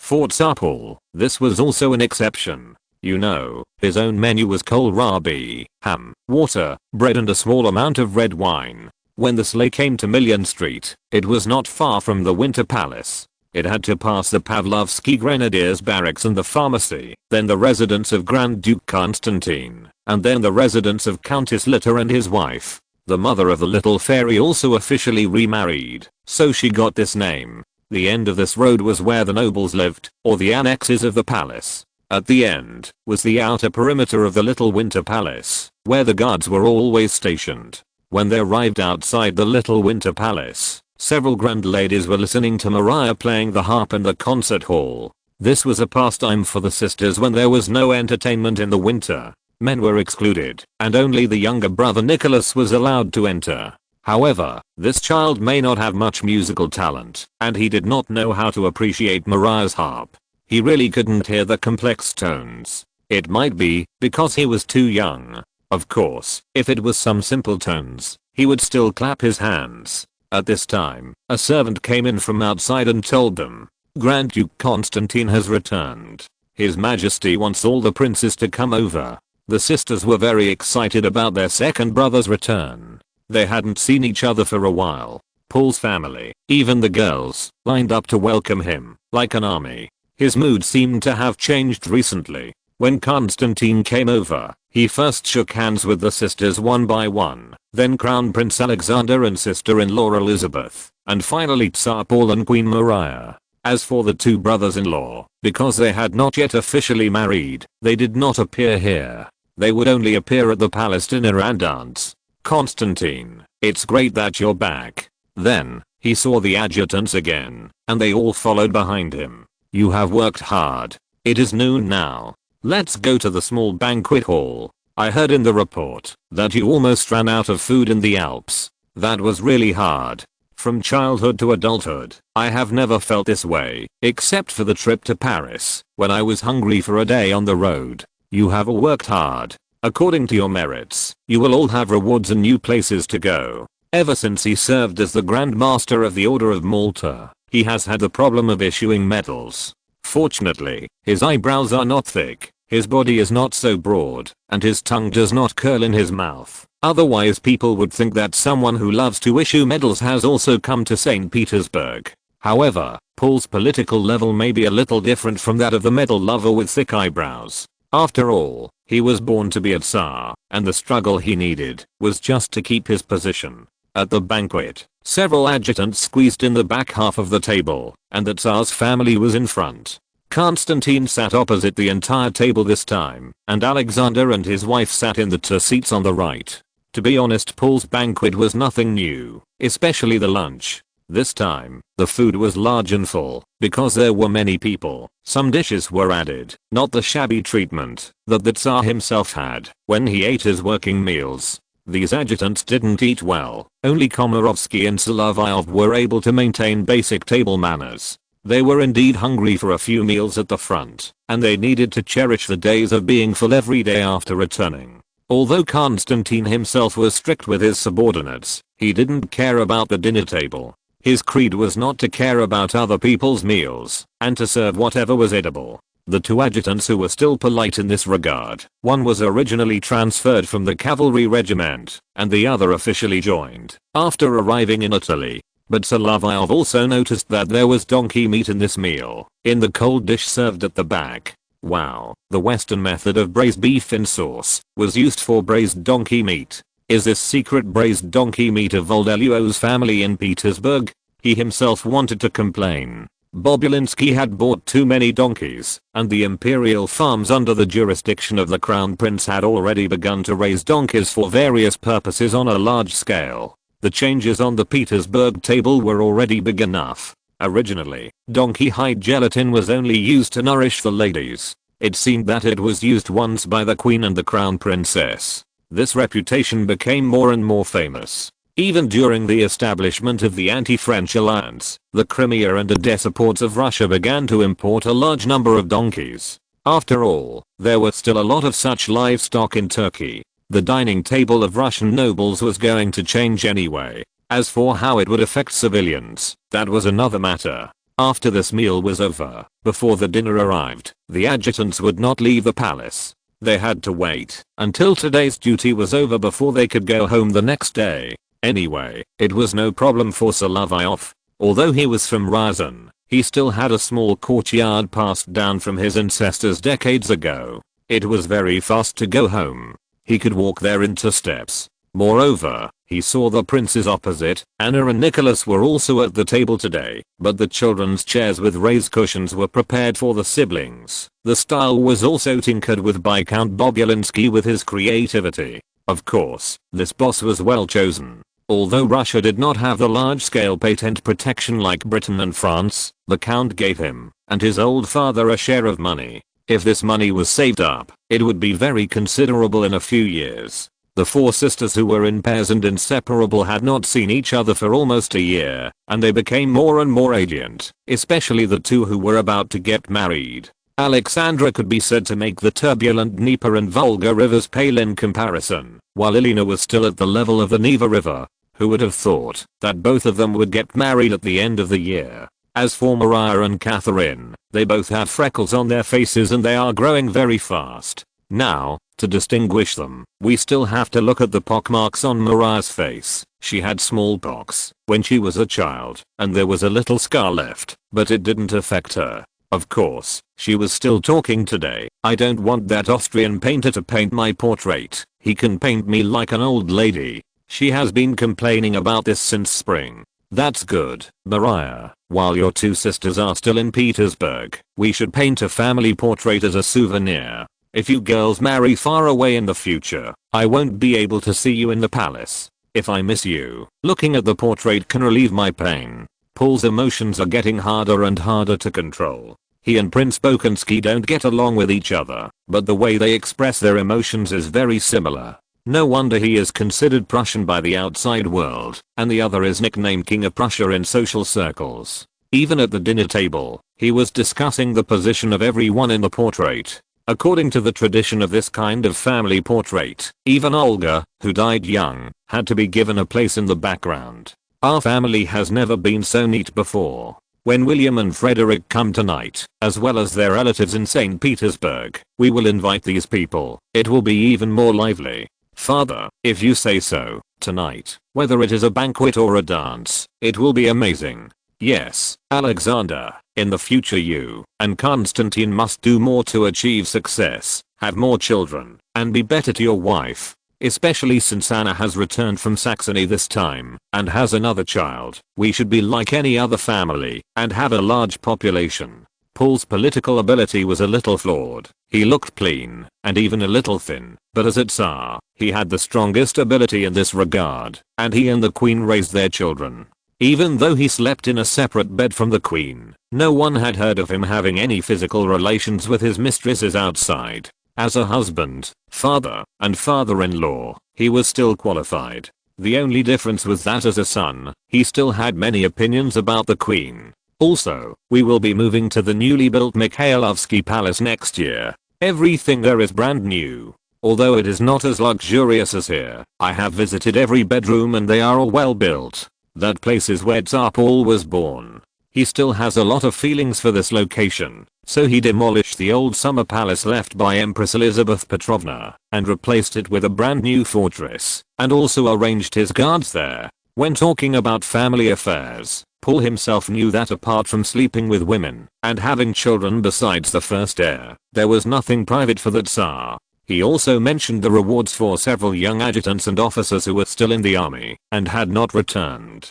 Also, you adjutants can't always be adjutants. I heard that you all performed very bravely. There is no doubt that Komarovsky was the chief adjutant I personally selected for Konstantin. In the spring, I will arrange for you to officially take over the command of the Guards regiment, as well as the other young men. You will all go to your new troops and I will make the arrangements. It's just that, Solovyov, you were not originally Konstantin's adjutant. You were a liaison officer arranged by our invincible Field Marshal Alexander Vasilyevich. But when you went on the expedition, you were the company commander of the Guards, and it was also sent by me. Your Majesty, I'm very satisfied with everything now. What's more, I'm too young. It would be great if you could ask me to return to the Grenadiers Regiment, or the Guards Chasseurs. Yes, you are too young. If you were a few years older, I would find a girl from the court maids as your bride.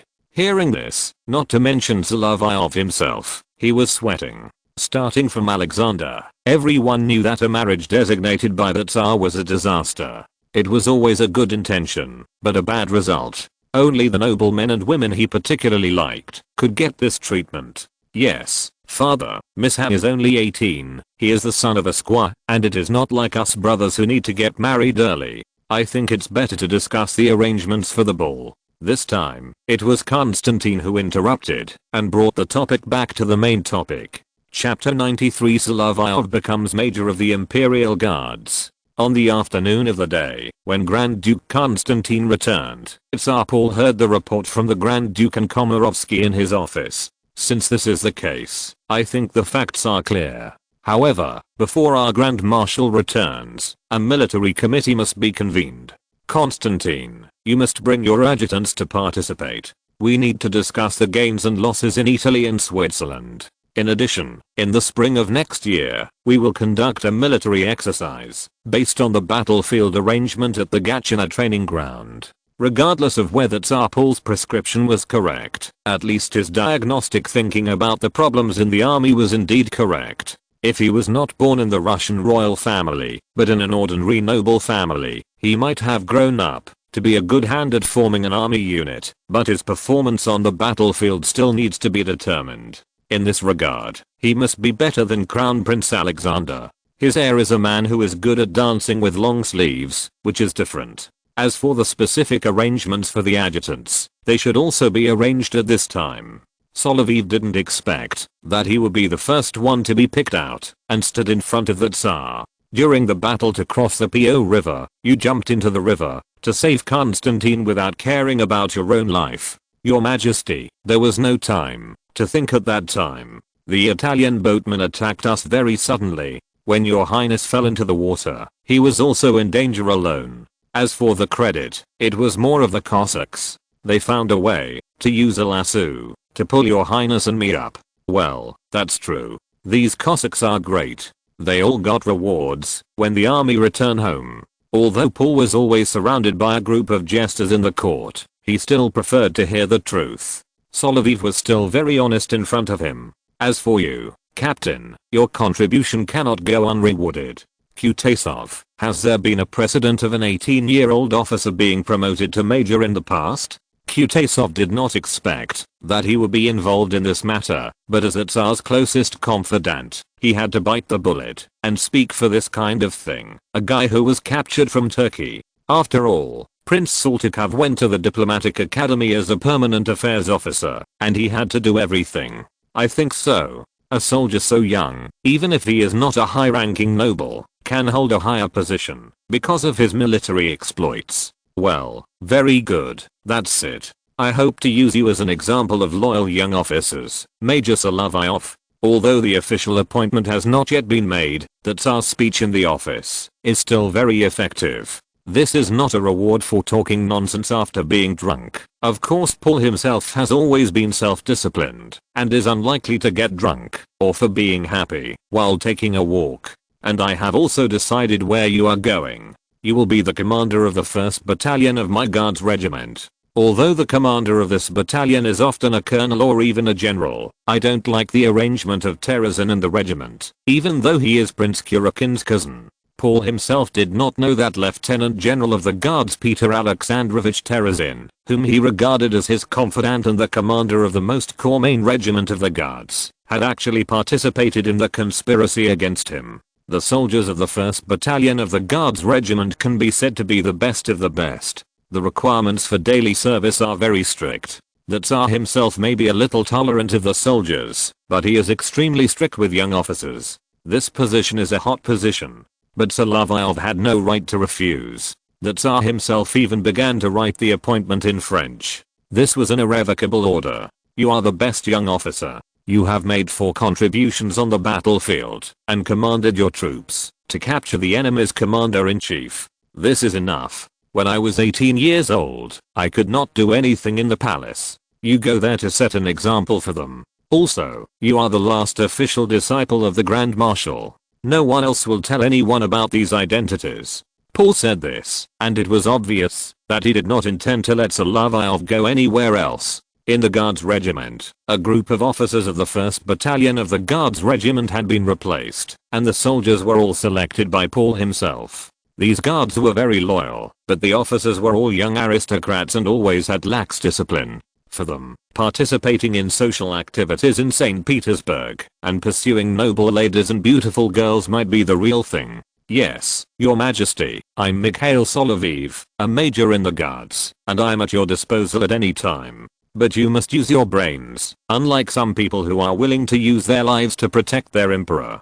Go and get a major uniform of the guards now and ask the adjutant of the regiment, Captain Algamakov, to go with you. He must be very envious of you when he sees you like this. When I promoted him to be the adjutant of the corps, he was crying all the time, and he couldn't even utter a word. A typical Russian chameleon, Solovyov left the Tsar's office and, under the leadership of the captain, went to the quartermaster's office of the guards to change into clean clothes. It is still very important to keep your disguise neat and tidy, because there will be many people coming to the ball in the Winter Palace in the evening. You must also wear the medals and the rings awarded by Tsar Paul to those who have made military achievements. Even some soldiers and servants will get this kind of ring. Even the loyal old servant of the Grand Marshal has received one as a reward to the Grand Marshal. It looks good, Miss Ha. You are not much different from other Guards battalion commanders, except that you are too young. You became a major in the Guards at the age of 18.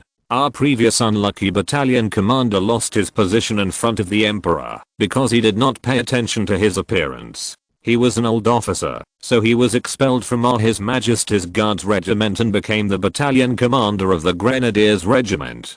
To the regiment I came from? That's right, Miss Ha. The captain was very active when he spoke. He was still satisfied with the position Paul gave him. He and his brother were adjutants of the Guards Regiment and could freely enter and exit the Guards defense area in the palace and all areas except the Tsar's own bedroom. Then he is really unfortunate, knowing that the Emperor has the strictest requirements for regulations. The Tsar himself is an expert in this area. He is familiar with all military regulations and judicial provisions. If he falls into his hands, it is because the unlucky battalion commander was transferred because he had served well in the past. The Tsar took into consideration that he had not made any mistakes in the Guards and got rid of him. If it was someone else, direct dismissal would be the lightest punishment. And Solovyov looked in the mirror himself at the uniform of the Major of the Guards, as well as the new boots and military cap. After taking a shower, it would be best to put on some men's cologne. Of course, the fact that he likes to be clean is an important reason why Paul always chooses him.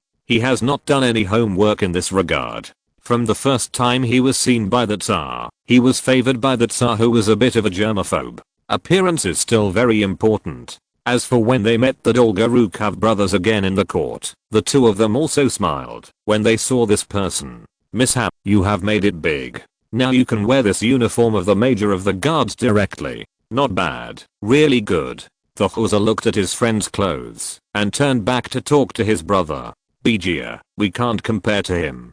He really earned his honor on the battlefield. The two princes, one is the Major General of Infantry and a General of the Chamberlain, and the other is a Lieutenant Colonel of Hussars, but both of them got to the top by virtue of their prominent family background and their father being a close minister of the Tsar. Unlike the ordinary noble children who just muddle through, both of them are very motivated and are very popular in social circles, but they both maintain the elegant demeanor of a young master. This trip was really tiring. We fought for more than half a year, but I don't know what to say about the stupid Austrians. If our Grand Marshal, Alexander Vasilievich, wrote to the Emperor to tell him what our allies had done, it might have been even more lively. But he has always been concerned about the current war situation and was unwilling to interfere too much in court affairs.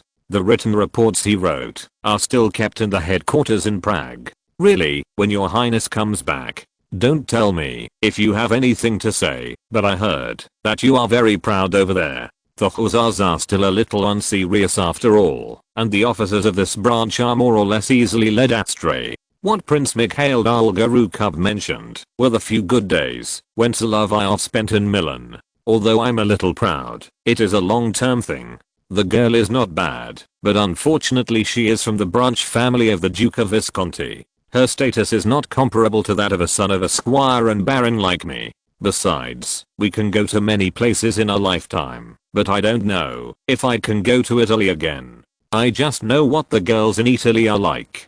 Very good, but you still need to go to Italy and experience it for yourself. I remember you have been to Greece. What is it like there? I traveled to Greece. When I was in Laconia, some old Greek soldiers there said they were my father's subordinates there. They surrounded me and told me a lot, but I didn't experience what Greek girls are like. After all, it's all countryside. There are no balls and receptions, and you won't meet noble ladies. The girls I saw were all from the village, and it was their big feet that made a deep impression. Can the prototype of Achilles who was shot by a poisonous arrow be found? You're right. Since you can come to the guards, we will have more opportunities to meet in the future. After all, the grenadiers are not under the jurisdiction of the guards headquarters. If there is anything, we will call you. After all, the emperor has assigned you the 1st battalion this time. This is the core team of the guards. You really have to do a good job.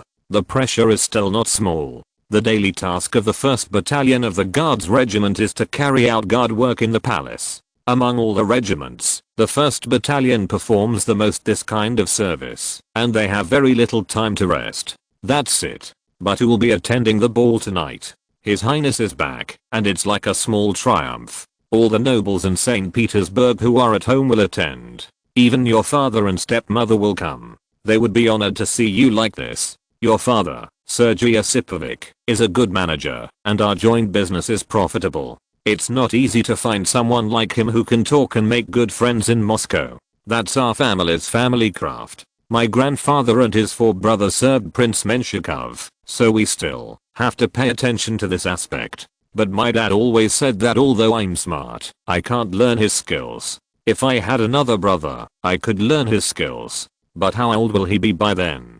Don't you think about it carefully? There's nothing I can do. Since I've embarked on the path of an officer in the guards, I have to stay in the barracks. Of course, and you're welcome to join our guards circle. Who would have thought that there would be such a day? There are still many things that these 2 brothers can find out in the palace. Especially they know the situation around the crown prince best. It's not because of the crown princess that Solovyov doesn't have the courage now.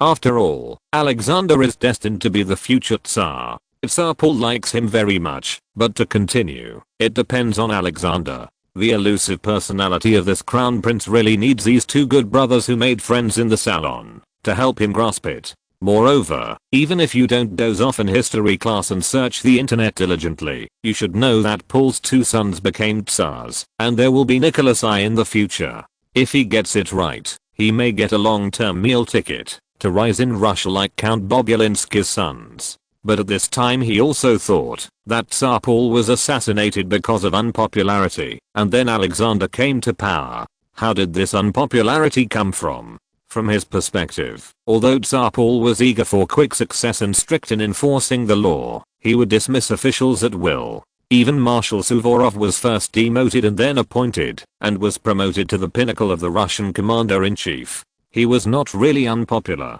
at least in the circle that Solovyov had entered now, whether it was nobles or civilians, officers or soldiers, and even serfs and Cossacks in the countryside. They all loved the Tsar. It was not an act, but a spontaneous love. Of course, in the Far East, it was unlikely that they knew so much about the assassination of Tsar Paul. Knowing that this happened, they already had more knowledge than most people. It was unlikely that he, Major Solovyov of the Guards, knew that the head of his regiment and his adjutant were members of the conspiracy group, although they had not yet joined the gang of Count von Palin and Count Zubov. Chapter 94, Ball at the Winter Palace, Part 1. With so many people to be summoned, it is no wonder that there were no entertainment activities on the way back to St. Petersburg. Apart from watching performances in the theater, these nobles rarely participated in outdoor activities. They were all preparing for Tsar Paul's ball. It is not surprising that the largest hall in the Winter Palace is used, and there are not enough to entertain the nobles who will come to the ball. After all, in addition to the top nobles, the middle-level nobles in St. Petersburg and many gentry and merchants with status will also come.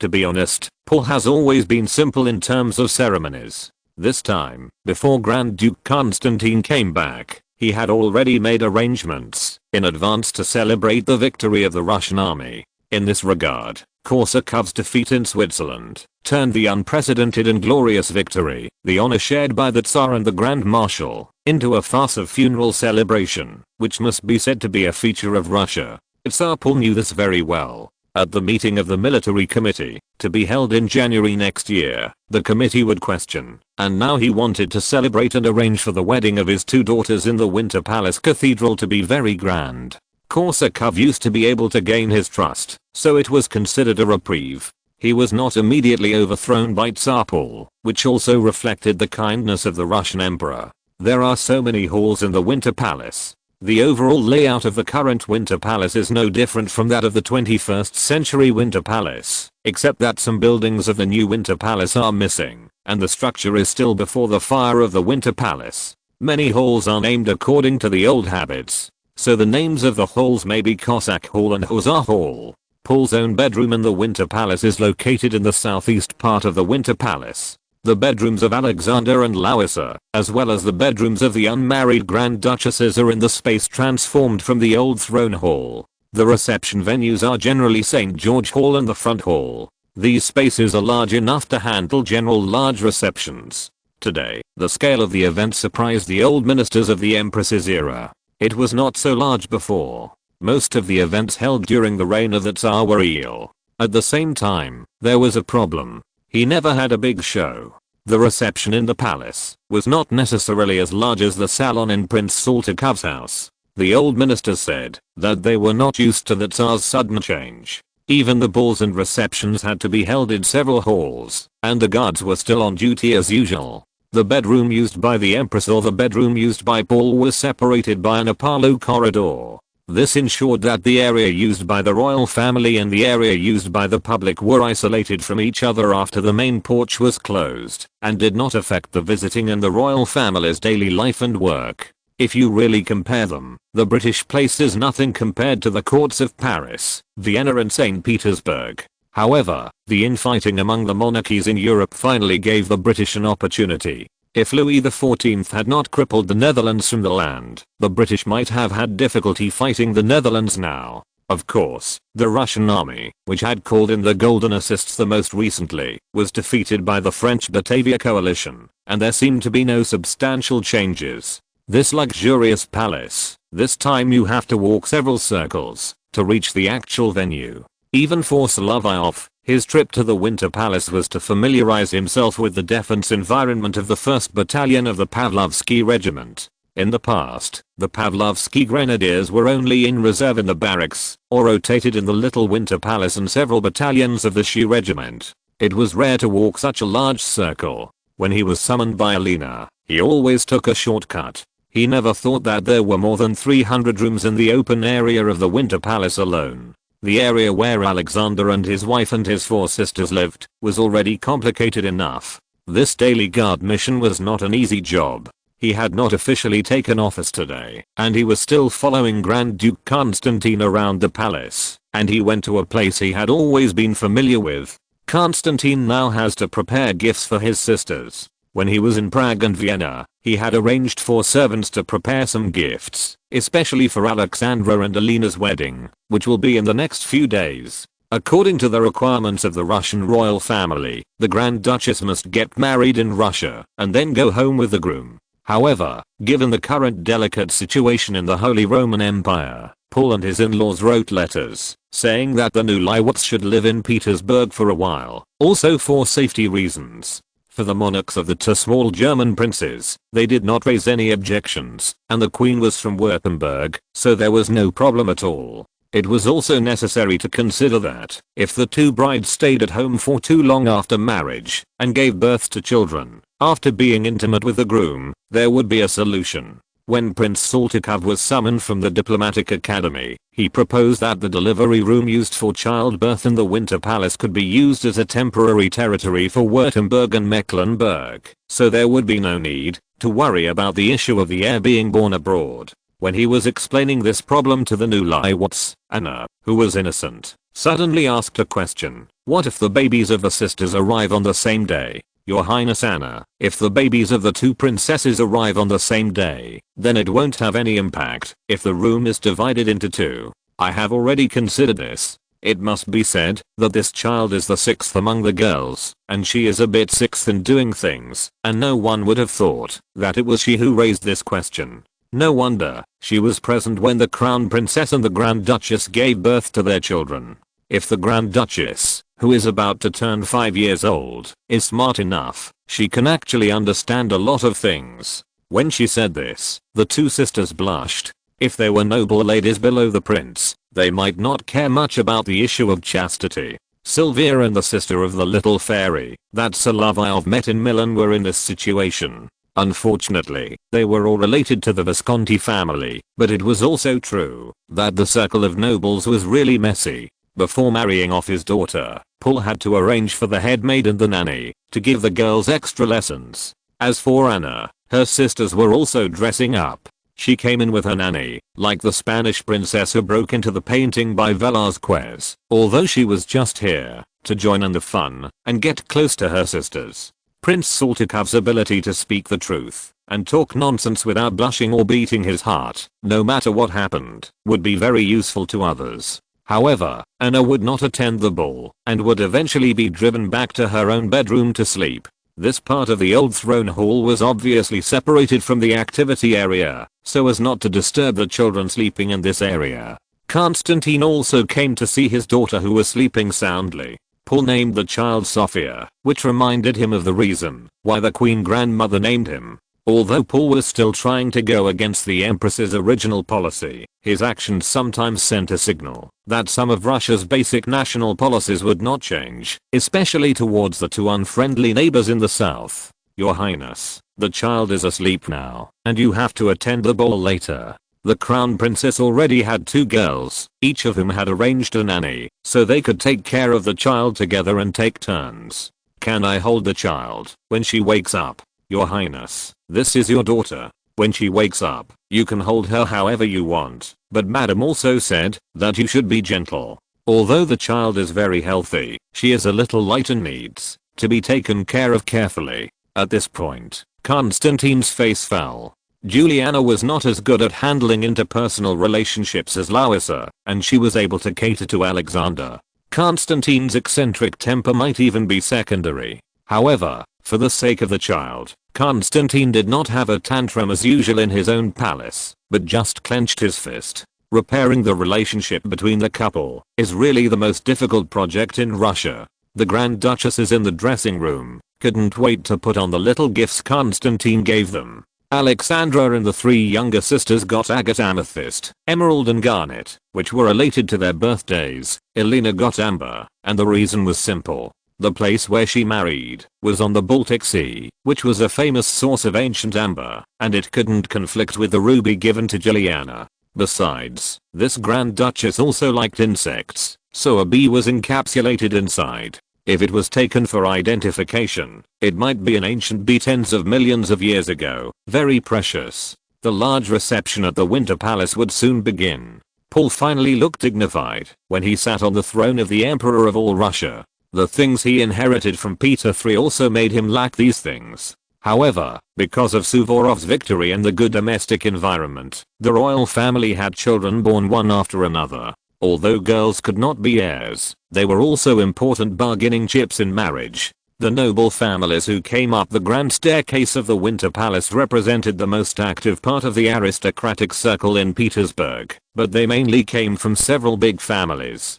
Some nobles who had already had a high status in the Empress's era, such as Prince Saltykov and his own Count Saltykov, and the Dolgoruki families Prince Dolgorukov, Prince Volkonsky, Prince Gagarin, Prince Kropotkin, Count Shuvalov, and Prince Yusupov, were always present at social occasions. There were also British and French ambassadors in Petersburg. Although the news did not spread that fast, more than a month later, Tsar Paul also received news from Paris that a coup had taken place on the 18th of Brumaire in the French Republican calendar. Count Rostopchin had reported the changes in France to the Tsar himself in the afternoon, and also proposed that, in order to restore relations with France at this time, at least some diplomatic probing should be done. And the relationship between Lord Whitworth of Britain and Tsar Paul was indeed worse than in the past period of time. In the Gentlemen's Club and the British Embassy, there were British people sending relevant news.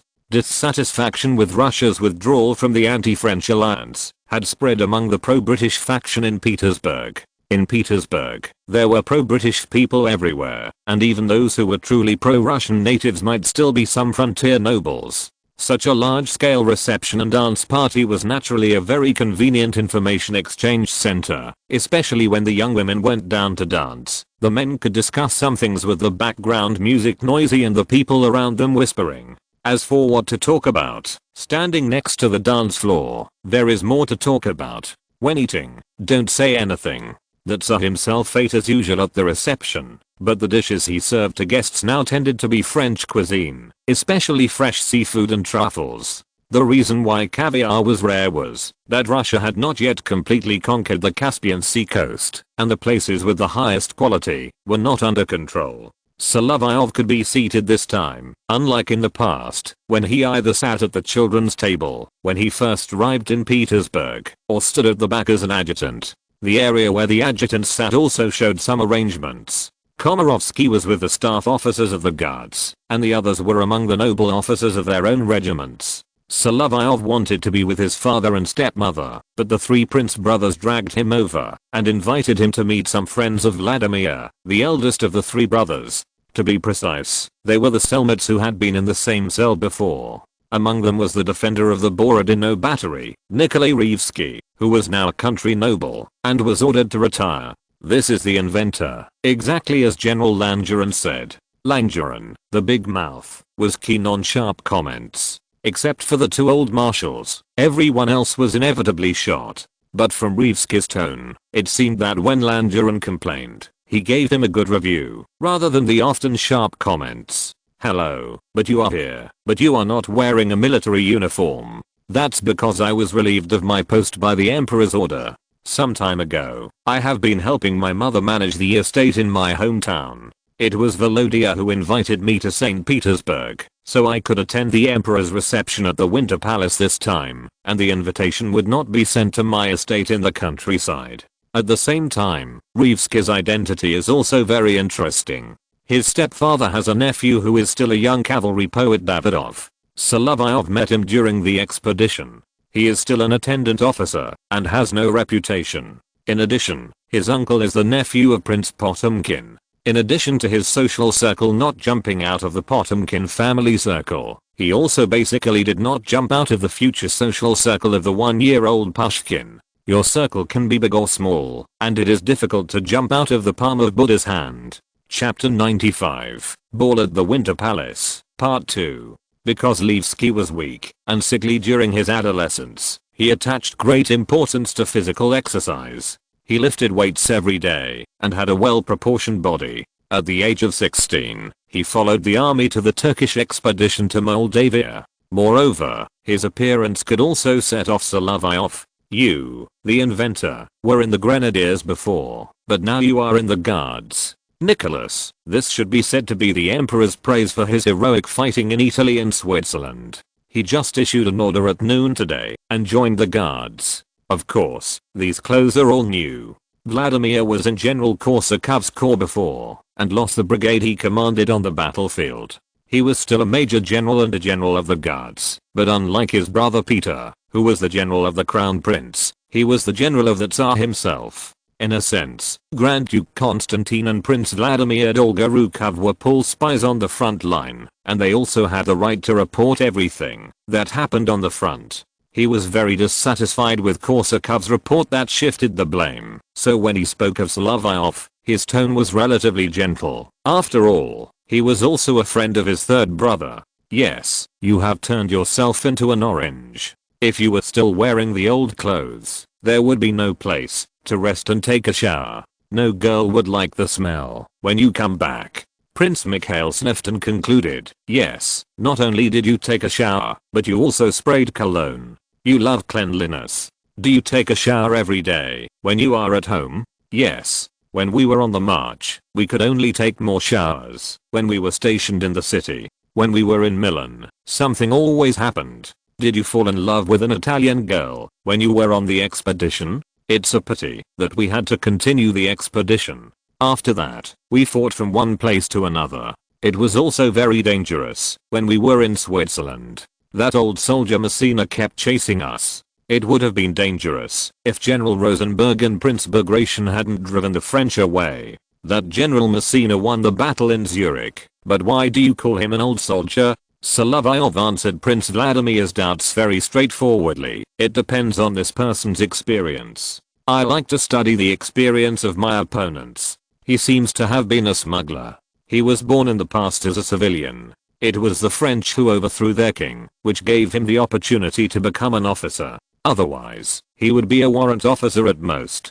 The arrest of General Schurrer was enough to interrogate a lot of information. The French's chatterbox attribute was also very easy to use. The banquet went on very quickly. They were talking here and were about to enter the next process. At this time, they had to pass through a huge living room and then reach the palace, where the dance floor was. A huge self-ringing clock placed at the door of the palace caught Solovyov's attention. When he stopped to watch, someone patted his shoulder from behind. When he looked back, he noticed that it was Countess Ekaterina Skafronskaya. Miss Cap, did you notice this chime clock? Yes, it's really exquisite. Why is such a big thing placed here? It's a chime clock that my uncle ordered in England.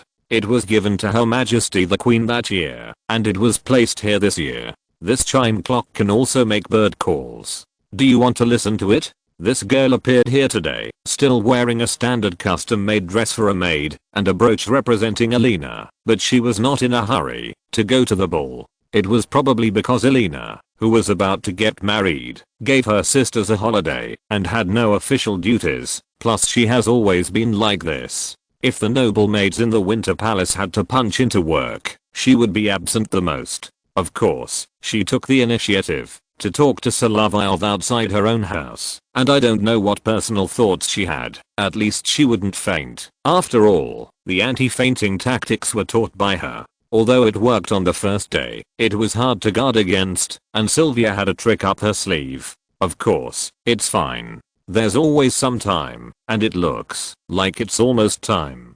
This big thing looks very delicate. The story that Prince Potemkin and his niece had to tell was that he was particularly good at pleasing the queen. There were owls and roosters on this huge peacock self-chiming clock, which was used to tell time. The peacock could sing. After Potemkin's death, this huge self-chiming clock came to the Winter Palace. It was also recently moved here by Paul, just outside the ballroom. It's really beautiful. I have to admire the craftsman's craftsmanship. This is a masterpiece. But I also heard, Miss Cab, that the same designer made another self-chiming clock, but the Chinese emperor didn't like it. This thing seems to have something to do with Emperor Qian Lang, who liked to stamp, but that's another story. And Prince Potemkin spent a lot of money on it. This is also a masterpiece. If I can see another treasure, I would be very interested. This may just be an advertisement to raise the value of the self-chiming clock. The cunning British can think of such a way. You know, the emperor who liked to stamp, he let the imperial household department to make it directly, and there were also outstanding works, and the Qing dynasty was not short of silver. Then this little fairy even took his arm. It can be felt that this girl is only 16 years old, and she seems to be very old. Pulling her hand, you can know that, because she is still growing. She is almost becoming a thinner baldi souff, and she is soft when you pinch her. Now it seems that she is indeed very attractive. No wonder when I heard that when I was on duty before, there were many young officers of the guards who courted her. I want to invite you to the ball. Don't you have Count von Pahlen? He's not in Petersburg recently, he's in Riga. Then you don't need me to be your partner, right? Aren't there others? I want to know something from you, and I know that once a young lady is like this, you can't refuse. How do you know? I'm with Her Highness Elena. How could I not know about you? And the portraits you sent last month included one of Cupid and Psyche, and it was Julie who let you know about it. I think you can't refuse this. And today was also a strange thing. It was okay to talk with the three princes and Levski at the dinner table. The three of them spoke more in Russian. Today, even the little fairy asked him to speak Russian, as if he wanted to encrypt the conversation. She was so clever. She must have learned about her eye problem from the clever Grand Duchess Elena. Well, I promise you. What's the matter? Wait until we get to the ball, otherwise it will look a little strange. I don't want people to gossip about me before I get married, like Mariah. Needless to say, something happened to her sister recently, but she just returned to Petersburg, so it was not convenient to ask, or she should not know at all. As for the dance to be performed at the ball, it was also necessary to take into account that some old ladies' legs and feet were not so flexible. It might be too passionate to sing polonaise. Moreover, Tsar Paul himself liked the old French dance very much. He sat on the throne and watched the people dancing below. One of them was the Duke of Richelieu, the descendant of the Cardinal's nephew. The young Duke was a good French court dancer.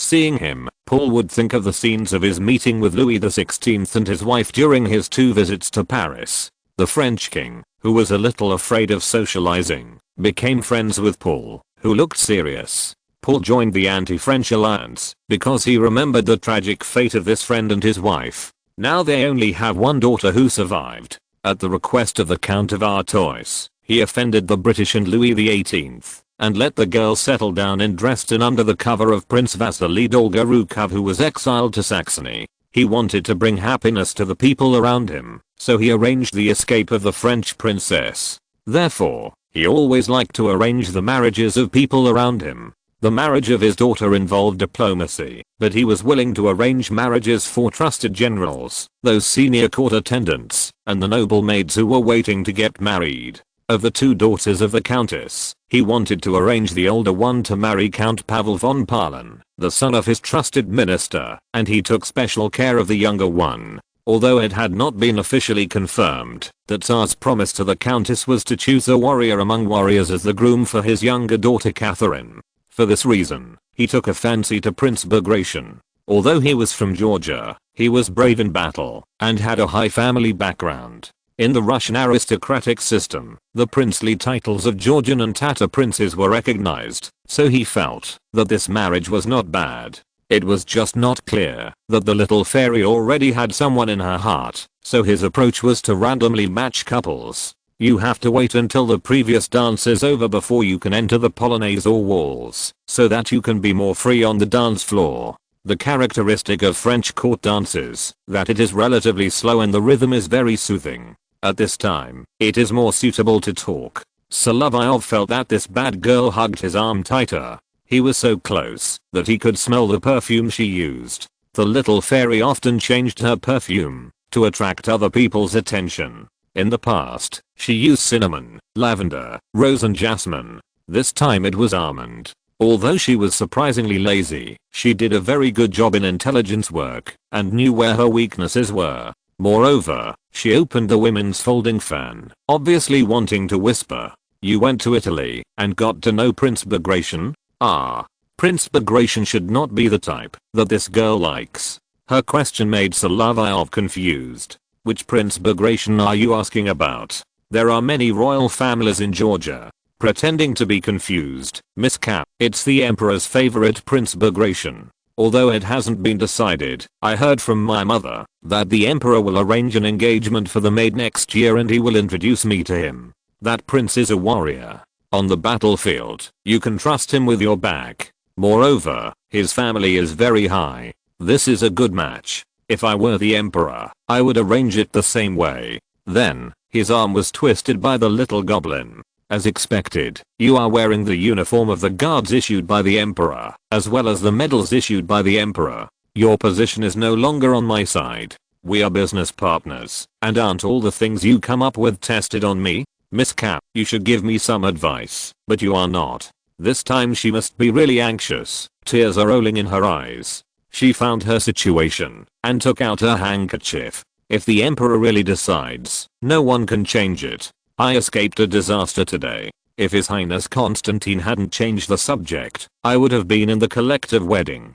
Katasha, it's not strange for a girl to get married at the age of 17, but it's a bit early for a young noble to marry a wife at the age of 18. A famous general like Archduke Karol didn't even have a blind date in public. You escaped a disaster, but you have to think about me. I have someone I like. If I can't be with him. It is said that this countess is a little smart, small in stature, with many thoughts, and a heart full of ideas that can hardly be contained. In fact, she is still a naive girl. Have you ever gotten to know the person you like? If you are really worried about the Emperor's arranged marriage, I can help you investigate His Royal Highness. I met him when I went to the British Club that time, and he was often my superior in the Grand Marshal's Corps. Moreover, according to the emperor's instructions, he will serve as the general on duty in the palace next year, so there is a lot of time to observe. Well, you have to do me this favor. It would be best if Her Royal Highness Alina could stay in Petersburg for a longer period of time after she gets married and influence the emperor through her and Her Royal Highness Maria.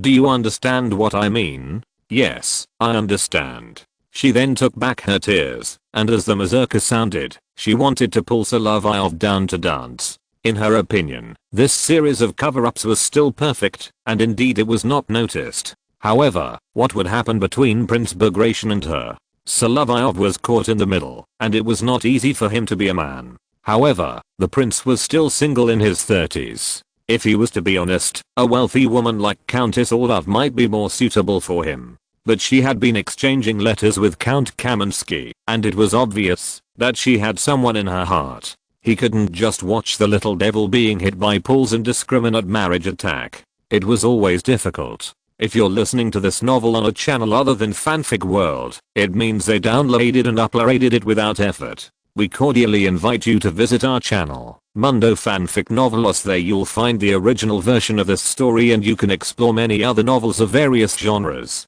We're waiting for you to immerse yourself in a world of incredible novels. Chapter 96, Ball at the Winter Palace, Part 2. As the mazurka began, the second show, which was mainly for young noblemen and women, began. Speaking of which, there were more young people coming to the Winter Palace today, which made Paul even happier. He didn't like the palace being full of old men, although he himself was also a middle-aged uncle in his 40s, and he was also very clear that his appearance was really not very good, and the outside world didn't think highly of him, and he couldn't get along with the young people. The good looks of his children were somewhat improved by marrying this daughter-in-law, but the genetic influence of Peter III still existed. For example, Konstantine's bad temper, which Paul himself was a little worried about. Although he himself also had the problem of being eager for quick success and being moody, as a Tsar, he still had to remain restrained and calm, which can be seen from the years of infighting in the Russian court. Solovyov was dragged into the dance floor by the little fairy. In fact, he was a little worried about his legs now. Although he was only slightly injured in the Battle of Novi, he fought in Switzerland afterwards, and had almost no rest in between. It was just a simple treatment, and the doctor in Prague did not remove the stitches. There is still a scar on the leg, but it is not visible under normal circumstances. This girl is very good at socializing, especially dancing. Although she is chubby recently and not as slender as when they first met in Moscow, she dances very fast. It is difficult for ordinary dance partners to keep up with her rhythm, especially the speed of Polonaise, which is even faster. When I was with Sylvia, dancing waltz was not a big deal. Because of the influence of the Austrian court, northern Italy and southern Germany all danced waltz, and the rhythm was better. Back in St. Petersburg, when there was no Poland, the unmodified mazurka was brought to the St. Petersburg court. If Solovyov had not been injured, he would not care about this speed. Even if he asked him to perform a piece of The Emperor is Not Home Today, he would just gesture a few times. But after being hit by shrapnel in the leg, the old injury has not healed yet, so he tries to choose a slower pace when dancing, and needs a little fairy to cooperate with him. The girl noticed Solovyov's pace, and was also adjusting it.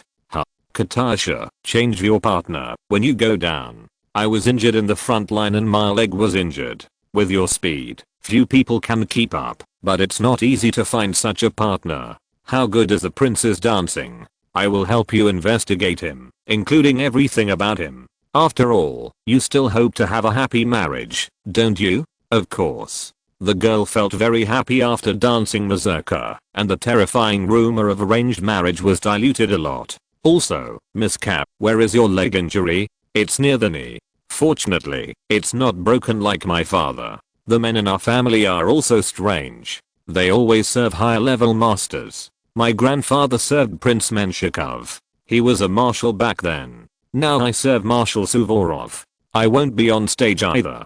But where is your father? My dad, look, he's over there, anyway, the word stepmother is always hard to say, and Baron Sergei is just chatting on the side, because of his leg injury. misty reverie in the past, and now Madame Solovyova, she didn't dance on the dance floor for 2 dances, and she was a little anxious. The reason is also very simple. The children can't be brought to this dance. Yulia and Paulina are at home in Laundry Lane. She is the type who takes care of the family, but social occasions are also necessary. It's just that she was sent from the West Indies to Nantes to learn etiquette in a school in France. At this time, because there were 2 sides of the dance floor and the hall was very large, it was not very convenient to walk directly. Solovyov had to use a roundabout tactic. He temporarily left the countess, and the countess herself saw her good female companion, and went to the side. Miss Henke, Dad has always been proud of you, especially in the banquet hall.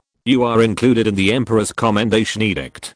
Dad has worked for so many years, and broke 1 leg. I'm only a major, but you are now a major in the Guards.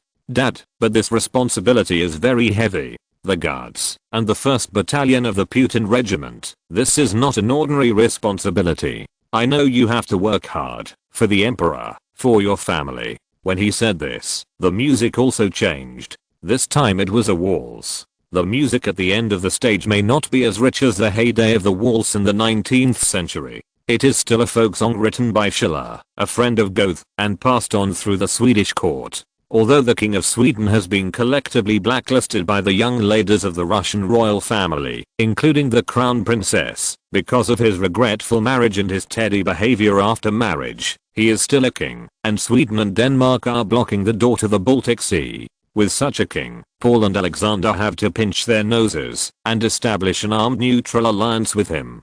Who knows what this capricious fool will do next? He is also Alexander's brother-in-law. The Queen of Sweden is the Princess of Baden and the 4th sister of the Crown Princess. With this waltz, the 4 pairs of royal family members, except for the Tsar himself, the Queen, and the Grand Duchesses below Maria, are on the scene. The Crown Prince himself is very good at socializing, and he is very proud of it. His footprints are everywhere inside and outside the walls. He is good at controlling women, confidants, and ministers. He should use sweet words to women, and speak kindly to ministers. Today's dance party is still rare. He took the Crown Princess's hand, and entered the dance floor. It was also Paul's special request in this waltz, to show the charm of the royal family. Even Constantine and Juliana had to go down to dance. Fortunately, although their families were not harmonious, they had practiced these skills well at the dance, so their cooperation was not so awkward. The core of the dance was these 2 couples and the 2 newlyweds who were about to get married. Solovyov did not pay attention to the dance floor, but noticed that Count von Palin and Count Rostopchin were leaving the hall, as if they were going to talk about something. He never had a good impression of Count Rostopchin. He just couldn't remember other things clearly, but he knew who was the coward who boasted about Moscow and then withdrew the information. He was also curious about the sudden departure of the 2. Although they had not officially taken office, Tsar Paul's edict had arrangements for the return of every meritorious adjutant this time. These 2 were the Tsar's confidants, but what were they going to do? He looked at Tsar Paul, who was sitting on the throne, stroking Maria's hair, and looking at his children on the dance floor, like a loving father, enjoying the happy atmosphere of this small family and the Russian court. Constantine and Juliana at least acted very harmonious in front of him. At this time, it was easy to relax vigilance. When the 2 counts went out, it was easy to arouse suspicion. Solovyov knew that Paul was murdered by the minister, but he didn't know who joined. Count Rostopchin was not among them, but Count von Palin was the mastermind of the first stage. With him was Admiral D. Ribas, the current male owner of the palace at 1 Million Street and the son-in-law of the Empress's former trusted secretary. Solovyov followed just for the usual vigilance, and in the garden, the 2 did not notice anyone approaching behind them. There were no guards in the garden, and the 2 were really not afraid of the cold, so they discussed there. But it was not something that seemed dangerous now. Count von Palin proposed to Count Rostopchin to recall the exiled Count Zubov brothers to St. Petersburg. Speaking of which, the eldest brother of the court favorite Count Platon Zubov is also the son-in-law of the Grand Marshal.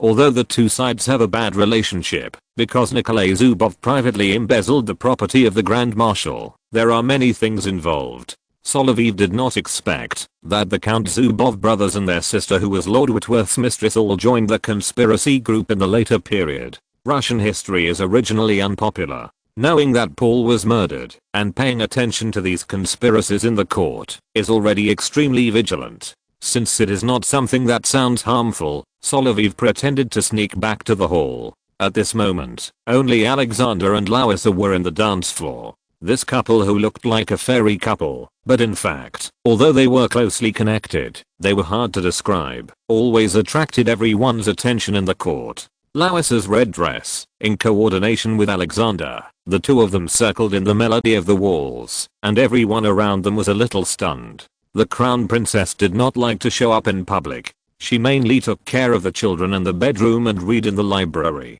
However, with her figure and good court education, it was a pity for her not to join the court's social occasions. Solovyov did not pay attention to this, because he had just gone out and returned. Work, life, and being attracted to young ladies should be separated. He was very clear about it. No one knew what the situation was about Count Zubov's return to St. Petersburg. Count von Palin also mentioned Kutaytsov. Even if Solovyov eavesdropped on it, he would not notice what happened. The ball was still going on. After the royal family danced this waltz, the young officers present began to invite their female companions to enter. Catherine wanted to go down to join in the fun, but she was not old enough to go down, and she was paying attention to Prince Mikhail, the Hussar brother who protected her in Gatchina, so she could only watch from the side. This princess is indeed a bit strange. She is different from her three sisters. She is always more proactive. It may be the power of this name. Needless to say, the Empress, Catherine I, is also a ruthless character who can suppress the madness of the giant Peter the Great. Maria, on the other hand, is still sticking to her father. When the court band beside her paused, she began to play the harp. In the next dance, she also had a role. This scene is still very beautiful. At least there is no sense of conspiracy in the court. Everything looks so harmonious. Count von Palin has been drawn into his conspiracy group to overthrow the rule of Tsar Paul. The conspiracy was delayed because of Paul's earnest conversation with the young couple when the crown princess was pregnant. Now that he has failed, he has begun to find ways to mobilize forces against Tsar Paul. Lord Whitworth did not comment on overthrowing Paul before. After all, the Tsar joined the anti-French alliance and sent a large number of land and naval forces to 4 of the 5 main battlefields, which once forced the French into a corner. However, with Austria's stupid operation, the Russian Tsar withdrew from the anti-French alliance, which made the Lord begin to acquiesce to the conspiracy group's practices. It is even possible that the British, through Count Vorontsov, the Russian ambassador to Britain, and Lord Whitworth, who was in St. Petersburg, have begun to set up a dark network behind the scenes. There is a certain amount of economic support and intelligence support, and this possibility cannot be ruled out. After all, English-speaking countries are habitual offenders in this regard, and they are familiar with this. Paul knew nothing at this time, and several local conspiracy groups were easily crushed by him. These confidants in front of him, even many of them were promoted by him, and they are vested interests. Their betrayal is indeed unbelievable now. Solovyov's friend Gryazev once described the Tsar as follows. An old general was about to hand over a document to the Tsar, but because of his slipping hand, the document fell to the ground, and he wanted to bend down to pick it up himself. The Tsar himself said, "Wait a minute, my dear, I'm much younger than you." Without even calling the attendants around him, the Tsar bent down and picked up the document himself. All this happened so quickly that no one present had time to expect the emperor to do this. How happy it is to see a monarch treat a meritorious old minister like this. Gryazev's notes such a Tsar was murdered, and it can only be said that he offended the interest group.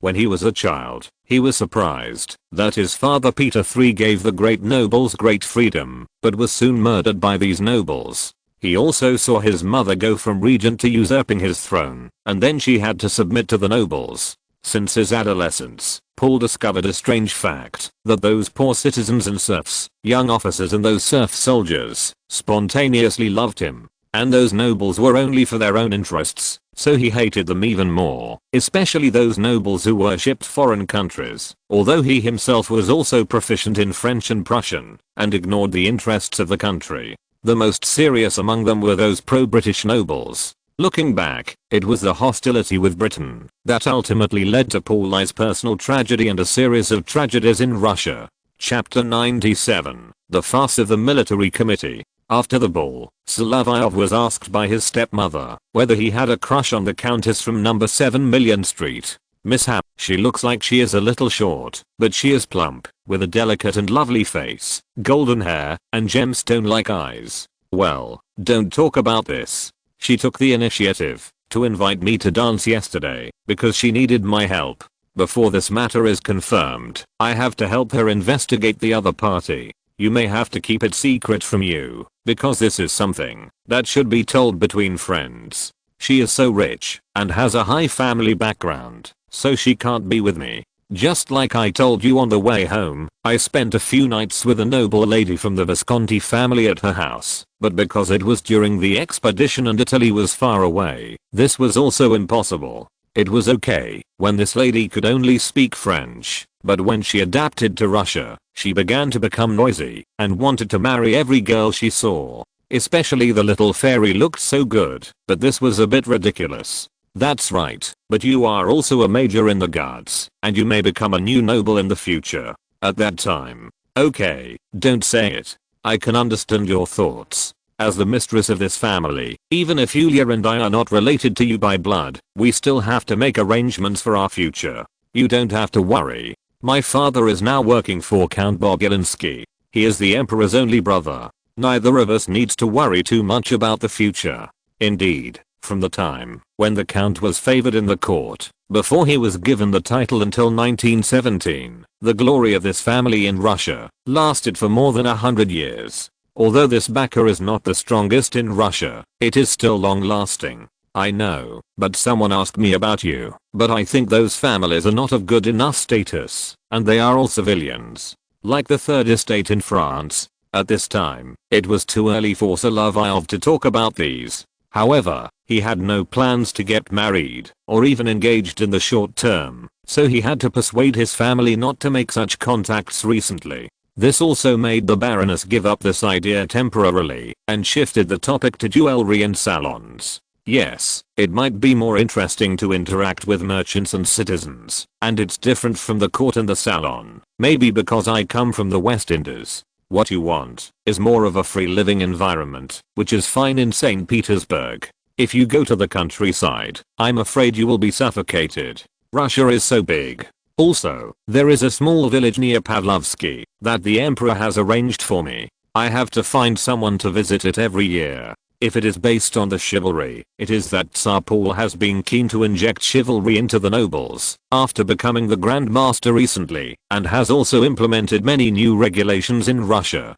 Some of the officers newly granted to this kind of village are made like feudal fiefs. Solovyov sometimes wonders whether Tsar Paul has the same hobby as Wang Mang. I should not have translated this part of the content. When he comes back from Italy and Switzerland, he will start translating the subsequent content. The manuscripts that have been completed on the way have been serialized after being sent to the St. Petersburg News. However, considering his status as a guards officer, it was unlikely that the editor would urge him to submit the manuscript, and he had to forward it through the Stroganov family's residence at 17 Nevsky Avenue. During this period, he also had to reorganize the troops as the new battalion commander and let the 1st Battalion itself strengthen military training. However, his approach was not only to line up, but also to play some tricks. Some veterans agreed with this. After all, he wanted 24 guard soldiers to come out for training in formation with guns, which was still a sure thing, because without bayonets, it was easier than the Cossacks playing with knives. However, Solovyov did not immediately show it to the Tsar, but it became a way for the veterans of the guards to pass the time. It also saved some officers from feeling that they had nothing to do, and then ran out to play and cause trouble. After all, the young battalion commander who came up with military exploits was very suitable for shutting up others, and the end of the year was not boring. In addition to arranging the marriage of the two Grand Duchesses around Christmas, there was also a questioning of General Korsakov. Many people from the military committee participated in this inquiry. Petersburg and Vienna also had military committees, but because they were usually farther away from the battlefield than their counterparts in Austria, the interference was not so great. However, if the generals on the front line made a foolish move, they had no way to stop them. It was for this reason that the Russian military committee often launched such investigations when they lost to armies other than the Turks and Persians. Korsakov still had some connections in the court, and one advantage for him at the moment was that the Grand Marshal himself was still in Bohemia. Although Russia had withdrawn from the anti-French alliance, the main Russian corps were still wintering around Prague, and only some of the vanguard troops had returned to the Russian border. However, his connections this time involved the old Count Palin. You go find Madame Chevalier and ask her to say a few good words for you, and this matter will be easy to handle. In the process, you also need to find Count Kutayisov. This Turk is the Emperor's Secretary of State after all, and everyone knows them. Korsakov generally understood what the Count meant when he heard this. The questioning of the committee is one aspect, and the relationship among the close ministers is also very important. This is a Russian characteristic, and you have to taste it. Before the questioning of the committee began, he had at least avoided severe punishment through his activities with Madame Chevalier, but how to speak during the necessary questioning was still a problem. He was ready to put the blame on Marshal Suvorov's order in early September, find and defeat the enemy, and he also planned to say so at the military committee. However, Paul's attitude was also very clear, that is, Grand Duke Constantine, Colonel Komarovsky and those adjutants must participate, but only as observers. Solovyov also met his old superior, Prince Dmitry Volkonsky. Here, mishap. Everyone knows that you have done a good job. With my health, the Emperor probably won't let me go back to lead the troops. You and Beecher should do your part. My nephew has been transferred to His Highness recently. You have done a great job. The prince's health was really bad. He didn't want Solovyov to help him sit down.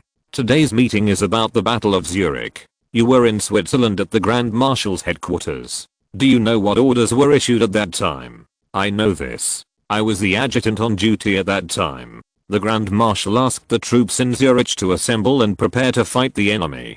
During this, before he finished speaking, Tsar Paul and Prince Saltykov came to the meeting room. This venue was in the military academy. It was originally the palace of Prince Menshikov. After the prince's fall, it was idle for a long time, and was later converted into a military academy. What he said is not important now. What we need to see now is the attitude of the Tsar himself in presiding over this committee. At this time, Solovyov had to stand behind Grand Duke Constantine again. Those sitting in front were all generals and above. Although Prince Saltykov had retired for more than 20 years, he had the rank of Field Marshal because of his seniority and status in the court. It was so funny in Russia. Being a marshal was not necessarily the best fighter. The rank of Field Marshal was poisonous, especially the Field Marshal during the Russian Empire. Prince Menshikov was exiled before, Antonov Ridge was abolished and imprisoned, and his whole family was imprisoned in Arkhangelsk. Suvorov was fine now. He was the only one in Russia who was awarded this honorary rank entirely because of his military achievements, but there was no guarantee that there was no conspiracy in the court. For example, when old Count von Palin was planning with the Zubov brothers, he didn't like to let Nikolai Zubov get involved. No matter how he severed his relationship, he was still Suvorov's son-in-law. Moreover, this person was outspoken and would easily talk nonsense as long as he drank a few sips. Therefore, he did not involve Nikolai Zubov too much. The plan against Marshal Suvorov this time was also part of a chain conspiracy. He wanted to use the questioning of the military committee and the previous local rebellion groups to carry out a plan of alienation under the banner of the Marshal. This conspiracy was very useful for the relationship between the officers of the local and Baltic systems brought by Suvorov and Paul. And what he said did work now. Paul frowned. Now when talking about this issue, Korsakov did say so. This point was something that Prince Vladimir, who was in Zurich at the time, could not cover up. The written order of the Marshal was indeed like this. If this is the case, then the question is it still the order given by the Marshal? At this time, it was no longer possible to avoid it. Solovyov saw this situation. Although he had the lowest rank among the officers who arrived at the scene today, he could also speak. Your Majesty, I was a duty officer in the Legion from Italy to Switzerland when this order was issued. The Field Marshal did issue this order, but his orders were always very concise, and the details needed to be dictated by the liaison officer who delivered the order. Count von Pahlen wanted to stop him from speaking, but Paul thought it was okay to speak. Count, although this major has the lowest qualifications, he can speak, and the words of the person concerned can still be trusted. Yes, Your Majesty. I will continue to talk about it. The liaison officer sent at that time was the Cossack officer Maximov. When delivering the order, he also clearly requested that the troops be concentrated to avoid being defeated one by the French. When he said this, Solovyov could clearly feel that Korsakov's face was a little panicked. He didn't expect that the soldiers sent by Paul to be on duty today were all soldiers of the Guards regiment, and the battalion commander had returned with Grand Duke Constantine, and was a duty officer at the time. Constantine, is there such a thing? Father, when the Grand Marshal issues an order, he will indeed ask the officer on duty to record it, and he must also explain the details to the liaison officer. Regardless of whether this matter is true or false, this returns to the deployment at that time. Prince Vladimir, as a general who participated in the battle in Zurich, can also explain this matter clearly. If Prince Gorchakov also comes back, he will definitely testify to this matter. Korsakov only spoke part of it, but in the actual content, there was also a communication from Archduke Karol to him, which put forward requirements for the formation, and at the same time there was an order for the Austrian army to cover the mountainous area behind. The problem, in the end, was still on Korsakov. Tsar Paul did not punish him, and asked him to serve as the commander of the cavalry regiment in the rear, but it was unlikely that he would return to the frontline troops in the future. This was considered to be the removal of the buried mines, and Grand Marshal Suvorov escaped a disaster, but von Pahlen did not stop the estrangement between Paul and his two sons. Moreover, at the moment when both of his daughters-in-law had just given birth and were recuperating, it was just the right time to intervene. Although Solovyov was on duty in the palace, he did not pay attention to the possibility of these conspiracies. In the last few days of the year, it was unlikely that he would uncover a conspiracy group, as the whereabouts of these people were very secretive. He was on duty in the Winter Palace all day, not at the guards headquarters or the regiment's barracks, but strolling in the palace all day. Such days will continue for a while, and he is actually far away from those in the conspiracy group.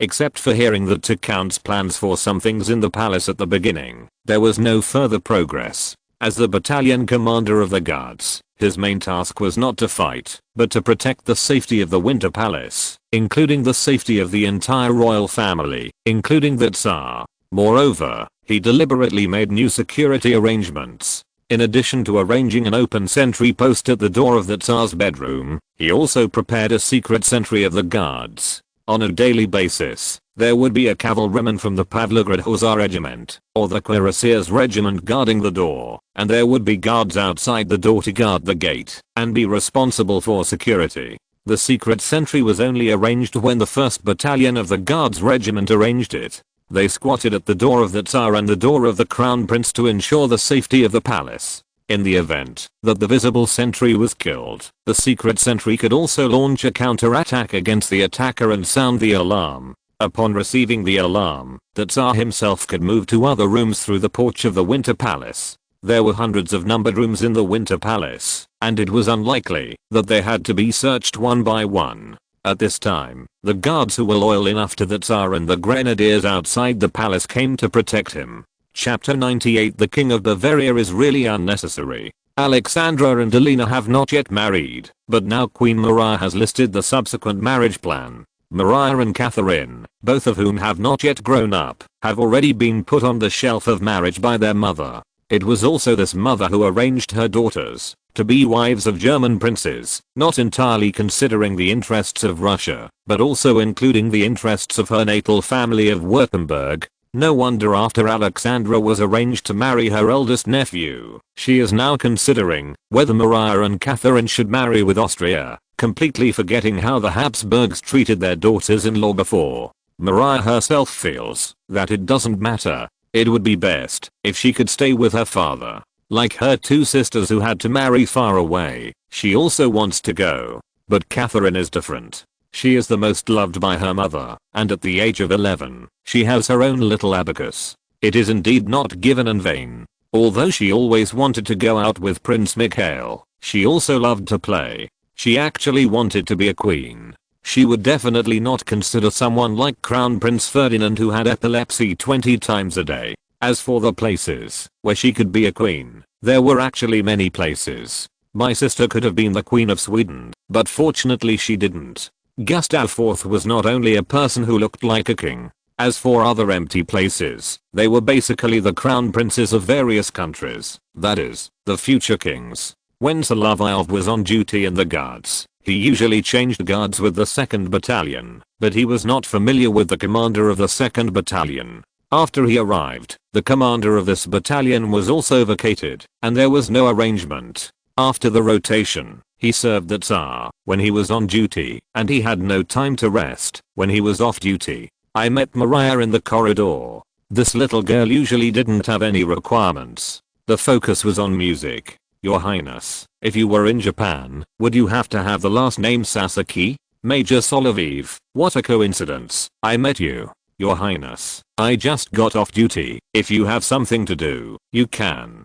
Come here, I have something to ask you. Your Highness, if you want me to sing or record music, you can ask the conductor of the court orchestra to arrange it. You don't have to come in person to tell him. Just come with me. There are some secrets. This girl is the least thoughtful among the sisters, simpler than her eldest sister, and never cares about the outside world's evaluation. After all, there is no evaluation of her. Because she had smallpox, she was rarely asked about marriage. Although there were arrangements, they were all stuck because of the illness. In fact, the pock marks on her face were very shallow and could not be seen without careful observation. Solovyov was often ordered around by these grand duchesses before he went to war, so when he circled around the palace, no one could say anything gossipy. After circling around for a few times, Solovyov also noticed that he turned back and was at the door of the crown prince's bedroom. The crown prince himself has been very proud recently. He has several mistresses outside, and the crown princess does not interfere with his life while taking care of the children and the palace. Alexander himself is not fast at learning other things. When he was in the 2nd year of his life, he called himself a Jacobin, but he did not learn much advanced ideas from his private tutor. However, he has indeed been in line with France by learning the French way of finding mistresses. As for who he found, the crown princess is not unaware of it now. In the social circles of Petersburg, there are always married ladies or unmarried ladies who want to get close to the crown prince. But because Larissa never cares about these things, she has always received a lot of sympathy. Queen Maria was always very simple during her time as queen. Now, she has become more and more extravagant. She also suppresses her two daughters-in-law and always wants to be the most prominent position among the female members in the court. And in the future, she will have to maintain this. As long as she does not plan to continue to have children, she should live a long life with the queen's physical condition. Larissa should continue to take care of the baby in this way, and she also opened the room to ensure ventilation. The heating of the winter palace was too good, which was also a problem. She was afraid that the child would get hot. Maria, on the other hand, said she wanted to ask questions, but her attention was not focused. When she saw her niece, she wanted to tease the child again. Donia, let your aunt hold you. The child had just gotten out of the crawling state, and her legs had not yet grown hard. Although there was no problem standing, she fell directly on the blanket after taking 2 steps. Maria picked up the child, as if she was scooping up a kitten or a puppy raised in the palace. When she picked her up, her movements were very skillful. Obviously, she had come to her brother and sister-in-law's house to take care of the baby, and Solovyov was left out. Your Highness, you are very skilled in taking care of children. I will become a mother like Sister Lisa in the future, so I must be familiar with it. By the way, Maria and Ekaterina have been raised together, and some of their precocious speech is also a bit similar. But the child can't speak. When they want to cry or shout, they also have needs. Look at Her Highness Tonaya. She stretched out her hand. Is it because of the metals you wear? Solovyov's good habit is to polish the metals until they are shiny. The red enamel of the Order of Saint Anna, the white enamel of the Order of the Knights of Malta, and the cross he wears are exposed. Your Highness may have seen that there are many shining places on me. Mariah's outfit today is too plain for a princess of her status. She is just wearing a white long dress without any jewelry. There are even few decorations on the hem of the skirt. Only the pink nail polish applied by her sister-in-law and two sisters is decorated with some color. But the child is not grabbing the metal, but stretching out her arms, which should be asking for a hug.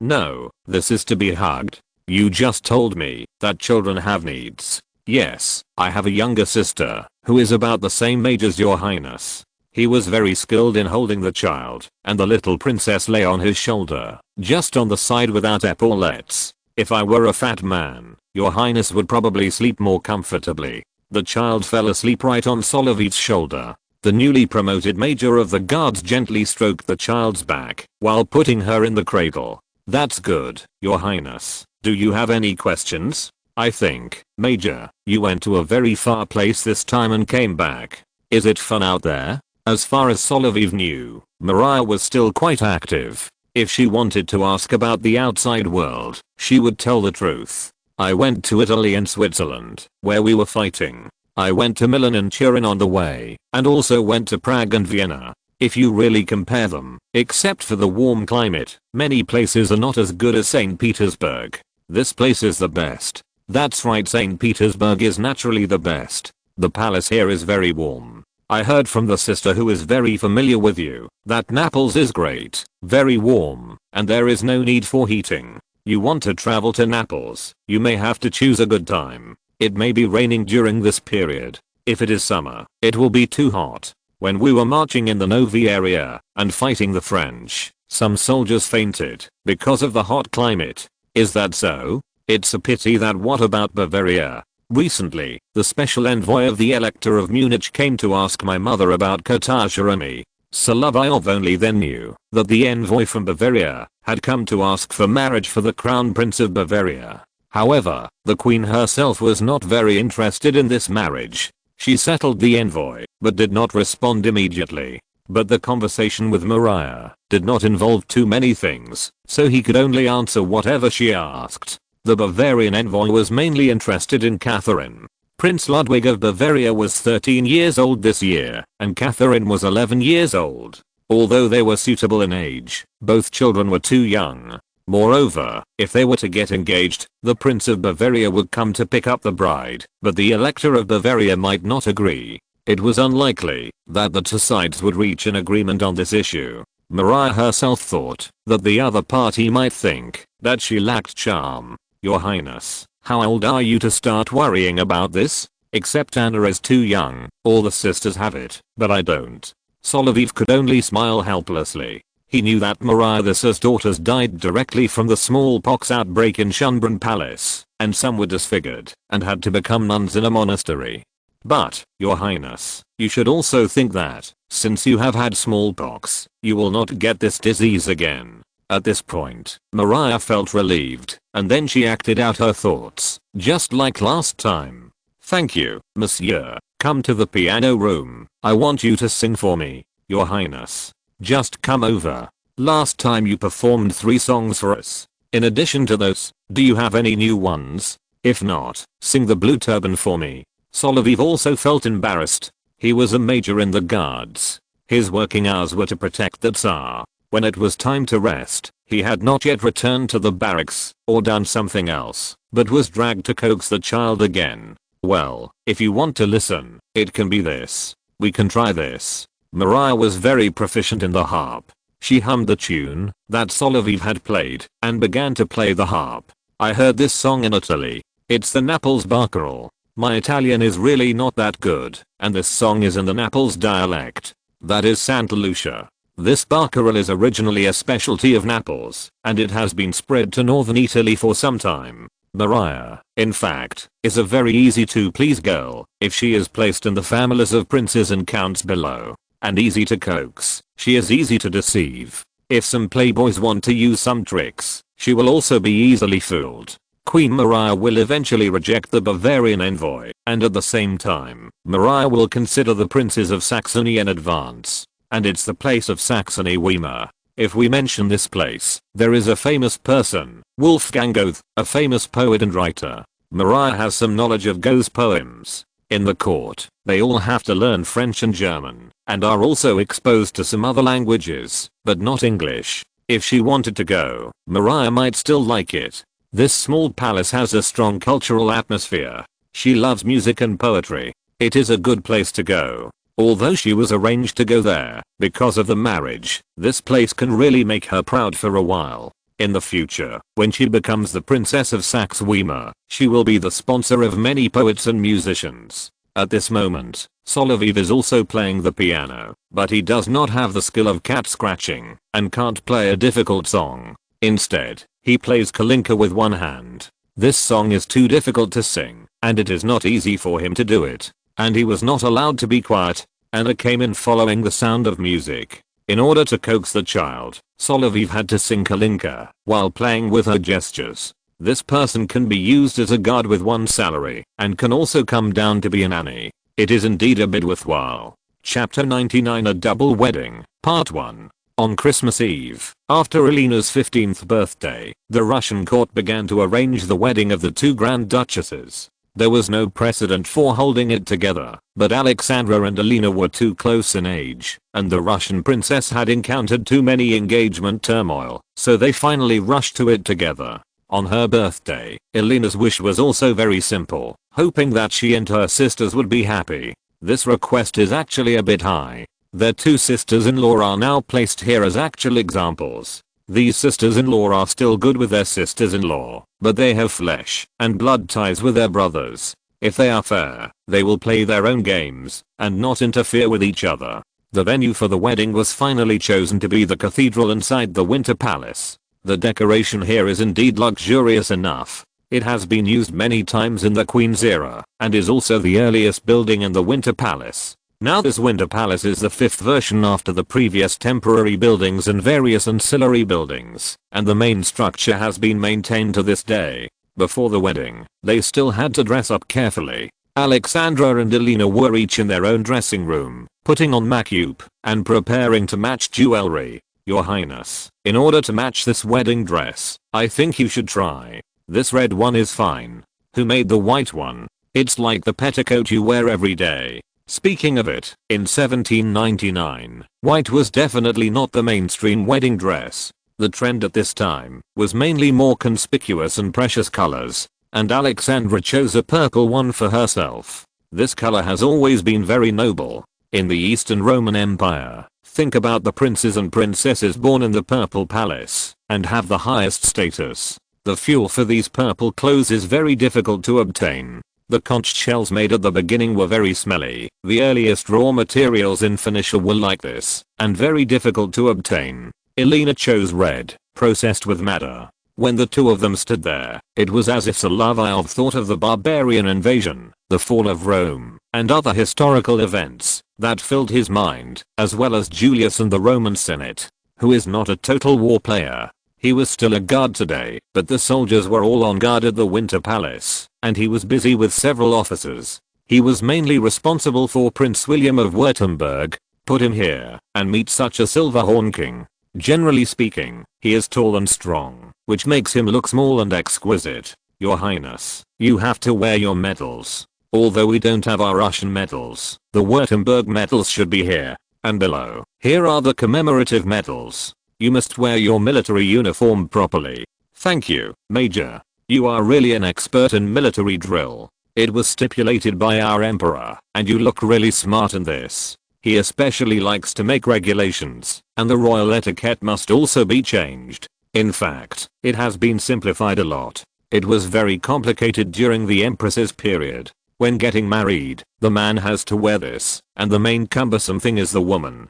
Do you want to go and see it? I want to see it too, but my dear Alexandra, will she agree? You should know, Your Highness, Her Highness Alexandra. She mentioned you. When you served them, you sang a lot. Major, do you want to sing at the wedding? I don't have that ability yet. Although I can read music, I still don't have the ability to compose music. He couldn't copy Warner's works, not the whole set, but he could try to make a small part in the middle. In fact, the premiere of Lohengrin had something to do with Maria. It was the premiere conducted by Liszt in Weimar in 1850. At that time, the musician was receiving protection from the Saxe-Weimar court because of the Hungarian Revolution. It was the premiere sponsored by Maria, who was already an old lady. Speaking of which, Liszt went to Weimar in the future because of Maria's brother. The relationship here is very complicated. There is a passage in the opera that is very suitable for today's occasion, and it was used so much that I don't know how many times it was rewound and played. There is actually no problem using the wedding cantata alone, but Solovyov doesn't know what the lyrics are in German. He just knows this piece of music. If he really wants to make it, he had to squeeze it out of his mind when Maria pestered him the other day. Otherwise he would be locked up in the garden of the Winter Palace and freeze that day, which is also very fatal. Maria looks very well behaved. This little girl also likes riding horses and walking hounds a lot, but she is not as exposed as her younger sister. You know, the Empress directly called her Dragoon. Now she is rehearsing with the court band. When her two sisters get married, she and Catherine will definitely not have enough time to drag the skirts behind them, so she asked the bridesmaids to do it instead. William was now anxious to see his future bride. I don't know why he was in such a hurry. From tonight, they would sleep in the same bed. They would have a long time to see each other in the future. It would be best if they could grow old together. Your Highness, I will take you there now. There was still some time. The dressing of the two princes was already very complicated. Even the workload of finding a priest for the Orthodox ceremony was doubled. That is, the weddings of two couples were held together. This had never happened before. The Prince of Württemberg, under the guidance of Solovyov, who was familiar with the internal structure of the palace, came to Alexandra's dressing room. Fortunately, Alexandra, you didn't use a veil. When did the veil come into use? Look, isn't it beautiful? The veil was almost abolished at this time. The Prince of Württemberg suddenly spoke like a from the Middle Ages. Perhaps the customs in Germany emphasized the veil, while Russia did not pay too much attention to it. Even the veil was used relatively thinly. In cities and villages, there were also people who used traditional Russian costumes. Solovyov had seen a portrait of Alexandra wearing traditional Russian clothes when she was a child, and it would not look out of place if it was directly placed on the chocolate wrapper. Of course, he also wanted to open a chocolate factory in St. Petersburg, so Count Bobulinski had to find a way. Normally, the wedding dress cannot be seen before the ceremony, but the full set of clothes is also quite complicated, and William only saw the lining. Of course, Alexandra's size also made William's eyes scan back and forth from her face to her chest. Alexandra is also relatively quiet and shy among her sisters. At this moment, her face is red, even redder than the red dress chosen by Elena next door. You look so beautiful like this, Alexandra. Elena's name is related to Helen. You look like Cleopatra like this. Which Cleopatra is that? Your Highness, there are many with this name besides the one in Egypt, including the sister of Alexander the Great.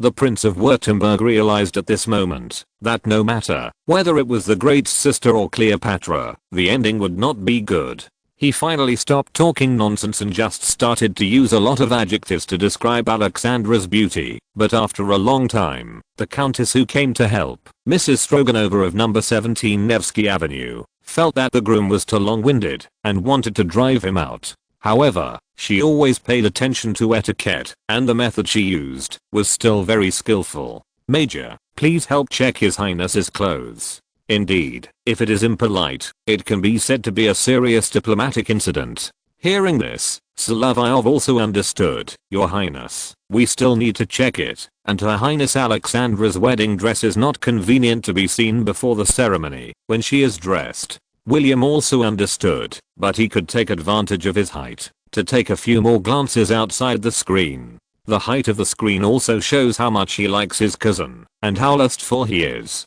Elena was very quiet. The two sisters at number 7 Million Street did not know that the other party was communicating with the little Count Palin. One of them was sent by the Queen, and the other was always by Elena's side. They also helped with makeup and put jewelry on Her Highness. This wedding dress was made according to the style of Her Majesty's wedding that year. If you count them, the two of them were also raised in the Queen's court. Naturally, they are also sisters to Alina, and they have some blood relationship from Catherine I. Alina was the most favored by her grandmother. The two sisters who came to help her with her makeup were also favored by the Empress. They all called her Grandmère, Great Lady. They were the girls waiting to be married who missed the Empress the most in the court. This was also the style that Alina herself requested.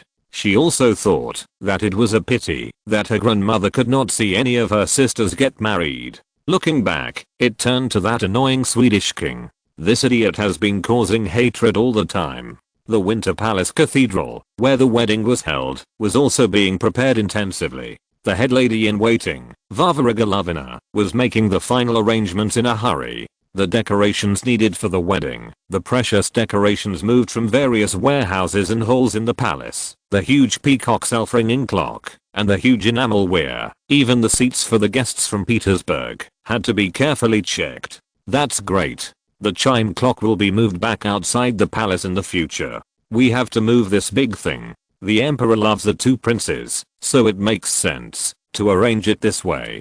Fortunately, the wedding held in the palace is mainly a witness ceremony held in the church, rather than the lively wedding in the Eastern culture, which saves a lot of trouble. The subsequent wedding banquet and dance party may be the focus, and there are still various preparations in the palace. The palace eunuchs are really busy in order to prepare for the banquet and dance party. Before, Tsar Paul always kept the ceremonies in the palace simple, but now it is very complicated. It is indeed 2 orders of magnitude of work intensity.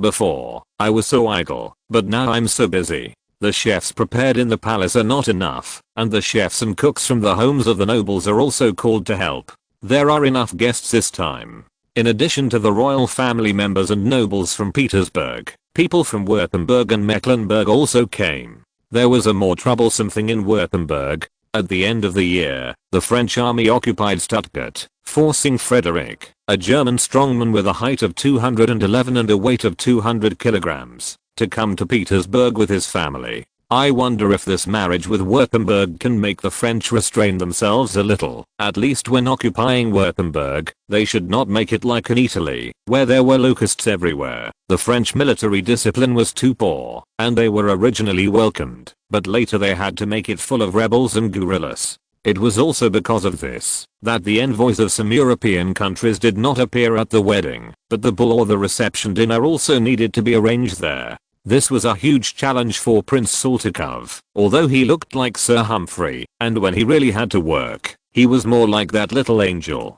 After all, people who are familiar with the diplomatic relations, etiquette, and administrative affairs of European countries are scarce resources everywhere. It also includes some bishops and patriarchs. When they appear here and announce the entry of the distinguished guests, their titles must not be wrong. In the invitation, even the American ambassador is invited. They will also meet the British, who have always been at odds with them, and the French, who have just fought a quasi-war. Not long ago, Mr. Talleyrand of France caused a diplomatic scandal between the United States and France because of his failed bribery. However, in St. Petersburg, there are still many gifts from all parties, and the atmosphere is different from other places in Europe. The Russian Tsar is still a decisive force in Europe, and all parties still hope to win them over to support their side. Count Rostopchin is negotiating with the French side, and the policy of the diplomatic academy towards France is also changing. He himself has to fulfill the will of the Tsar himself. Since the foreign policy is to be reversed and make a 180 degrees turn, there will always be some risks. The marriages with various countries are mainly with some small countries among the German principalities, not the big countries. Marriage with a big country means a stable alliance. In recent years, there have been few direct marriages between the major powers. Instead, they marry wives from small countries, mainly in the German states. After all, it is hard to say when the relationship between the big countries will suddenly betray or fall out. Chapter 100 A Double Wedding, Part 2. The ceremony was not necessarily grand, but it was a grand one. The presence of these Petersburg dignitaries alone once again made the church itself crowded. If it had to arrange seats, Standing was also a burden for some older noble ladies. Even so, the scene was already very crowded. The guards were still on duty at the scene as usual to ensure the absolute safety of the Winter Palace. The reason why the Putin regiment was more trusted than other guards was that in all the palace incidents in Russia, they stood on the side of the descendants of Peter the Great. When the Empress launched a coup, the first to act was the Izmailov regiment, which was the regiment that followed Grand Duke Constantine to Italy and Switzerland this time. In terms of loyalty, although this guards regiment has the problems of the guards, it generally does not appear easily, and their punches are always heavy. The guard soldiers who participated in the duty today also had rewards prepared by Tsar Paul, which were paid in addition to their monthly military pay. With such an emperor, it is no wonder that the soldiers were very loyal to follow orders. It's not easy to trick these soldiers into going against their emperor, Count. It's clear that Lieutenant General Terezin, the head of the Putin regiment, was involved in the conspiracy, but what's ironic is that when the Empress was dying, it was Terezin who was the first to swear allegiance to Paul, and with the trust of the Tsar himself, he climbed to the position of head of the guards. And Count Palin and Count Nikolai Panin of the Diplomatic Academy were all able to climb to high positions under the favor of the Tsar. Even Count Palin was earlier. When Paul was still in Gatchina, he had already taken power with the trust of the then Crown Prince. Let's not talk about what kind of food they ate. Everyone held an important position by flattering in the court and Paul's trust. After sitting at the table, their butts were already sticking up, their heads were all on the plate, and they wanted to eat the plate as well. Especially our emperor has been promoting young officers recently. We should find a way to get rid of the major of the 1st Battalion. In this way, the young people promoted by the tyrant himself will not join our camp. Don't worry, Count Palin. You don't understand how dangerous what we are going to do now is. It is not easy to gather officers who oppose the tyrant. Among the generals on duty in the palace next year, many are the people of the Grand Marshal. No matter how we hint to the Grand Marshal, he will not move. That old man only cares about his honor on the battlefield. He was loyal to the Empress in the past. Now no matter how the tyrant humiliates him, he will not join. We naturally have no appeal in the army. When Count Palin said this, it was also the critical moment for the groom to enter the cathedral. According to this arrangement, the bride was waiting on the stage, and the two princes of Württemberg and Mecklenburg entered together. They had to hold hands with their brides in front of the Tsar and the Queen, and then officially announce their marriage under the blessings of the marriage priest and the patriarch. At this time, because there are so many people and so many different opinions, it is more suitable to carry out conspiracy, and people's attention is focused on the newcomers. Especially Lieutenant General Terezin. He can still move freely and connect the members who have joined the conspiracy at the scene. So what are you going to do? If possible, we can seek the support of Count Zubov, who is very familiar with the British ambassador Lord Whitworth. You know, the British are not satisfied with the tyrant's withdrawal from the alliance. That will have to wait until he destroys himself and the British realize that Russia is not on their side. The British cannot be trusted. We still have to develop our members secretly. After hearing this, Count Panin turned to look at Admiral de Ribas, who was chatting with the people from the Navy Department on the side. His voice was very loud, which distracted the attention of the people around him and focused on him. Paul on the stage did not know that his close ministers were actually going to rebel against him directly, but handed both daughters to his son-in-law on the stage with Queen Maria. Paul was still talking to the newcomers there. At this time, the clergy needed to appear next. As we all know, the clergy of the Orthodox Church dress like majors, especially the white robes. When Solovyov was in the Grenadiers, someone joked that the patriarchs and metropolitans all dressed like this, but the Grenadiers took away their bishop hats. This kind of joke is still within the controllable limit. After all, it does not involve God. Moreover, the clergy of the Orthodox Church wear luxurious clothes and rituals on the surface. There are more people who practice asceticism inside. On the other hand, some people in the Western Church, Catholicism, and Protestantism look ascetic on the surface, but in fact, they are as luxurious as the Eastern Church. His angle is not good. In order to prevent the new major from noticing what they are doing, Terezin arranged him to serve as a guard in the front row, where Grand Duke Constantine was. There is such a large space in the church that, even if someone is talking, it can't be seen that they are plotting. Many of the royal ladies and maids in front were wiping their tears. After all, Alexandra and Elena were about the same age as them, and they often played together.